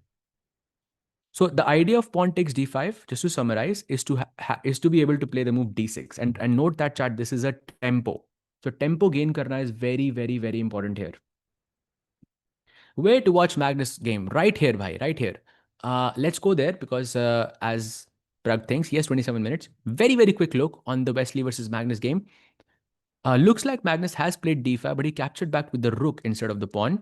And now I believe initially, just a couple of moves ago, his entire threat or his entire activity was this knight on d4. But now he's saying, okay, maybe I'm not just going to focus on this knight on d4. I could technically focus on this pawn. Is Magnus just going to repeat? He could just want to go into the Armageddon actually. That means Wesley will be on 15 and then उसके बाद Arma होगा Magnus के साथ, and that's basically what's going to decide who's going to be leading at the end of day one. But yeah, tough moments, tough moments. By the way, Prag still thinking, so no more updates there.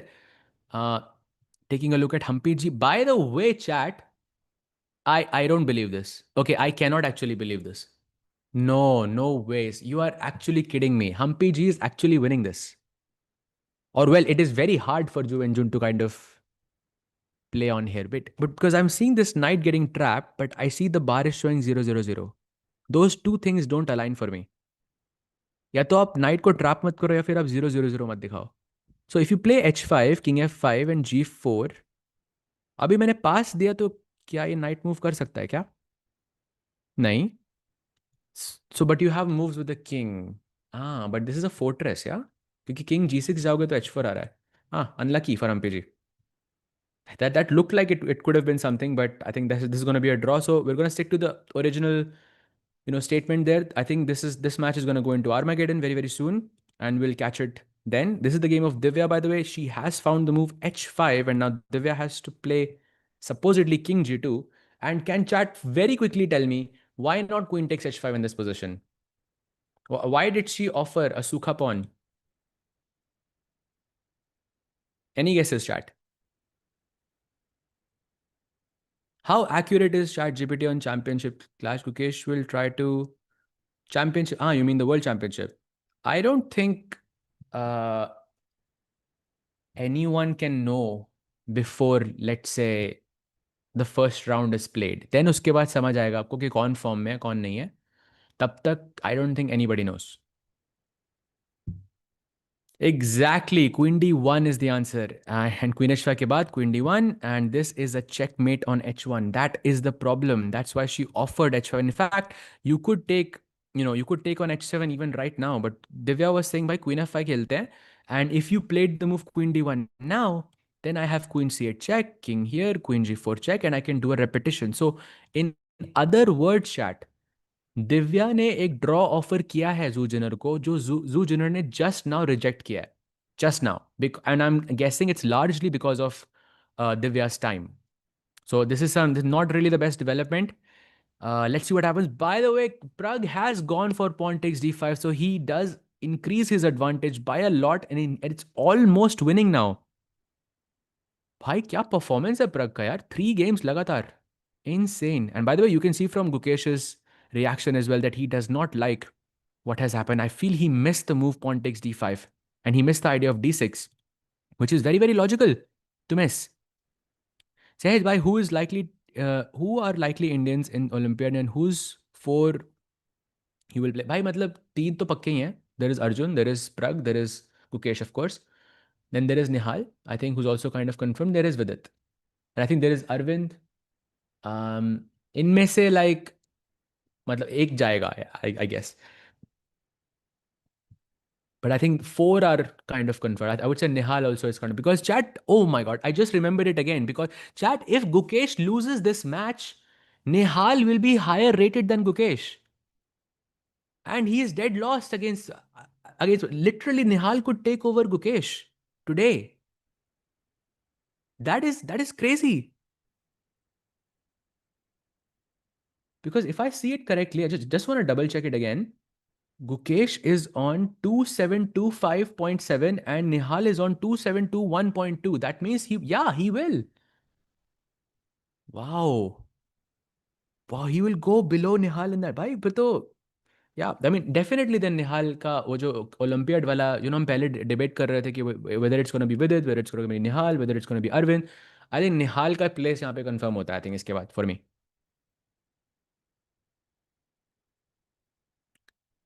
Yeah, but wow.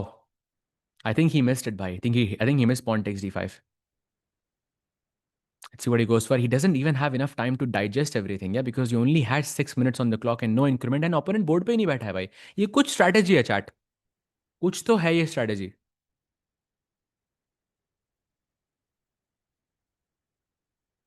कुछ तो है इसमें. I feel like there is a reason why Prag is also getting up and also why Wesley was getting up so often as well.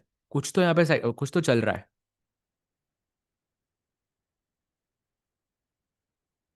Sahaj, why do you think Maggie is mentally a little different in this tournament? Yes, yes, a bit. I think he was also a little bit different in Tepe Segeman as well. You could see it from the games. But okay, I think if you don't play classical chess for a long time, it can happen. But he's still very clearly the GOAT, I think. Gukesh is hiding his prep. नहीं नहीं भाई. I don't think so. I mean, world champion की prep हो सकता है भाई, हो सकता है, for sure. Pawn takes d5 by the way taken and now d6 is the move as soon as Prag is back on the board. Sahaj भाई, first world champ to be outside of top 20. No no no no भाई, top 20 तो नहीं होगा. हो जाएगा क्या? Actually या हो सकता है. यू राइट, यू राइट, हो सकता है. हो सकता है भाई. It's a bit sad but okay, we all know strength नहीं है उसकी है. लाइक वी ऑल नो कि he is capable of like way, like his actual strength is the real strength is way higher. होता है भाई, हर हर chess player के उसमें होता है, करियर में होता है. Chess, is there a chance that Gukesh could drop below 2700? No. And I'll tell you why. I think there's only escape after this tournament. I think Gukesh and his team will be very careful in what they play. I feel, of course, if you lose one or two bad games against, let's say, lower rated players, then of course you run the risk of that. But I don't, I cannot buy that there is a reality जहाँ पे Gukesh 26 हो सकता है. I just cannot buy that. It feels unbelievable because he was 2794. Like chat, he was 2796, something like that. He was 279 something. Yeah, I mean it's unbelievable to think about that. That he could drop below 27. ऐसा नहीं होगा भाई. भाई if he plays in olympiad की वजह से ही कह रहा हूँ कि वो 2600 नहीं होगी. ओलंपियाड में ही तो गुकेश एकदम अपनी प्रॉपर फॉर्म में आता है वापस. Like he scores like some 7/7, 8/8. सामने कोई भी बैठा हो फर्क नहीं पड़ता उसको. ओलंपियाड की वजह से ही कह रहा हूँ मैं. आप उसके लास्ट दोनों ओलंपियाड उठा के देखो. He was board one and look at his performance भाई. Last one was like some 3000 something. It was ridiculous भाई. What about other games? Bhai, I think let's stay on this one 23 minutes because I think Prag is gonna find the move d6. And if he does, it could be just curtains right then and there for Gukesh. Gonna be very, very difficult. एक bird's eye view लगा लेते हैं भाई फटाफट, maybe for the last time today, just to get an understanding of all the games. For the last time, just to see. So top left corner पे Kamer still slightly better, maybe a bit more than slightly better. Okay, clearly better, I think. That knight on h7 is really bad. Pawn g5 पे है. Vincent can win this and Firuza का time बहुत कम है. but they are about to hit move 40. By the way, Prag plays the move d6, and that with that, I think Gukesh is, I think, completely lost now. Then there is a game of Wesley versus Magnus, जहाँ पे it looks like Wesley is trying, no, Magnus is trying to push, but I'm not sure anymore. I feel like it could be Wesley also who pushes here, or it just could be a draw. यहाँ पे Arma हो सकता है. Draw is, I think, the most likely result.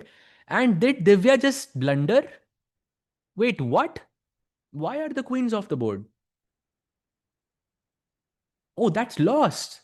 That pawn on b3 is about to be taken. Why we should go there immediately, because I think that's very, very important to cover. By the way, Hampi ji ka match is just a dead draw. That's a wrong color. Bhai, let's immediately go to Divya versus Zujiner and understand what actually happened. So I'm guessing it was an issue because of time pressure. She had to play King G2, blue arrow, but gives a check. And now Knight D4 khela usne, Queen D5 to have this mate in one threat. Knight F5 check, King here, and she plays Queen G8 check. It would be a beautiful move. It's a beautiful tactic to see, like in such a short amount of time, but sadly it's too late. वो queen C8 check की वजह से भाई takes, and she takes on d5, and now basically the rook is in full power. You're going to win this pawn, you're going to win this pawn, and black is only winning because this pawn on c5 exists. ये pawn ना होता, knight f4 में मैं बिठा दूंगा, you cannot do anything. But yeah, this is sad, bhai, for Divya. Second game for Divya, where she is, okay, I don't think she was winning. Was she really winning? I mean, she had good chances. She had like a winning advantage at this point. Second game for Divya, bhai, where she was essentially winning, and both were with white pieces as well. Against Bibisara also, she had an almost winning advantage, and now as well, bhai. Yeah, this is definitely not the best feeling. Yeah, this is a horrible feeling, bhai. Yeah, this is a horrible feeling, bhai. Said, bhai, what's your order of players on Olympiad and why? Gukesh, because of his form at Olympiad. Prag at board 2. I would not change anything actually for the Olympiad, because Arjun को वहीं रखो वो, क्योंकि वो board 3 और board 4 में से एक पॉइंट हमेशा आएगा भाई, अगर अर्जुन को रखोगे उधर तो. But then again it's not something we have to think about. So let's go back. By the way, Divya only has 35 seconds. Let's take a look at, because she hasn't reached. She still has to play one more move. She's on move 39 and played knight d7. And that's a mistake as well. By 40th move curse, the idea is simple. Black can play f5, black can play f6, black can try to route the king to e7 and take the pawn on b3, and white cannot do anything. This, in the endgame, rook is way more superior. Pehle ki position mein, because we had a couple of pawns, one on a2, rook was basically on e8. You could control the rook in a better way because you don't have any access to any open files. But right now, there are. Oh, amazing. Humpy ji, by the way, has drawn her match literally in the position that we were talking about just a few moments earlier, chat. So, GG, we're going to see a very juicy Armageddon here, where Humpy ji will be playing with the white pieces, and the women's world champion Ju Wenjun is going to be playing with the black pieces. So, bada maza aayega. Going back to Gukesh versus Prag, who has just played Queen G3. He has 3 minutes and 28 seconds and has to play 11 more moves. And प्रग के पास कुछ forcing खेलने का यही moment होता है. Bye the way, 21 minute यहाँ पे कितने मैटर करते हैं chat. Like it is so important. अगर टाइम प्रेशर होता तो आप फटाफट मूव खेलते, बट अभी आप सोच सकते हो आराम से कि उसका क्या थ्रेट है. आई think this game is over simply because he has 21 minutes on the clock. Sayaj bhai, isn't Wesley the best defensive player in the current lot? I mean, I'm not so sure if you're basing it off of a game. I think like they are all very good defenders. So, they're like I would say. But best defender overall, I would say Hikaru is like overall all time for me. Tej bhai, my super chat. Sorry bhai, super chat missed. I will just take a look at it. Sorry bhai. What are your views on Oh, by the way, thank you for the super chat. What are your views about Prag, Guki, and Arjun, and who do you think has the highest ceiling? Also, do you think it's high time for a new Indian GM to fight at the top level? Highest ceiling. I think, look, I can tell you who I think is the most consistent. It's Prag for me, because I think his style complements consistency in many ways. Because he never does anything. Let's say कुछ crazy sacrifices, or because वहाँ पे आप कुछ भी हो सकता है. It's a topsy turvy thing. कुछ भी हो सकता है वहाँ पे. So I feel Prag is the most consistent there. Highest ceiling, I don't know, bhai. It depends on opportunities. It depends on like, and it depends on luck as well. Like a lot of it. And I don't think there is a major difference in strength or like there is a major difference in style for sure, but there is not a major difference in strength between any of these players. And of course, you'd want all of them to hit their ceilings, and I don't think that they have hit their ceilings yet. None of them. Yeah, I hope that and थोड़ा आधा answer किया मैंने, but yeah, to be honest, it's hard to kind of make a statement about who's gonna have the highest ceiling because you never know. Please tell the author name you are reading. Jacob Agard, bhai. और chess की book थी, that was Jacob Agard. Says by who decides that which player will play? By that's going to be Shri most likely. Well, it's usually the team captain and the team coach who decides who plays. And last time it was Shri. I think in the time before that it was Ramesh sir. So I'm guessing it will be one of them, but I'm not sure if even that is announced yet. But based off of previous info, I'm guessing it will be Shri or Srinath, by the way, Grandmaster Srinath Narayan, uh, and or a GMRB Ramesh basically. So bishop c one played भाई देर से आए but या भाई देरी हो गई यहाँ तो थोड़ा आपको पहले खेलना था bishop c one king B one से पहले जो थोड़ा लेट हो गया गुकेश के लिए but now he can just play queen F six and is completely fine you know पता है मतलब डिफरेंस क्या है queen F six bishop H seven पे बिशप एफ फाइव चेक है मेरे पास that's the point of why d6 was so important in the game. Queen g7, by the way, he goes. Queen h4 immediately responded by the world champion with just 3 minutes on the clock.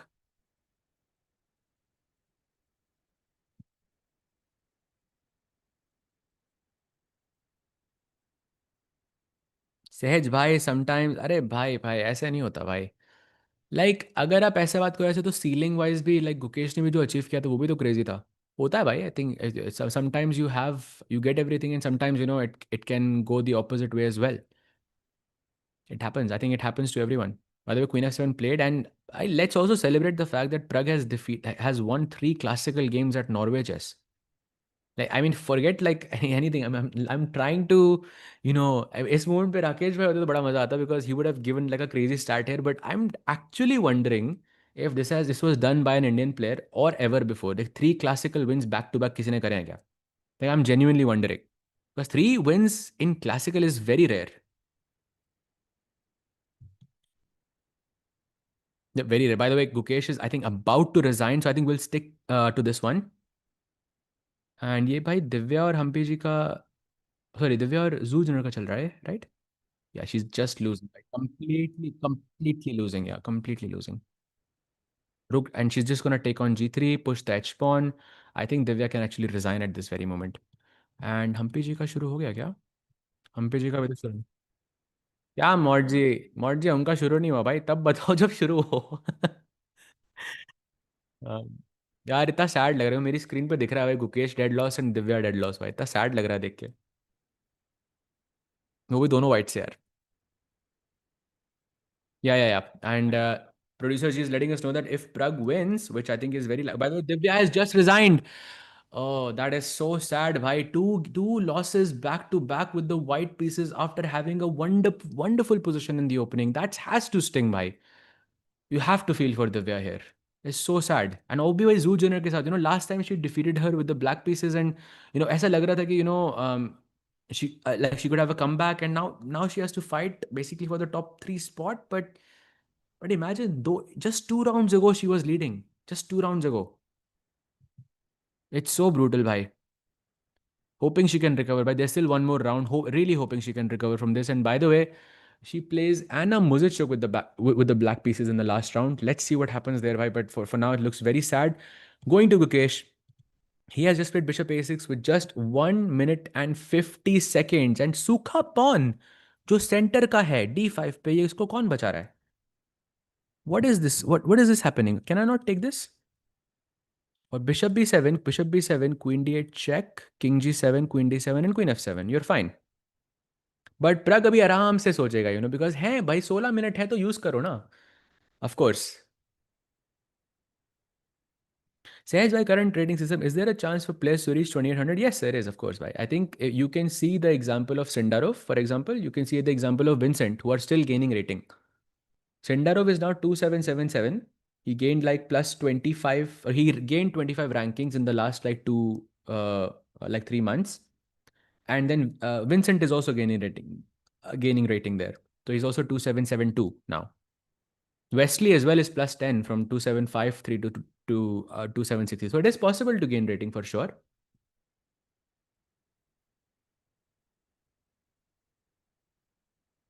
Both Prague versus Guki offered crazy matches. Yeah, भाई, exactly. इनका जब भी match होता है भाई, it's always crazy. एकदम proper energy आती है बोर्ड पे. Says Bhai and Gukesh has not taken a break. अरे भाई, आप इतने टाइम से देख रहे हो?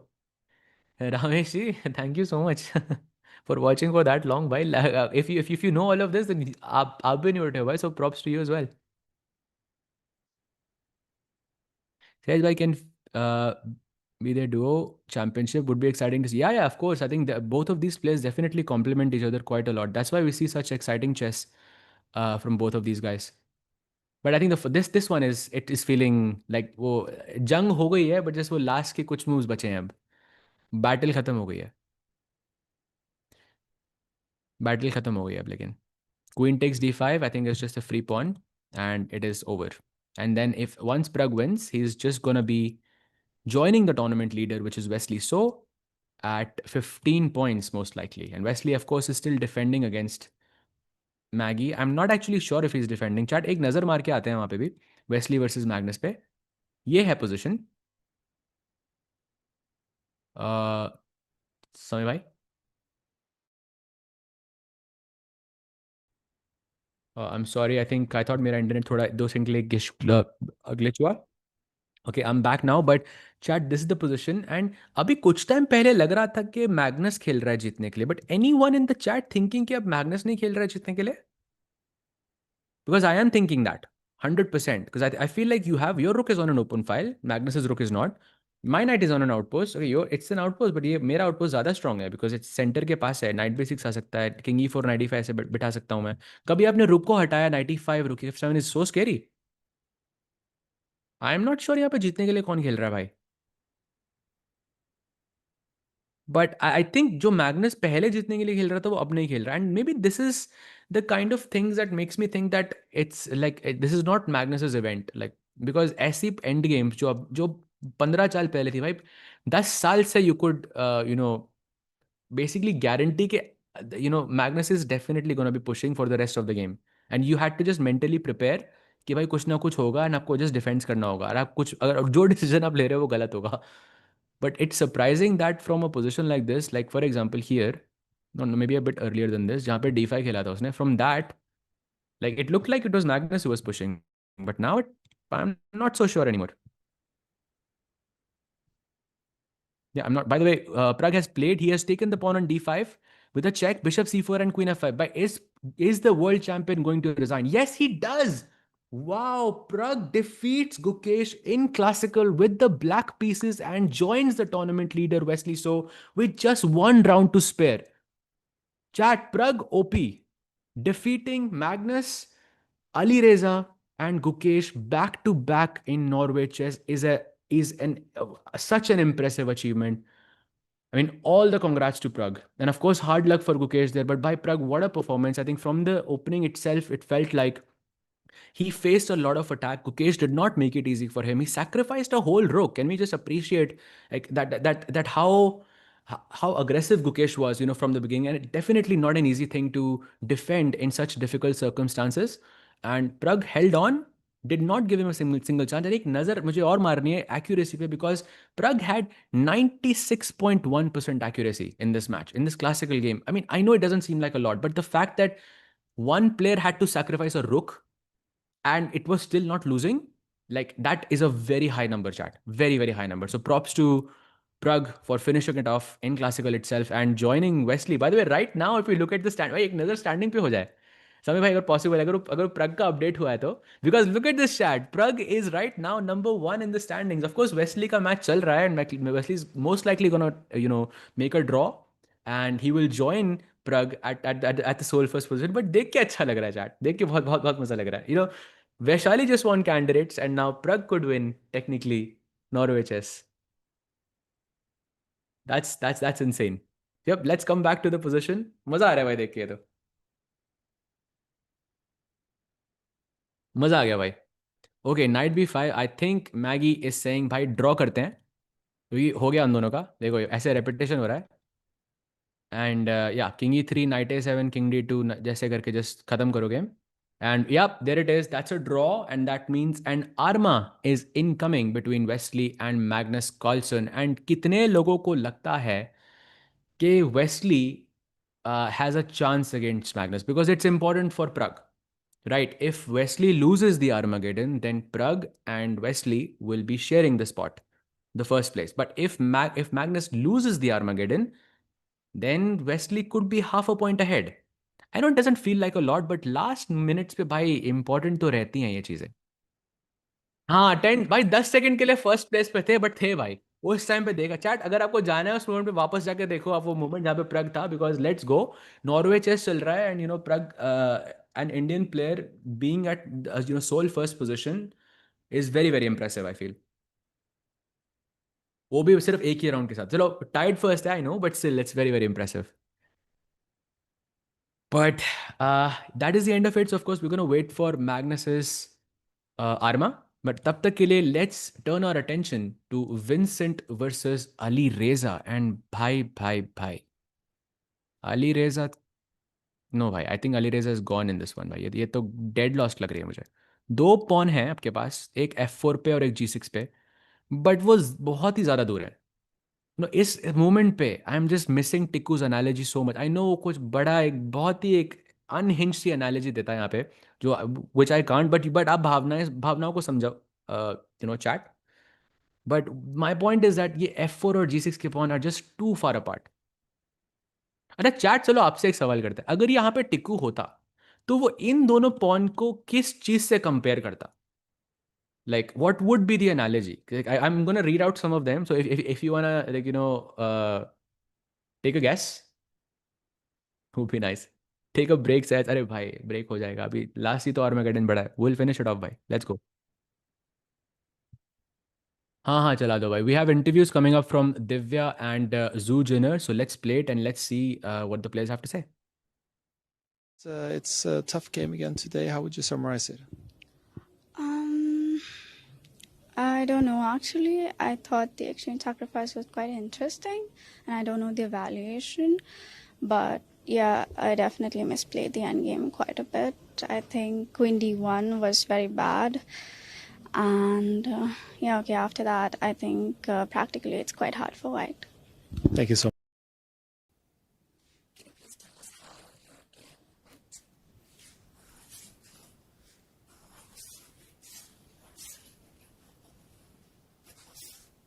What I like about chess, there is actually a lot of similarities with the football as well. You need to plan your moves a bit ahead. You need to stay sharp. You can't lose 1 second of focus. If you do, you might get punished. You have to sometimes surprise the opponent.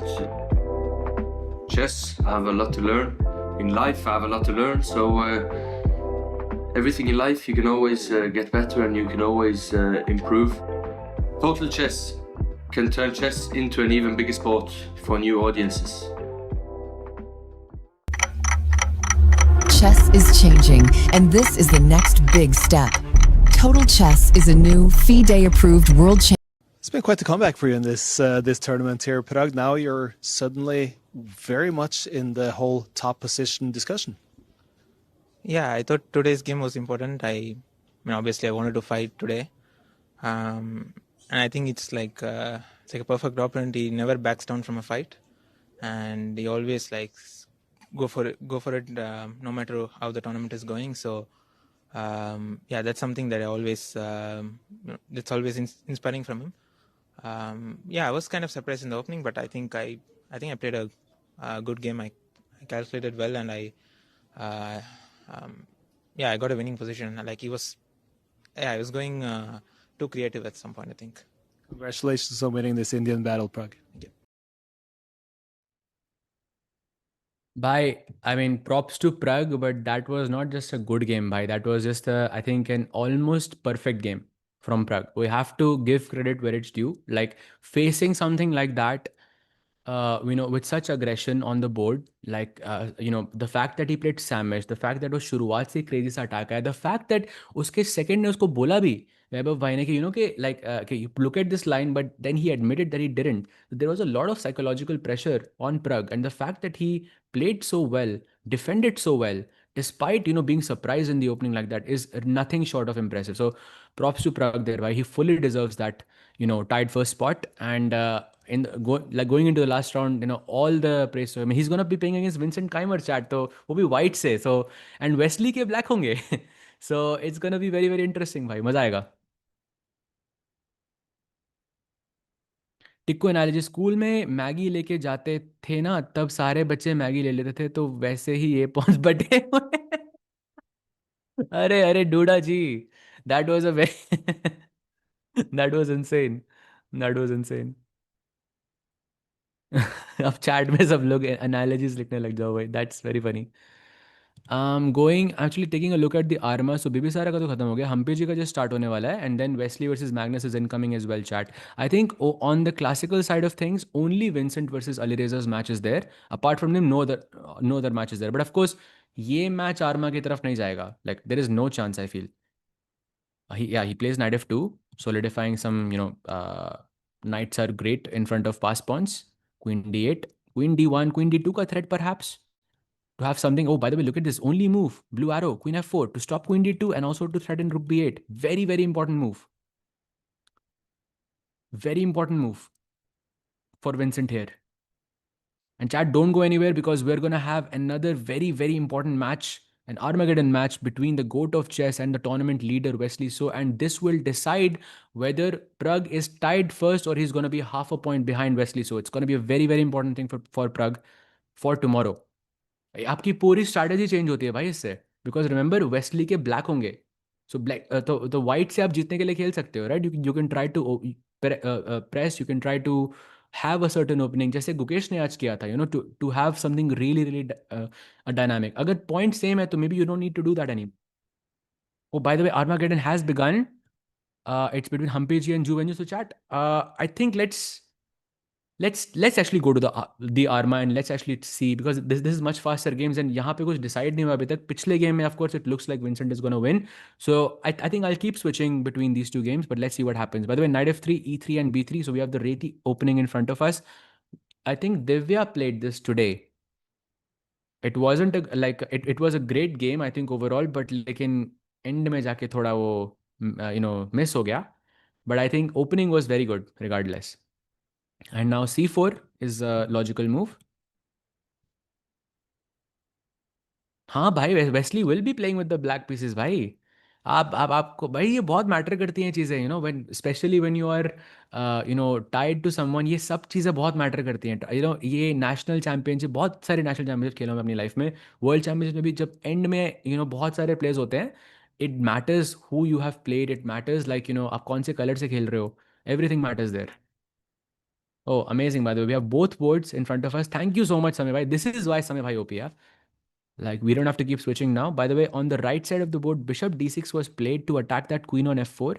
And maybe queen d2 is just sealing the deal for Vincent. क्योंकि उसके बाद queen तो trade हो रही है भाई. And on the left side, we have... Chat, आपको पता है कौन सी ओपनिंग है? ये टिक्कू भाई की फेवरेट ओपनिंग है एक्चुअली. किसी को पता है? जब वो लंदन नहीं खेलते ना, तो वो यही खेलते हैं एक्चुअली. एंड ये ओपनिंग आज सीओबी में हुई थी. That do you know this? ये opening very very similar to this opening. In fact जो सीओबी का फाइनल्स का आर्मागेडन था, उसमें ये ओपनिंग हुई थी. द ओनली डिफरेंस वाज जो दोनों बिशप्स हैं, जो लाइट कलर के जो बिशप, व्हाइट का जो d3 का बिशप है, ब्लैक का जो c8 का बिशप है, वो बिशप्स ट्रेड हो गए थे एंड बाकी सब कुछ सेम था. And that game of course Prakhar was playing with the black pieces and he ended up winning that. So भाई आर्मागेडन में भी एकदम सॉरी, सीओबी का आर्मागेडन और नॉर्वे चेस का आर्मागेडन सेम ओपनिंग भाई. Colle system OP. Let's go. Who won 500 rupees भाई? That was Samay भाई. That was funny actually. Bishop b7 played. Now knight d2 is a logical move after this. Maybe you can try to push e4. Analysis, I think I can do it on Hampiji versus Juvenjun. तो दूसरे game I feel समय भाई दूसरा जो Vincent का वहाँ पे analysis बहुत कम है because I feel that game is already मोर और लेस ओवर तो वी हाँ that's fine this yeah, that's fine, that's fine. I think let's keep it like this. She takes on c5, bc5, and now you can see the bishop is kind of active. Knight bd2 could be a plan, and with the idea of c4. To be honest, I don't like the move dc5 so much here, but it was the best move in the position. But I never like making trades by myself. Like I would wait for my opponent to take on d4 rather in this position. But dc5 was played regardless, and now knight d2 or c4 could be two possible moves that Humpy is considering. But bhai, Humpy is like I think taking a lot of time here. Like she started with 3 minutes more, but now that difference is not even 1 minute, and I'm no moves pe. That I think is a very big problem here. Said sir, why Hikaru is not playing? I think Hikaru gave, I think it was somewhere on Twitter या कहीं तो उसने कहा था कि कुछ it's not happening in like where it usually happens or something like that, and कुछ तो reason था उसका. I'm not exactly sure क्या reason था chat. I think, but he has given a reason for why Hikaru and also Fabi why they didn't play. And also with Hikaru, it's understandable, right? Because he already played candidates. I mean, it's such an important heavy event, and it's hard to play. I think that much classical, especially when he likes playing online and so much more. But yeah, e6 was played, and now pawn takes d5 is possible. Knight c3 is possible.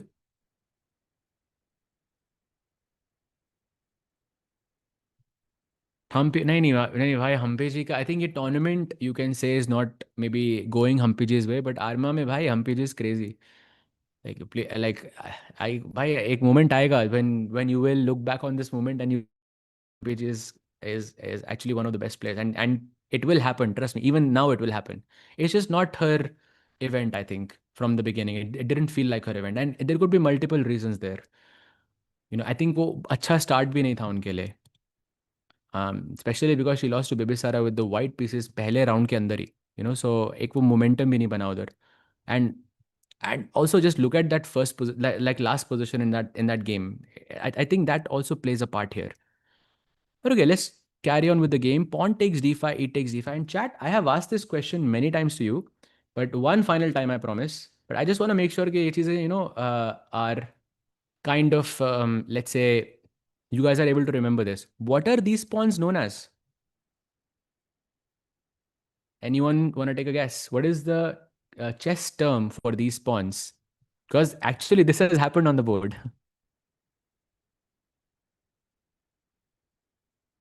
And chess com India पे please आप spam मत कीजिए भाई because I am not able to read all of the chats simply because you are doing that, so please आप spam मत कीजिए.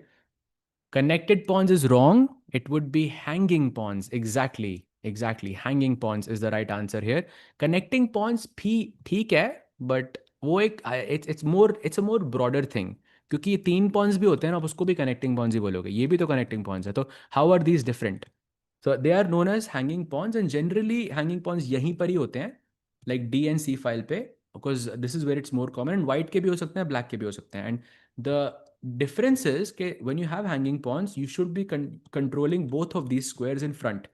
This is how you know कि Humpy G is slightly better here. क्योंकि you are controlling. अगर black का D4 या C4 आ गया, तो it can be the position could simplify. That's the point. Wesley So is so clever. He has drawn maximum of his game. Bhai, it's not clever. It means he's solid. Come on. What you are saying? He's drawn a lot of games. How I see it is he has not lost a lot of games. That's where it's most important. Bhai. And by the way, that's a mistake from the women's world champion Ju. When June queen takes e6 is now completely at least getting a pawn. So queen takes, pawn takes. Let me just have it on the board. Queen takes, pawn takes, knight g5, rook e8, and now knight to b5. Bhai, this looks brilliant. This looks brilliant actually. But what I don't like is once again for Humpy G, bhai, time is now completely barabar.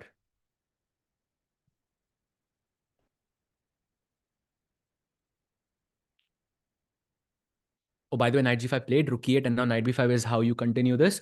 And I realize that Firuza has less time on the clock, but where uski position bhi bahut kharab hai. Like he's dead loss, I think, on the clock and also on the position, I feel. There is no improvement for Firouzja. That's probably the biggest problem here. That you can play queen b4, okay, queen a3 with that's just one move threat. Then I can play rook d1 with just one move. So I think at some point Firouzja is gonna run out of ways to improve his position, and that's where blunders happen usually. Wow, MPG is finding all the best movement. Look at that brilliancy on the board. Knight c7 played, and now knight takes 8 is the best. While the rook c6 only move, otherwise she could be losing. But Ali Reza was speed just yes भाई he is, but इसका मतलब ये थोड़ी ना होता है भाई अब सारे ये तो क्लासिकल का गेम है ये तो वो जनरल टर्म्स होते हैं चैट उसको उसको अब ऐसा है हर चीज में हर वक्त अप्लाई नहीं होता still human he is a speed monster he is a speed demon yes but he still human गलतियां सबसे होती हैं chat have you seen any unimaginably talented or prodigies who you thought could reach great heights if they continued chess as a career but they left chess for any other profession Sahaj bhai? Yes, actually, I know quite a few. I know quite a few like people like that. But okay, I don't want to say the names because, um, it's sensitive these things for some. But I definitely and some of them are from India. Some of them are around my age who I used to think that they are insanely talented. Of course, Parimarjan is one of, and Parimarjan it's not like we thought he was an insane talent. He is. He has proven it that he was. And rook e8, by the way, the only move not found, and now the position is basically winning because she can take on f6. And of course, ye to mari raha hai, but I'm just gonna leave that for now. Okay, she takes on a8. Never mind. Bishop takes f6 now, and now the problem is if you take with the knight, then c5 hangs, and if you take with the bishop, then d5 hangs. So now you have rook and two pawns versus two minor pieces. And chat, let me tell you that this is one of the most common imbalances that chess players study about. Rook and two pawns versus two minor pieces. Because this is the most fair. Like if you think about it. क्योंकि rook and one pawn is yeah technically materially it looks like it's good but वो एक pawn ना हमेशा मर जाएगा क्योंकि वो isolated है क्योंकि black के दो pieces हैं तो अगर connected pawns रहते हैं तो they can defend each other. So generally speaking, in middle game, like complex middle game books, you will find rook and two pawns versus two minor pieces as the most common imbalance. Just a fun fact there. Sehaj bhai bet Maggie's Ali Reza saves this. Done bhai. Done. I don't think it's happening bhai. By the bishop takes f6 played and now king. Oh ho ho. एक second. Can I take it back? भाई थोड़ा mistake हुआ king g six थोड़ा देखा नहीं मैंने but still भाई एक मैगी आई एम डाउन लिख देना मुझे भाई king g six let's see if he saves this 9 seconds for Vincent Keymer mod ji Anshul ji आपको आपको मेरा सपोर्ट देना चाहिए भाई what is this I think also Humpy ji is completely winning now but Alireza का गेम थोड़ा बहुत ही ज़्यादा स्पाइसी लग रहा है क्वीन बी एट प्लेड भाई उस गेम पे जाते हैं ना यहाँ पे तो हम्पी जी जीती गई हैं it's a tough call it's a very tough call Okay, let's stay on both, and we'll see. By the way, 14 seconds for Vincent. That's on the right side of the board. Can I go rook takes f3? Chat, do you like the analysis board here? Arrows वगैरह के साथ, then we can switch. Yeah, Samir bhai, I think let's switch. Yeah, let's switch. Let's switch to Vincent. Yeah. By the way, that's a draw. Wow, chat, you were right. Where- Wow, you are right. He actually saved it. This is now 0-0-0. भाई उसी moment पे गलती करी यार उसने इस moment पे like यहाँ पे थी विनिंग मूव क्वीन जी3 apparently but queen b eight and this is now a draw एक सेकंड किसी को लग रहा है कि ये जीत सकता है डज एनीवन थिंक कि Firouzja can win this with black भाई समय भाई सबसे पहला अप्रूवल देते हुए यस भाई he can win this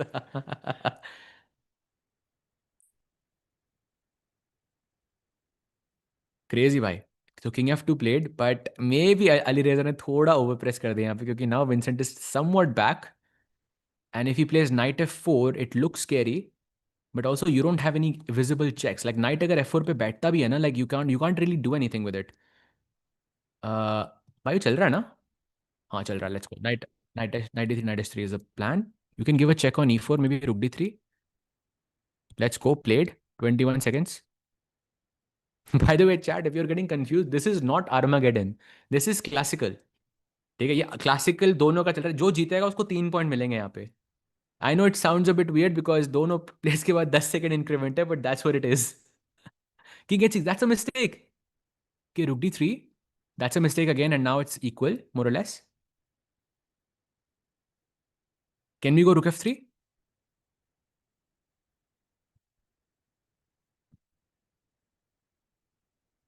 Can we go rook f3? I think that's a very, very important. भाई जो पूछ रहे हैं कि भाई tie breaks हो सकते हैं कि I'm not really sure what the thing is. Tie breaks there are. We can confirm it to you tomorrow. But chat, I can guarantee you it's not gonna happen. Because यहाँ पे 3 point मिल सकते हैं, फिर उसके बाद Armageddon में आपको 1.5 point मिल सकते हैं, आर्मागेडन में आपको 1 point.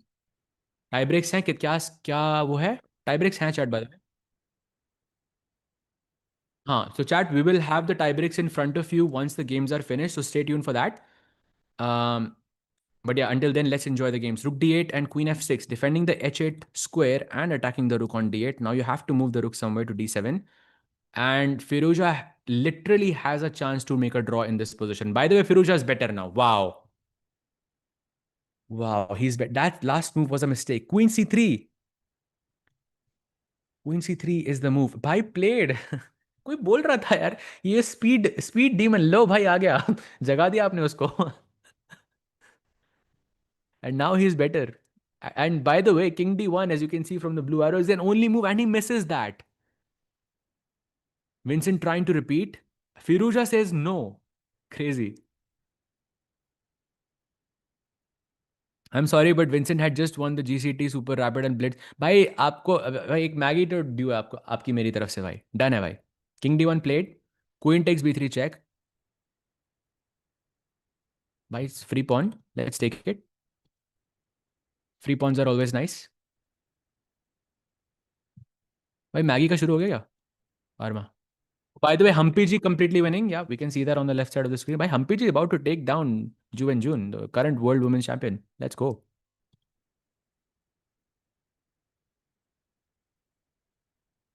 Queen takes b3 played. King goes anywhere. I think c1 or e1. भाई ये भी मरेगा और ये भी मरेगा। Pawnless हो गई है position. Queen c2 played and now queen f3 check. I'm not sure if queen takes c2 is winning or not, but this is something I would अगर मेरे पास यहाँ पे 5 मिनट होते ना, I would definitely think about queen c2. But probably it's not working because there is a blue arrow. But okay, there must be other moves like queen e3, queen g3 as well, which are fine. But queen f3, of course, is, oh, bhai, he does it. What? Okay, like with 10 seconds, I'm not sure if I would have done it, but that's crazy. Now it's equal. Firuza also makes a mistake and another mistake by Vincent by king e1, g3. King d2, king e3 आना था. In the end game, you want to activate your king because your king acts as a piece. But it's still not too late. Rook c3 still saves the day. Is he going to find it? By for sure, Vincent thinks that he has to find only moves, and he's right. He would have to find only moves here to survive. 13 seconds only. Bhai, let's go full screen on Vincent versus Firoja. Let's go full screen there, bhai. Because Humpy G is completely winning against Juventus. I think this is an over game. So I mean, but I think this is a very, very important one for the tournament. Let's go. King e5. Now, if we go king f2, then there is king d4. भाई look at the stress, look at the pressure. Does किसी को लग रहा है कि ये classical game है? Rook g4 played and now king e4 because you cannot go king d4.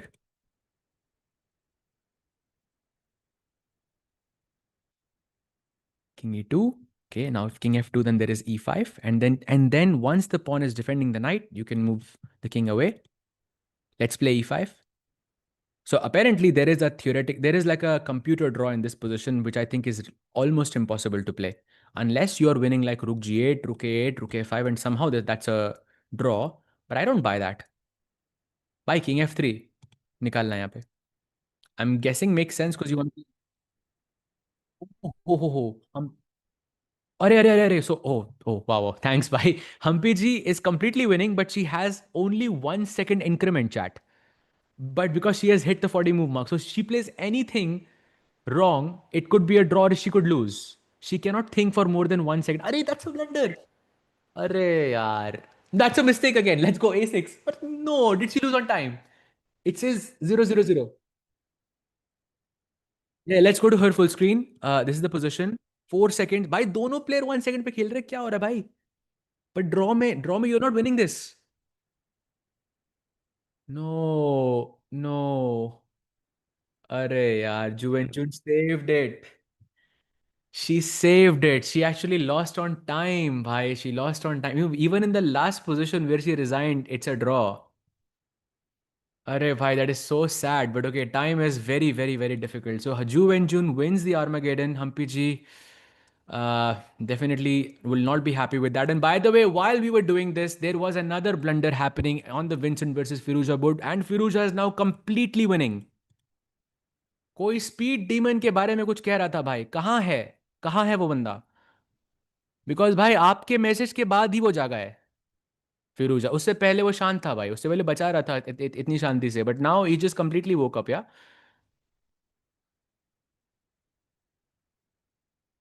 Crazy भाई, rook d eight check and now king c three. And जिसने भी बाय द वे फिरूजा का कम बैक प्रेडिक्ट किया था भाई, you are a true chess fan. G ji.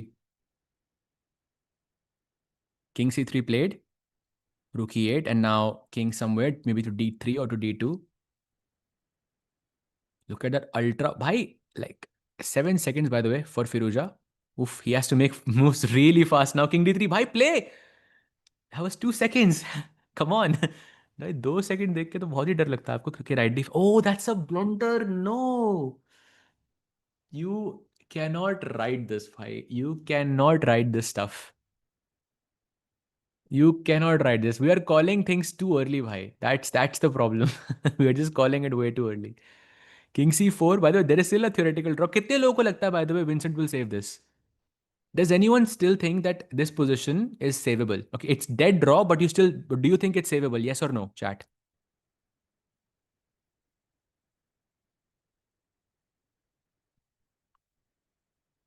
Let's see. King c4. No, really? I mean, like, will Vincent blunder? Of course, Ali Reza, I think it's very hard for him to lose this, but I think Vincent can technically lose this still. He has to find some only moves. Rook e8, by the way, is one of them. You can see from the blue arrow. Bhai, bolte hi blue arrow aaya, bhai. Crazy. Vincent will save this? Maybe. Oh, you might be right. Rook e8, best move on the board. And let me just explain this how difficult it is. Chat, king b3, rook e4. Oh भाई, like वहां पे एक line थी जहां पे black एक चाल में क्वीन कर रहा है, and rook e1 was the resource, which is something he had to calculate while having seconds on his clock. It's very, very difficult to do that.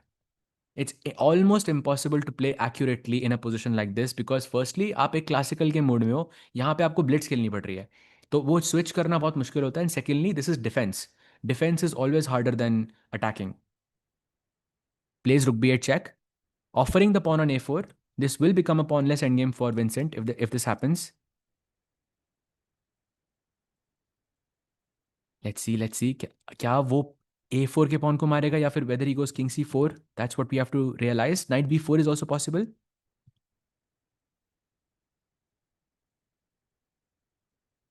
King c2 भी पॉसिबल है भाई। कितनी सारी चालें एक्चुअली फिरोजा के बाद, but I think at this point he realizes the blunder हो गया भाई, बहुत बड़ा वाला। 13 seconds, 10, he has to make moves very quickly. Okay, he takes on a4 and now king d3 भाई, बेस्ट मूव्स पे बेस्ट मूव्स खेल रहा है Vincent, despite having to defend. Technically there are three passers and a knight, a piece that is known for being extremely tricky. And now king takes e2 is a draw. King takes e2 is a draw. He could save this. We might see an Armageddon still.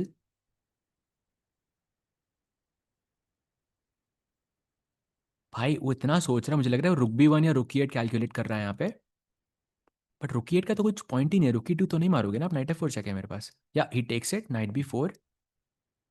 And now rook eight was the best move again भाई, what is this? King, ताकि king b three को अपना रोक पा। You look at that reaction from Vincent भाई, बच गए। And Firoz also realises भाई बच गए। I mean, well, his also, that his opponent is thinking that. So at the end of the day, it's going to be a draw. He plays king b5. Yeah, draw is most likely, chat. But Firuza push करने लग गया भाई at the end. That was insane. रुक जाओ भी एक wait what moment पक्का अंशुल भाई, अरे नहीं नहीं भाई, draw, they just agreed, they had enough, the players had enough, of course it was a very topsy turvy, पहले फिरोजा हार रहा था, फिर उसके बाद विंसेंट हार रहा था, बट एंड में जाके कोई भी नहीं हारा भाई। अब सबने बोला भाई let's go to the arma and let's decide it there. भाई ऐसे मोमेंट्स पे ना, जब इस तरह का ड्रॉ होता है ना, तो ना कोई खुश होता है ना कोई उदास, भाई सब सब लोग को एक रिलीफ मिलता है भाई कि ठीक है, draw is something we can all accept as a result. भाई भाई भाई, what a topsy, like what a crazy game actually. This Wesley versus, oh by the way, Wesley versus Magnus has just begun, the Armageddon, perfect time.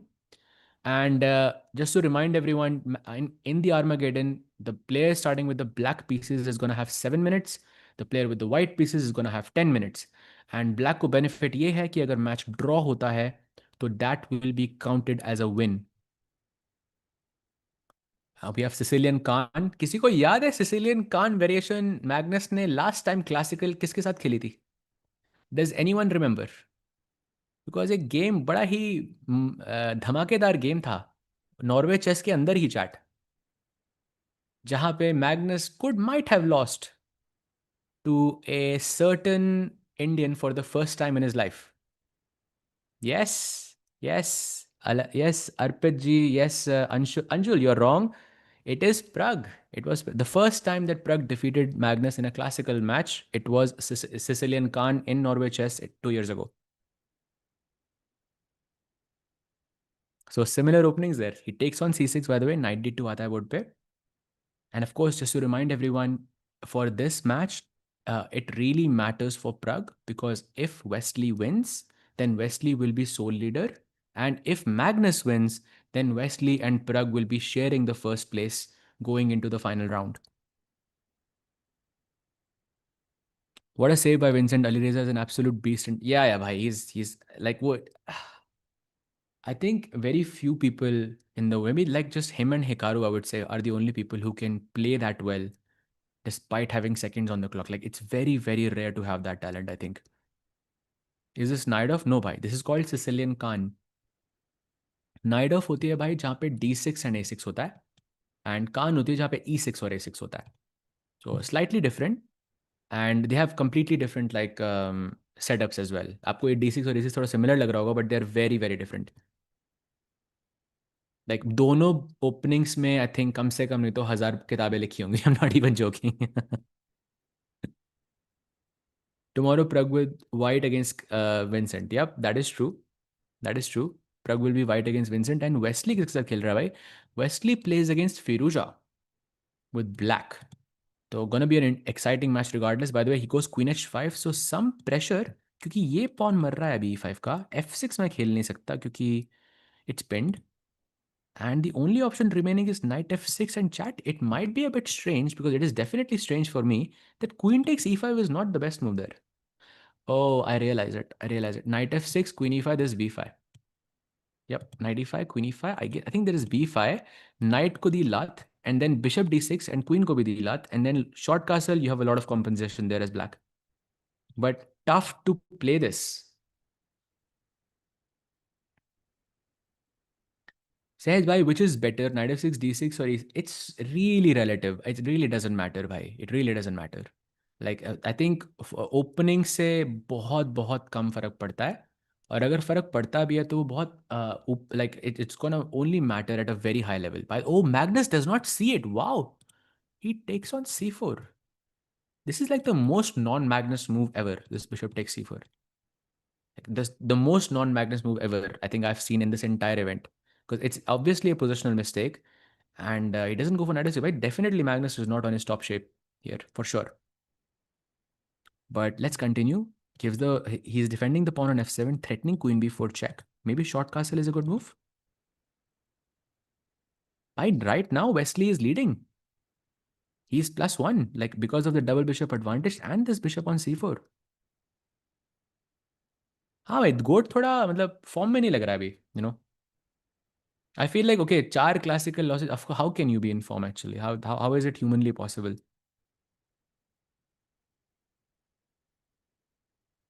Magnus, the god of chess. Yes, by that we'll agree. That we'll agree. But abhi, I think हल्का सा वो adjustment period है, I feel like हल्का सा pressure लग रहा है गोट के ऊपर, फॉर श्योर। प्लीज यार वैसे स्पैम मत किया करिए फिर से भाई। So after queen e7, Wesley in deep thought. By the way, 2 minute का difference between them. He goes queen e2. Interesting move. Does this mean that he's planning to go long castle? Because he could have went short castling immediately. तो रोका क्यों उसने? Is he wanting bishop e3 long castle instead? Because that I'm not so sure if that's very good, because I would like to play b5 a5 and it looks like you have some attack. Maybe I can play a4 though and just completely neutralize. Magnus plays g6, bishop g7 की तैयारी, and then knight f6. Um, Basically, white has a very stable edge because you have double bishops. But I think an advantage like that is hard to prove in faster formats, because it such advantages are only able to show themselves in a long game. And यहाँ पे time नहीं है आपके पास enough. That's a very important fact. He plays h4 and bishop h6. Let's go, bhai. ये हुई ना Magnus वाली चाल. Like two bishops and you remove one of the bishops from the board, and now we can see, bhai. Bishop versus knight ka imbalance. Bishop h6, by the way, I completely missed chat. Just putting it out there, completely missed it. I thought bishop g7 ka plan tha. But now apparently long castle is the only move to have any advantage for Wesley, and he finds it. He finds it. By short castle looks scary because white has this attack on the king side, and long castle is illegal technically. By knight g8 played h5. By what is going on? Knight f6 pe pawn takes g6 and you cannot capture back with the h pawn because this is hanging. And g5, just forget it. There's no way. By Wesley could win this. And takes on g6 obviously. Did he just h6 he plays. That's like 2 billion IQ move. I still don't understand. I still have to basically understand this move. Actually, no, Chad. That's a mistake. That was not played. He took the pawn on g6 and fg6 हुआ था. I'm just making the moves manually. I can see that there is no pawn on h6 on Wesley's board, and it is his move. So I'm going to try to make the moves manually until it gets updated.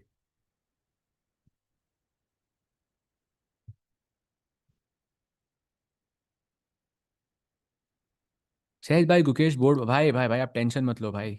Olympiad ही तो event है गुकेश का.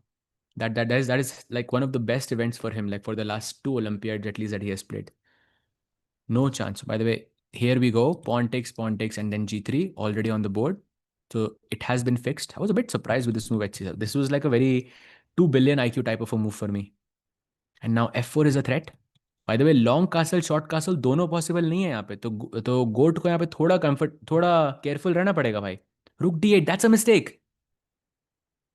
Really doesn't feel like Magnus. Yeah, Rook d8 was also a very strange move. f4 played, okay. 1 minute का difference. By the way, chat, no increment in this format until move 40, जिसके बाद आपको सिर्फ 1 second मिलेगा. And Humpy G was completely winning. Humpy G was completely winning, but she had no time. She could not physically make the move and press the clock and not lose a second, because that's how the format is. And that's why she lost a completely winning game. And now king f8, and maybe we can play f5. f5 is okay. I'm only saying this because I saw it. Otherwise, I would not consider a move like this. I would rather try to put pressure on the e5 pawn somehow. या फिर आप f5 g4 g5 kind of looks interesting, but I don't like that after g4 you can play g5. Wow, he plays it. And now black is threatening rook d8. That's activity. So queen d3 would be a good move, and bishop e6 just to solidify the bishop there. g4 also very nice move there to try and play g5 and f6. Let's go. Wesley getting ready. उसको पता है भाई 1 second का increment is not gonna be enough. पहले से time आगे करके रखो भाई.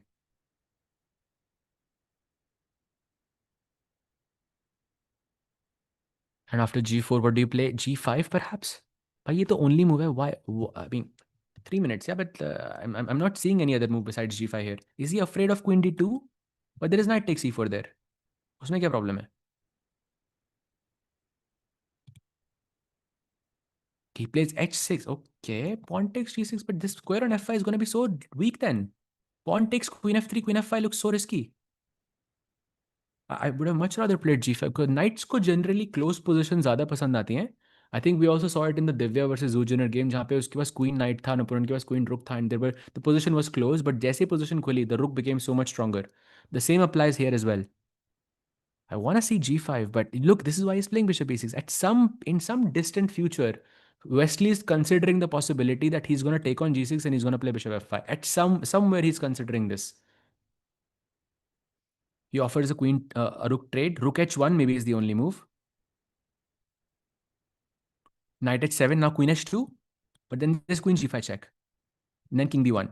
Queen d2 perhaps. Back rank ki problem. Oh, but queen e5 mar raha hai. Queen e5. That's a beautiful move. Queen e5 is hanging. So queen h2 right now threatens this, but it also very cleverly threatens this. One bad move from Magnus and it could be over right now. By the way, g5 very smart move because queen h2 में queen f6 now defends both since the pawn is not obstructing the view of the queen. Plays queen h2 anyways, queen f6 now. And now भाई कुछ back rank. हाँ कुछ खोलो भाई e3 या queen f2 something. He plays c3. Okay, interesting move. Optically, I think I would have liked a3 more, but okay, I think it's the same. I really want to understand from an elite player's perspective, like what goes through their mind when they choose moves like c3 instead of a3 or a4 instead of a3. Is it just okay, you have to make a move and you just play, or is it based on something? Maybe in this sense, he liked c3 more because the king is like king का जो घर खुल रहा है वो center की तरफ खुल रहा है, and he was worried that कुछ check आएगी तो king can be closer to the center. Maybe that's the logic there. Queen f2 played. Now queen is yes, bhai. We know. समय I think kind of वो backfire हो गया उनके लिए भाई. Absolutely. But Prakhar OP bhai and Joel OP and Tikku OP bhai. Tikku was helping Prakhar from day one itself, and I mean the guy basically won. Yeah, that's insane. And now queen d8 is a good move. Queen e7 is a good move. By the way, chat, queen e7 is a nice trap. अगर आप queen c5 लाते हो तो rook d1 check and you will win the queen on c5.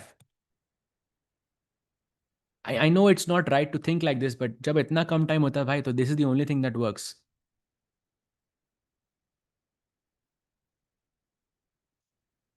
Knight d7, okay. Queen a7. Wow, Wesley now completely winning against the goat.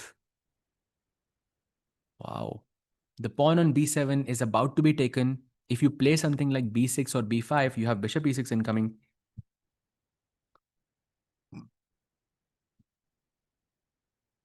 Answer me says भाई आप फिर से पूछ लीजिए एक बार, फिर तो वो स्क्रॉल नहीं होता भाई, क्योंकि आर्मा चल रहा है ना तो ध्यान वहां पर है. Queen b7, okay. Black plays what now? Knight c5 is not possible because the knight is pinned. Queen b8, I mean endgame must be losing for you. I think Wesley is taking down Magnus bhai. And look at Magnus's time, 1 minute only. That's over. I think gayi position. Were you yes, I was. He was one of my first coaches many years ago. But of course I was. f6, king g6, okay. Now we play queen takes, definitely not queen takes b6. But मन तो कर रहा है यार queen b6 मारने का. Oh, but I think queen c8, queen e8 check के बाद, let's say queen c8, you take here, queen check, queen goes here, and now rook takes h6. This move is really important at the end. Does he find it? Yes, he does. Why Wesley is now officially winning.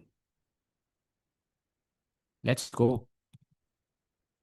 तो मतलब ये news शायद Wesley fan sorry प्रग fans के लिए हल्का सा एक वो, क्योंकि Wesley still gonna be leading because he defeated Magnus, but it's only a half a point advantage. Knight f6 played. Queen f8 is now mate in 8 chat. Queen f8 and rook takes h6. Mate in 8. Yeah, there it is. And I think Magnus can resign now. There it is. And Wesley so takes down the goat of chess with the white pieces in armor. And with that, he takes sole first position, getting ahead of Prague. And सिर्फ एक ही round बचा है, and it's gonna be between Wesley and Pragg, who's gonna decide who's gonna win this tournament. And Wesley plays against Alireza tomorrow with the black pieces, and Prag goes against. I'm just gonna take a very very quick look. Prag goes against Vincent with the white pieces. But फर्क ये है कि Prag के white है. So that's a very important point there. And by the way, we are still waiting for the final arma against between Vincent Keimer and Ali Reza. भाई ये भी कर ही लेते हैं. Like I think it's important for the tournament standing, and I think if Firuza is already on 14, if he draws basically against Vincent, he will be on 14 and a half. So he will be half a point behind Prag. And Samir bhai, as we wait for the Arma, could we just have a very quick look at the standings in the open section just to understand what is मतलब वो RCB वाली calculation अगर की जरूरत होगी कि नहीं? नहीं होगी भाई, because it's between Wesley, Prag, and Ali Reza. Like no other player can actually make it. And funny thing is कि I think Wesley plays against Firuza itself. तो भाई Wesley भी जीतने के लिए ही खेलेगा ना वो मैच वाइट से. So I think that match is going to be super important. We're going to keep a very close eye on that one. But Prague has to defeat Vincent Keimer with the white pieces tomorrow at all costs to win the tournament, of course. And Pichli Bar, I think if we remember, chat against Prague, Vincent drew with the white pieces and then he lost the Armageddon. So Prague does have the upper hand there, more or less. क्या लगता है chat? What's going to happen tomorrow in that sense between Prague and Vincent? Two players tie for the first place, 10 minutes for white, 7 minutes for black, 1 second bonus time. And this is, of course, the tiebreak. And though if there are two or more players tie for first place, it will be a double round robin, 3+2. Classical games tiebreak will apply. Direct encounter. Okay, this is a bit confusing to it. But chat वो last वाला आप भूल जाओ कि वो explain करने में मुझे मतलब कल सुबह हो जाएगी. वो वाला भूल, and वो आएगा भी नहीं क्योंकि वो that's like extremely rare. I think basically what they're saying is कि तीन प्लेयर्स तो टाई नहीं कर सकते, right?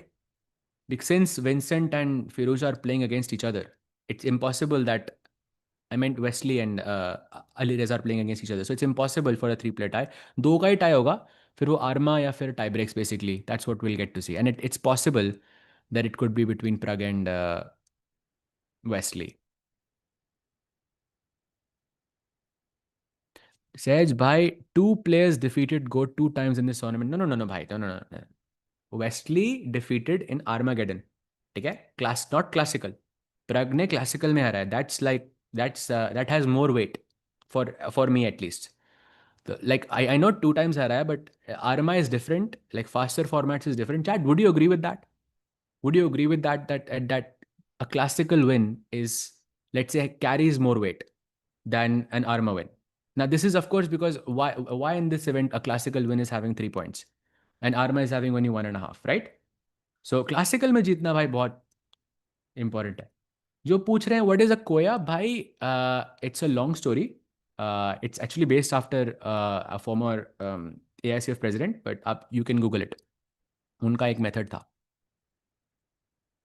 But chat tie breaks में मत पढ़ो भाई. Like it can get very very difficult, very difficult, very difficult to understand essentially. Sej, I am also a student of Karu. अरे भाई, ओ आई नो उन्होंने क्या बताया होगा आपको. भाई वो कहानी आप अपने तक ही रखें तो बेटर रहेगा. टिमी जी, ठीक है. लाइक ये मेरे को पता है उन्होंने क्या बताया आपको क्योंकि वो सबको ये बताते हैं. बट प्लीज़ मत बताइएगा यहाँ पे. Why Guki is so down? He doesn't. No, bhai. Of course he does. He's the world champion. He's not down. I think he tried to play his best today, and I think he had a very, very refreshing game, sacrificing a whole rook for the sake of the attack. And I think sometimes these things backfire.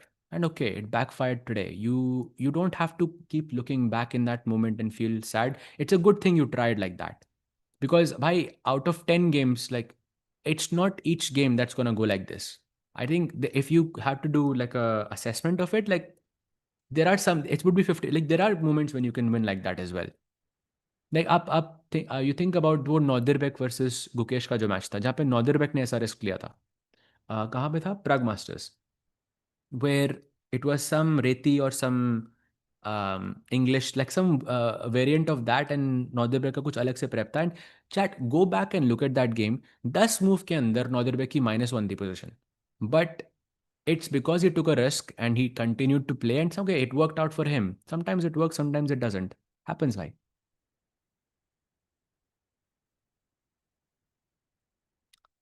Hi, Saj, wanna play counter side? If this is you, Javakir, if this is actually you, I literally, like, as soon as I finish this Arma, I am hopping on Counter Strike, and we can play right now. I actually have it installed as well, so we can.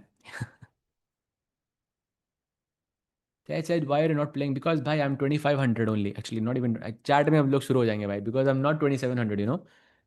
There is a certain level you need to be invited in events like this. The real question is, why is Arjun not playing? Because he's the one who deserves it more. So let's go, bhai. Say, hi, Saj. Any books for to increase chess level? No, but I have recommended a lot in the past. I'm gonna do something new, and I will say I'm gonna give you like a puzzle book that you can maybe enjoy. There is Imagination in Chess, which is in terms of puzzle books, it's one of my favorites. Maybe my favorite because I remember I have done that entire book. I think it's by Gaprin Dashvili if I'm not mistaken. Try that, and कोई भी puzzle book यार. Try कोई भी puzzle book. You will like it.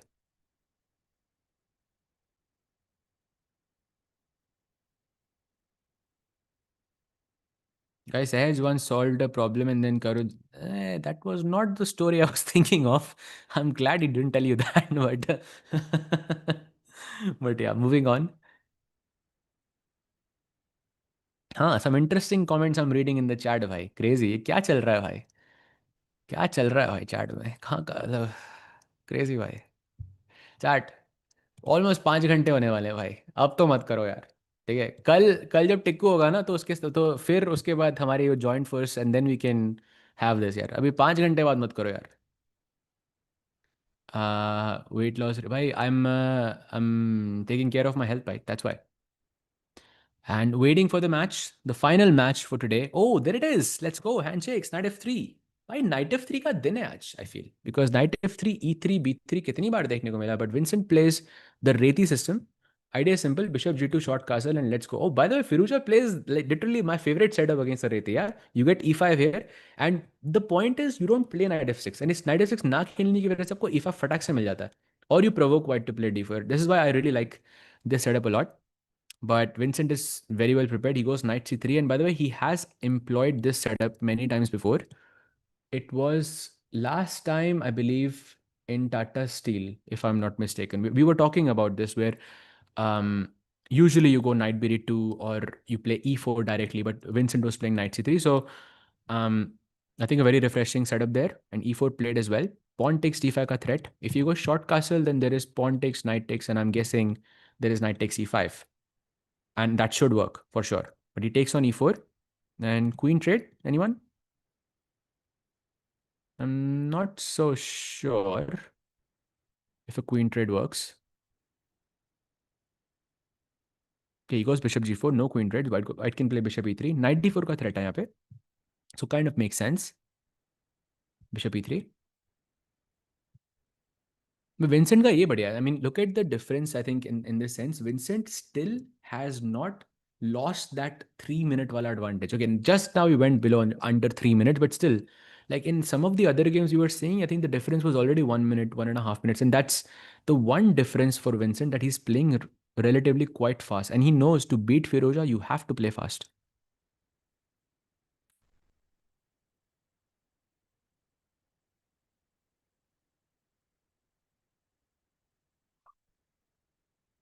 Combs. It's very funny. भाई ये कौन है बंदा? ये Russell. I have no, like I'm not even sure. But Vincent thinking for a long time here, actually. Bishop e3 looks pretty standard because black wants to play knight d4. Maybe Vincent is considering the move h3. But h3 के बाद there is queen d1, रुक d1, bishop f3 night d4, and इसमें से कुछ मर जाएगा. Actually, let me show that. So h3, there is queen d1, rook d1, bishop f3 and knight d4. इनमें से एक चीज मर रही है. तो ये तो नहीं खेलेगा वो. I think bishop p3 makes the most sense because why would you allow this queen d1 bishop? ये आइडिया जो है queen d1 bishop f3 और knight d4 का, ये तो वैसे भी है. तो bishop e3 तो फोर्स हो गया ना. और may B he is considering knight d5. Just ठीक है, मुझे क्वीन स्ट्रेट ही नहीं करनी है.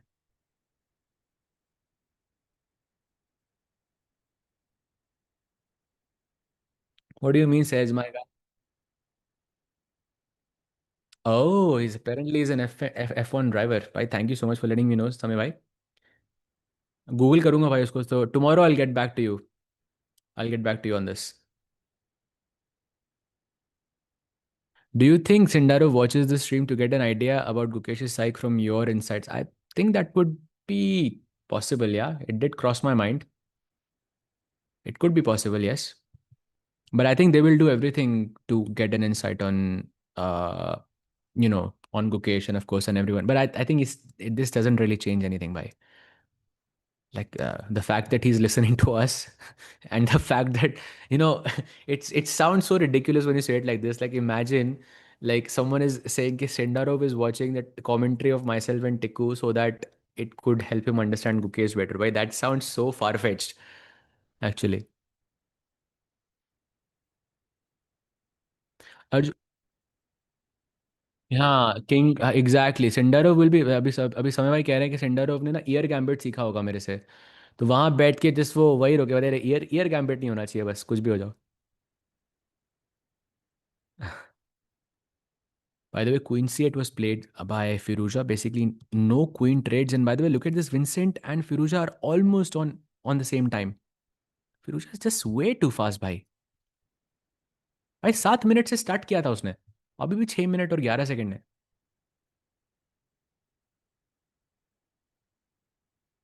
Sage get भाई after this भाई. And chat, if you can sleep like immediately after commentating for like 5 hours, you are so wrong. And I know this because all the other, like let's say co-commentators of mine have the same paradox. You cannot go to sleep.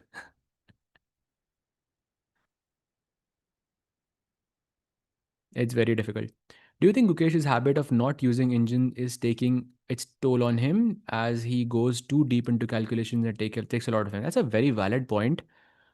But I think it's it could be tied to other issues why he's taking so much time. It could be indecision. It could be maybe कहीं ना कहीं पे उसको confidence भी lack तो होगा ना. कहीं ना कहीं पे for sure. So yeah, I mean, I don't think you can tie it down to not using भाई engines ना use करने से तो भाई आपकी calculation ज़्यादा strong होनी चाहिए. That you should be able to see the situation a lot more clearly. It shouldn't be the other way around. By the way, bishop c5, what a beautiful move it is to stop black from castling. And if black plays bishop f8, क्या हो रहा है भाई? Maybe knight d5. Because if you take here, then I have knight f6, and if you take on d5, I can probably catch it back with my pawn, take on c6, and okay, I think that will be some problems for Firuza.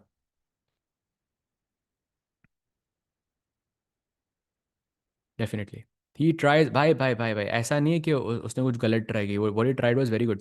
But just because it didn't work, yeah, that's why we're saying that. अगर काम करता तो वो हम बोलते भाई क्या preparation है उसकी देखो.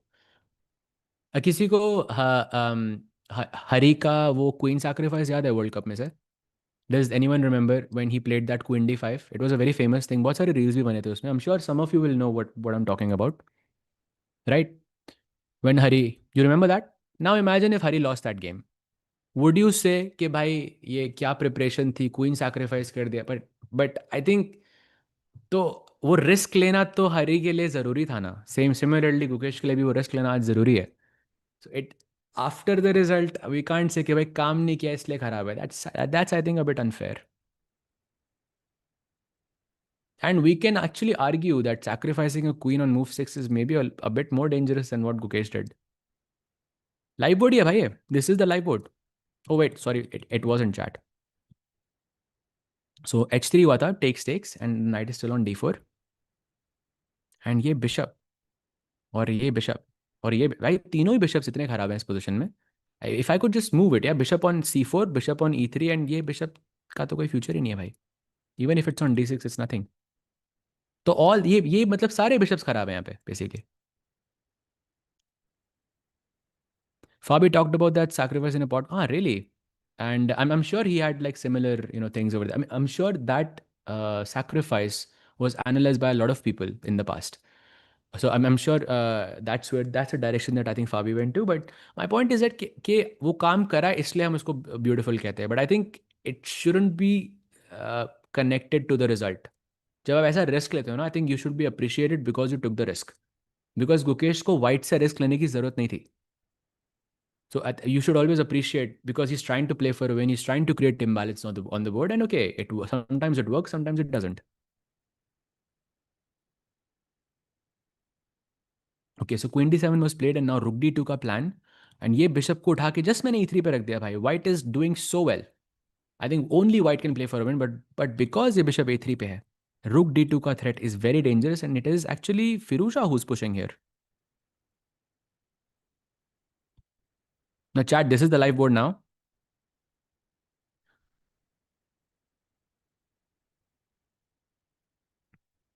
This is the live board now. He is actually thinking for a long time here, Vincent, because I'm guessing he did not get the position that he wanted. And that question for you, अगर black को यहाँ पे improve करना है तो black को क्या खेलना चाहिए, और वो क्या चीज़ उसको इम्प्रूव करनी चाहिए यहाँ पे, बिकॉज ये भी एक स्टैटिक एडवांटेज है मोरलेस. वाइट को कुछ डायरेक्ट करना है, ब्लैक को कुछ भी डायरेक्ट नहीं करना है यहाँ पे so far. So if you had to choose one thing to improve, what would it be? Alireza please, या भाई you can see. So V for victory, yeah? Let's go. It should actually be the bishop. But the question is, where does a bishop go where it can be classified as active, right? And after I think just scanning the entire board, you can't put it on the queen set, but you can put it on H6. Like H5, bishop H6 would be a very nice way to statically improve the position. And wait, that was a blunder. Oh, I missed it. B5. And if queen C3, then B4. And queen C5, bishop F8. How did Firouzja find this in like a split second, by? That's the ridiculous part. Bishop F8 is just winning. Just winning. Queen takes C5 पे there is knight G4 भाई. Knight बच गया, आपकी queen पे अभी भी pressure है. Or wait, there must be something better because there's queen B2 there. I see it now. So bishop F8, queen E5, knight G4, queen B2, bishop G7 में. हाँ, bishop G7 back. And ये मर रहा है फिर से. But Firouzja सोच क्यों रहा है? Does he want to play rook C8 maybe? Like optically, this is like the safer choice क्योंकि black को सिर्फ draw ही करना है. And rook c8 is kind of bringing another piece into play. You're going to get both of your rooks on the 7th rank. Yes, it's possible. You're not going to win the bishop, but like it's a much safer choice, I think, for Firouzja. But he goes bishop by Firouzja. Bhai. No safe. No safety. Let's go. Takes on e5, knight g4. And now if you go queen to b2, there is bishop g7, I believe. And that would be GG's.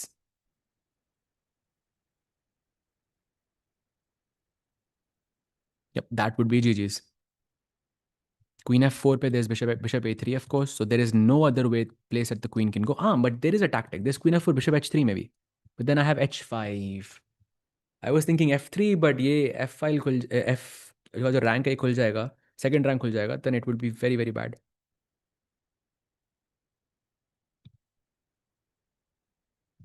Okay, we received a super chat जो I think 5 घंटे के बाद अभी इसको ignore ही करना better है. But thank you so much for the super chat भाई. But ऐसे सवाल आप क्यों करते हो यार? Like it's like it's a question that's not based on curiosity. It's a question based on negativity. ये curiosity नहीं है आपके अब आपके question में. But let's come back to the game. Queen b2 or queen. Oh, he plays queen g5. Actually, what am I even saying? Queen b2 के बाद there's b4 as well.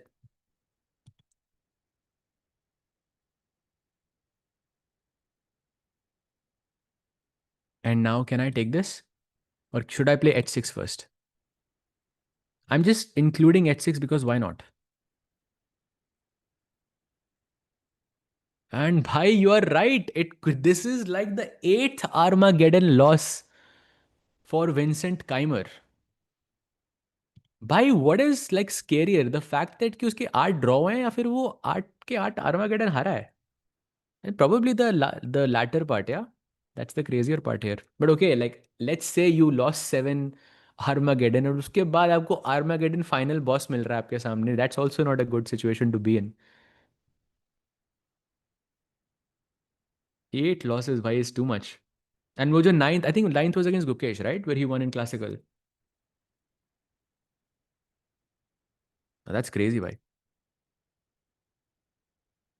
Is Peter Lego still coach? He was in World Cup last I checked, and I think we were speaking in World Cup, and then उसके बाद I think Tata Steel maybe he may have mentioned it somewhere. So I think so.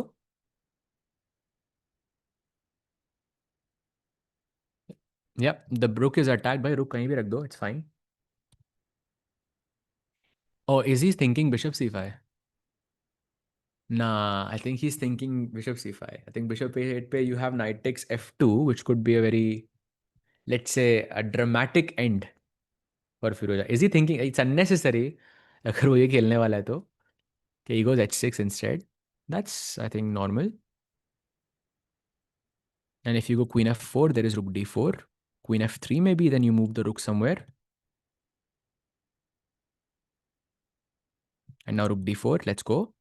Defending, and I think Rook D4 is not necessary, but I think because you're a piece up, you just want to defend your pieces. Like it feels like the knight on G4 is just a bit too far away. I would like to play Rook D4 so he doesn't do it. He goes Rook D8. Logical move. Bishop H3 आएगा तो there is H5. Rook E1 played and now Queen F5. Simple. Bishop C5 also should. Oh, but Bishop C5 में there's E6. Some trap. Then Queen G4 मर सकता है. He has to be careful. भाई सीधा Knight F2 ही मार दो ना, खत्म करो. Why does Alireza have 1 minute on the clock though? He's a piece up. भाई थोड़ा जल्दी खेलो भाई. He's now below a minute.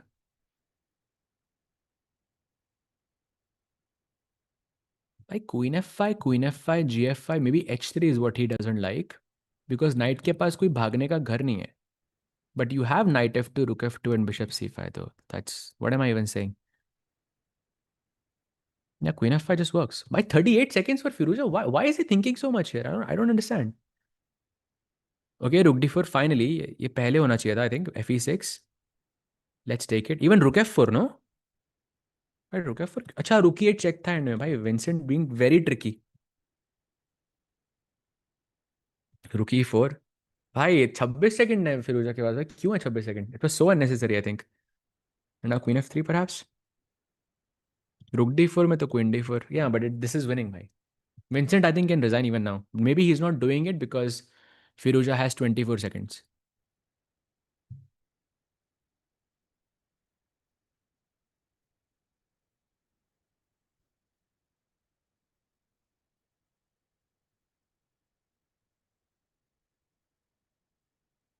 And now King G7. H3 played. Let's move the knight to F6. Simple. Played. Rook E8 भी आ गया. Queen F4 पे जाता तो Bishop C5. And now Rook C8. Bye, this is simple. Oh, bye, but he has 11 seconds only. Wow. Actually missed on that. Queen F5, only move. Remember chat, Humpy G had a similar situation where she was winning, but she could not make those moves in 1 second. क्योंकि एक ही second का increment है. This is where your instincts completely take over.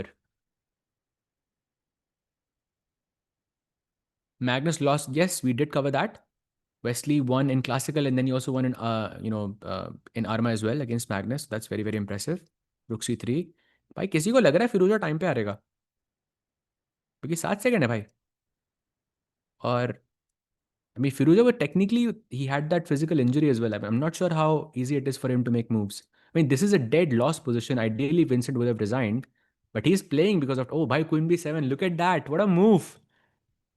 And still it's continuing. Why? This is crazy. Is Vincent trying to flag Firuza? Oh, no, he resigns. He's like, भाई एक मौका तो था. I feel एक मौका था जहाँ पे लग रहा था कि Vincent is gonna try to flag Firuza. But of course, he's speed demon for a reason. And he does not falter. when there is less time. Right? Firuza OP for saving basically a lost position, and then उसके बाद pressing from there, and then उसके बाद taking the match into Arma, and of course winning it in such style way. Firuza, I think OP for that. And इसी के साथ साथ chat, that was the last game. And Samir bhai, if that is if it's possible, एक आखिरी बार, can we just take a look at the standings of both the open section and the women's section, so we can understand where we are going into the final day of Norway chess. And there it is. That's the open section. Wesley with 15.5, Prag at 15, and Alireza at 14.5. And then we have Vincent at 11, Magnus at 10, and Gukesh sadly at 8 points. But I'm not sure what is more surprising to me, Gukesh at last place or Magnus at second last place.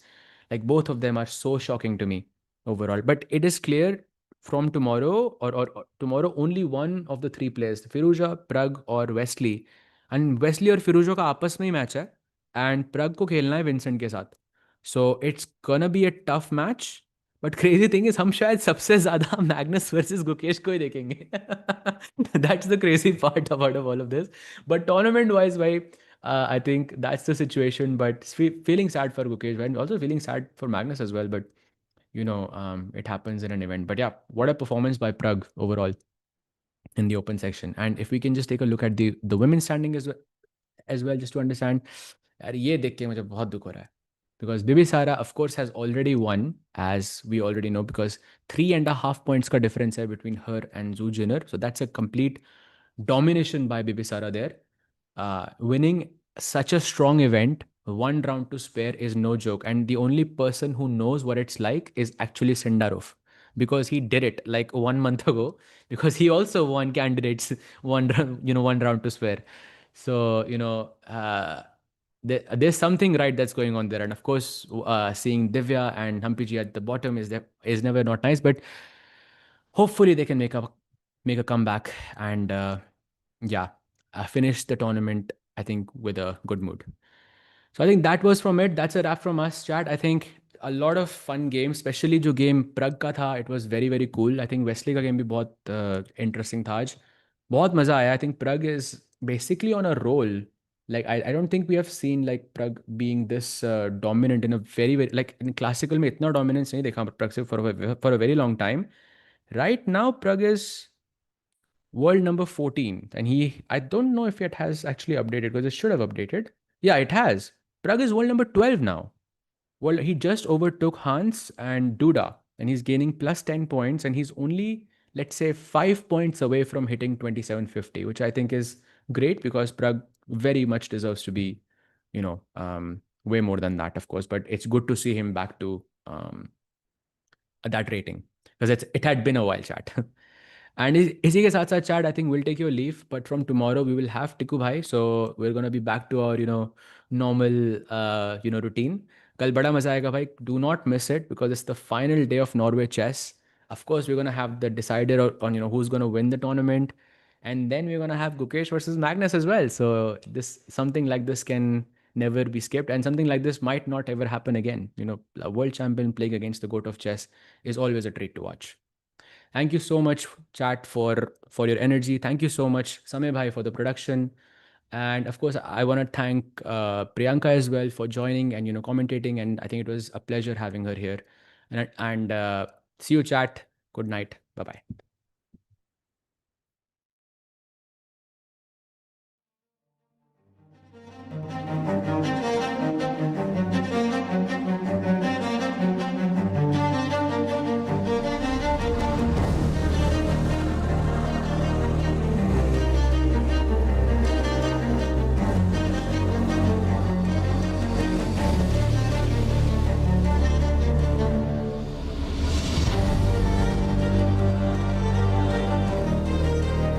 What I like about chess, there is actually a lot of similarities with the football as well. You need to plan your moves a bit ahead. You need to stay sharp. You can't lose 1 second of focus. If you do, you might get punished. You have to sometimes surprise the opponent. Chess, I have a lot to learn. In life, I have a lot to learn. So everything in life, you can always get better and you can always improve. Total Chess can turn chess into an even bigger sport for new audiences. Chess is changing, and this is the next big step. Total Chess is a new FIDE-approved World Championship Tour. Created by the team behind Norway Chess, it combines Fast Classic, Rapid, and Blitz into one title. A pilot is set for autumn 2026. In 2027, the inaugural tour begins, and we will crown the first ever FIDE World Combined Champion. 4 events a year, hosted in cities around the world. A clear season structure, a bigger audience, and a stronger presence for the sport. We are partnering with sponsors, investors, host cities, and media partners to build something with long-term global impact. If you're looking for a global platform with real momentum, this is it. Let's talk about how you can be part of it.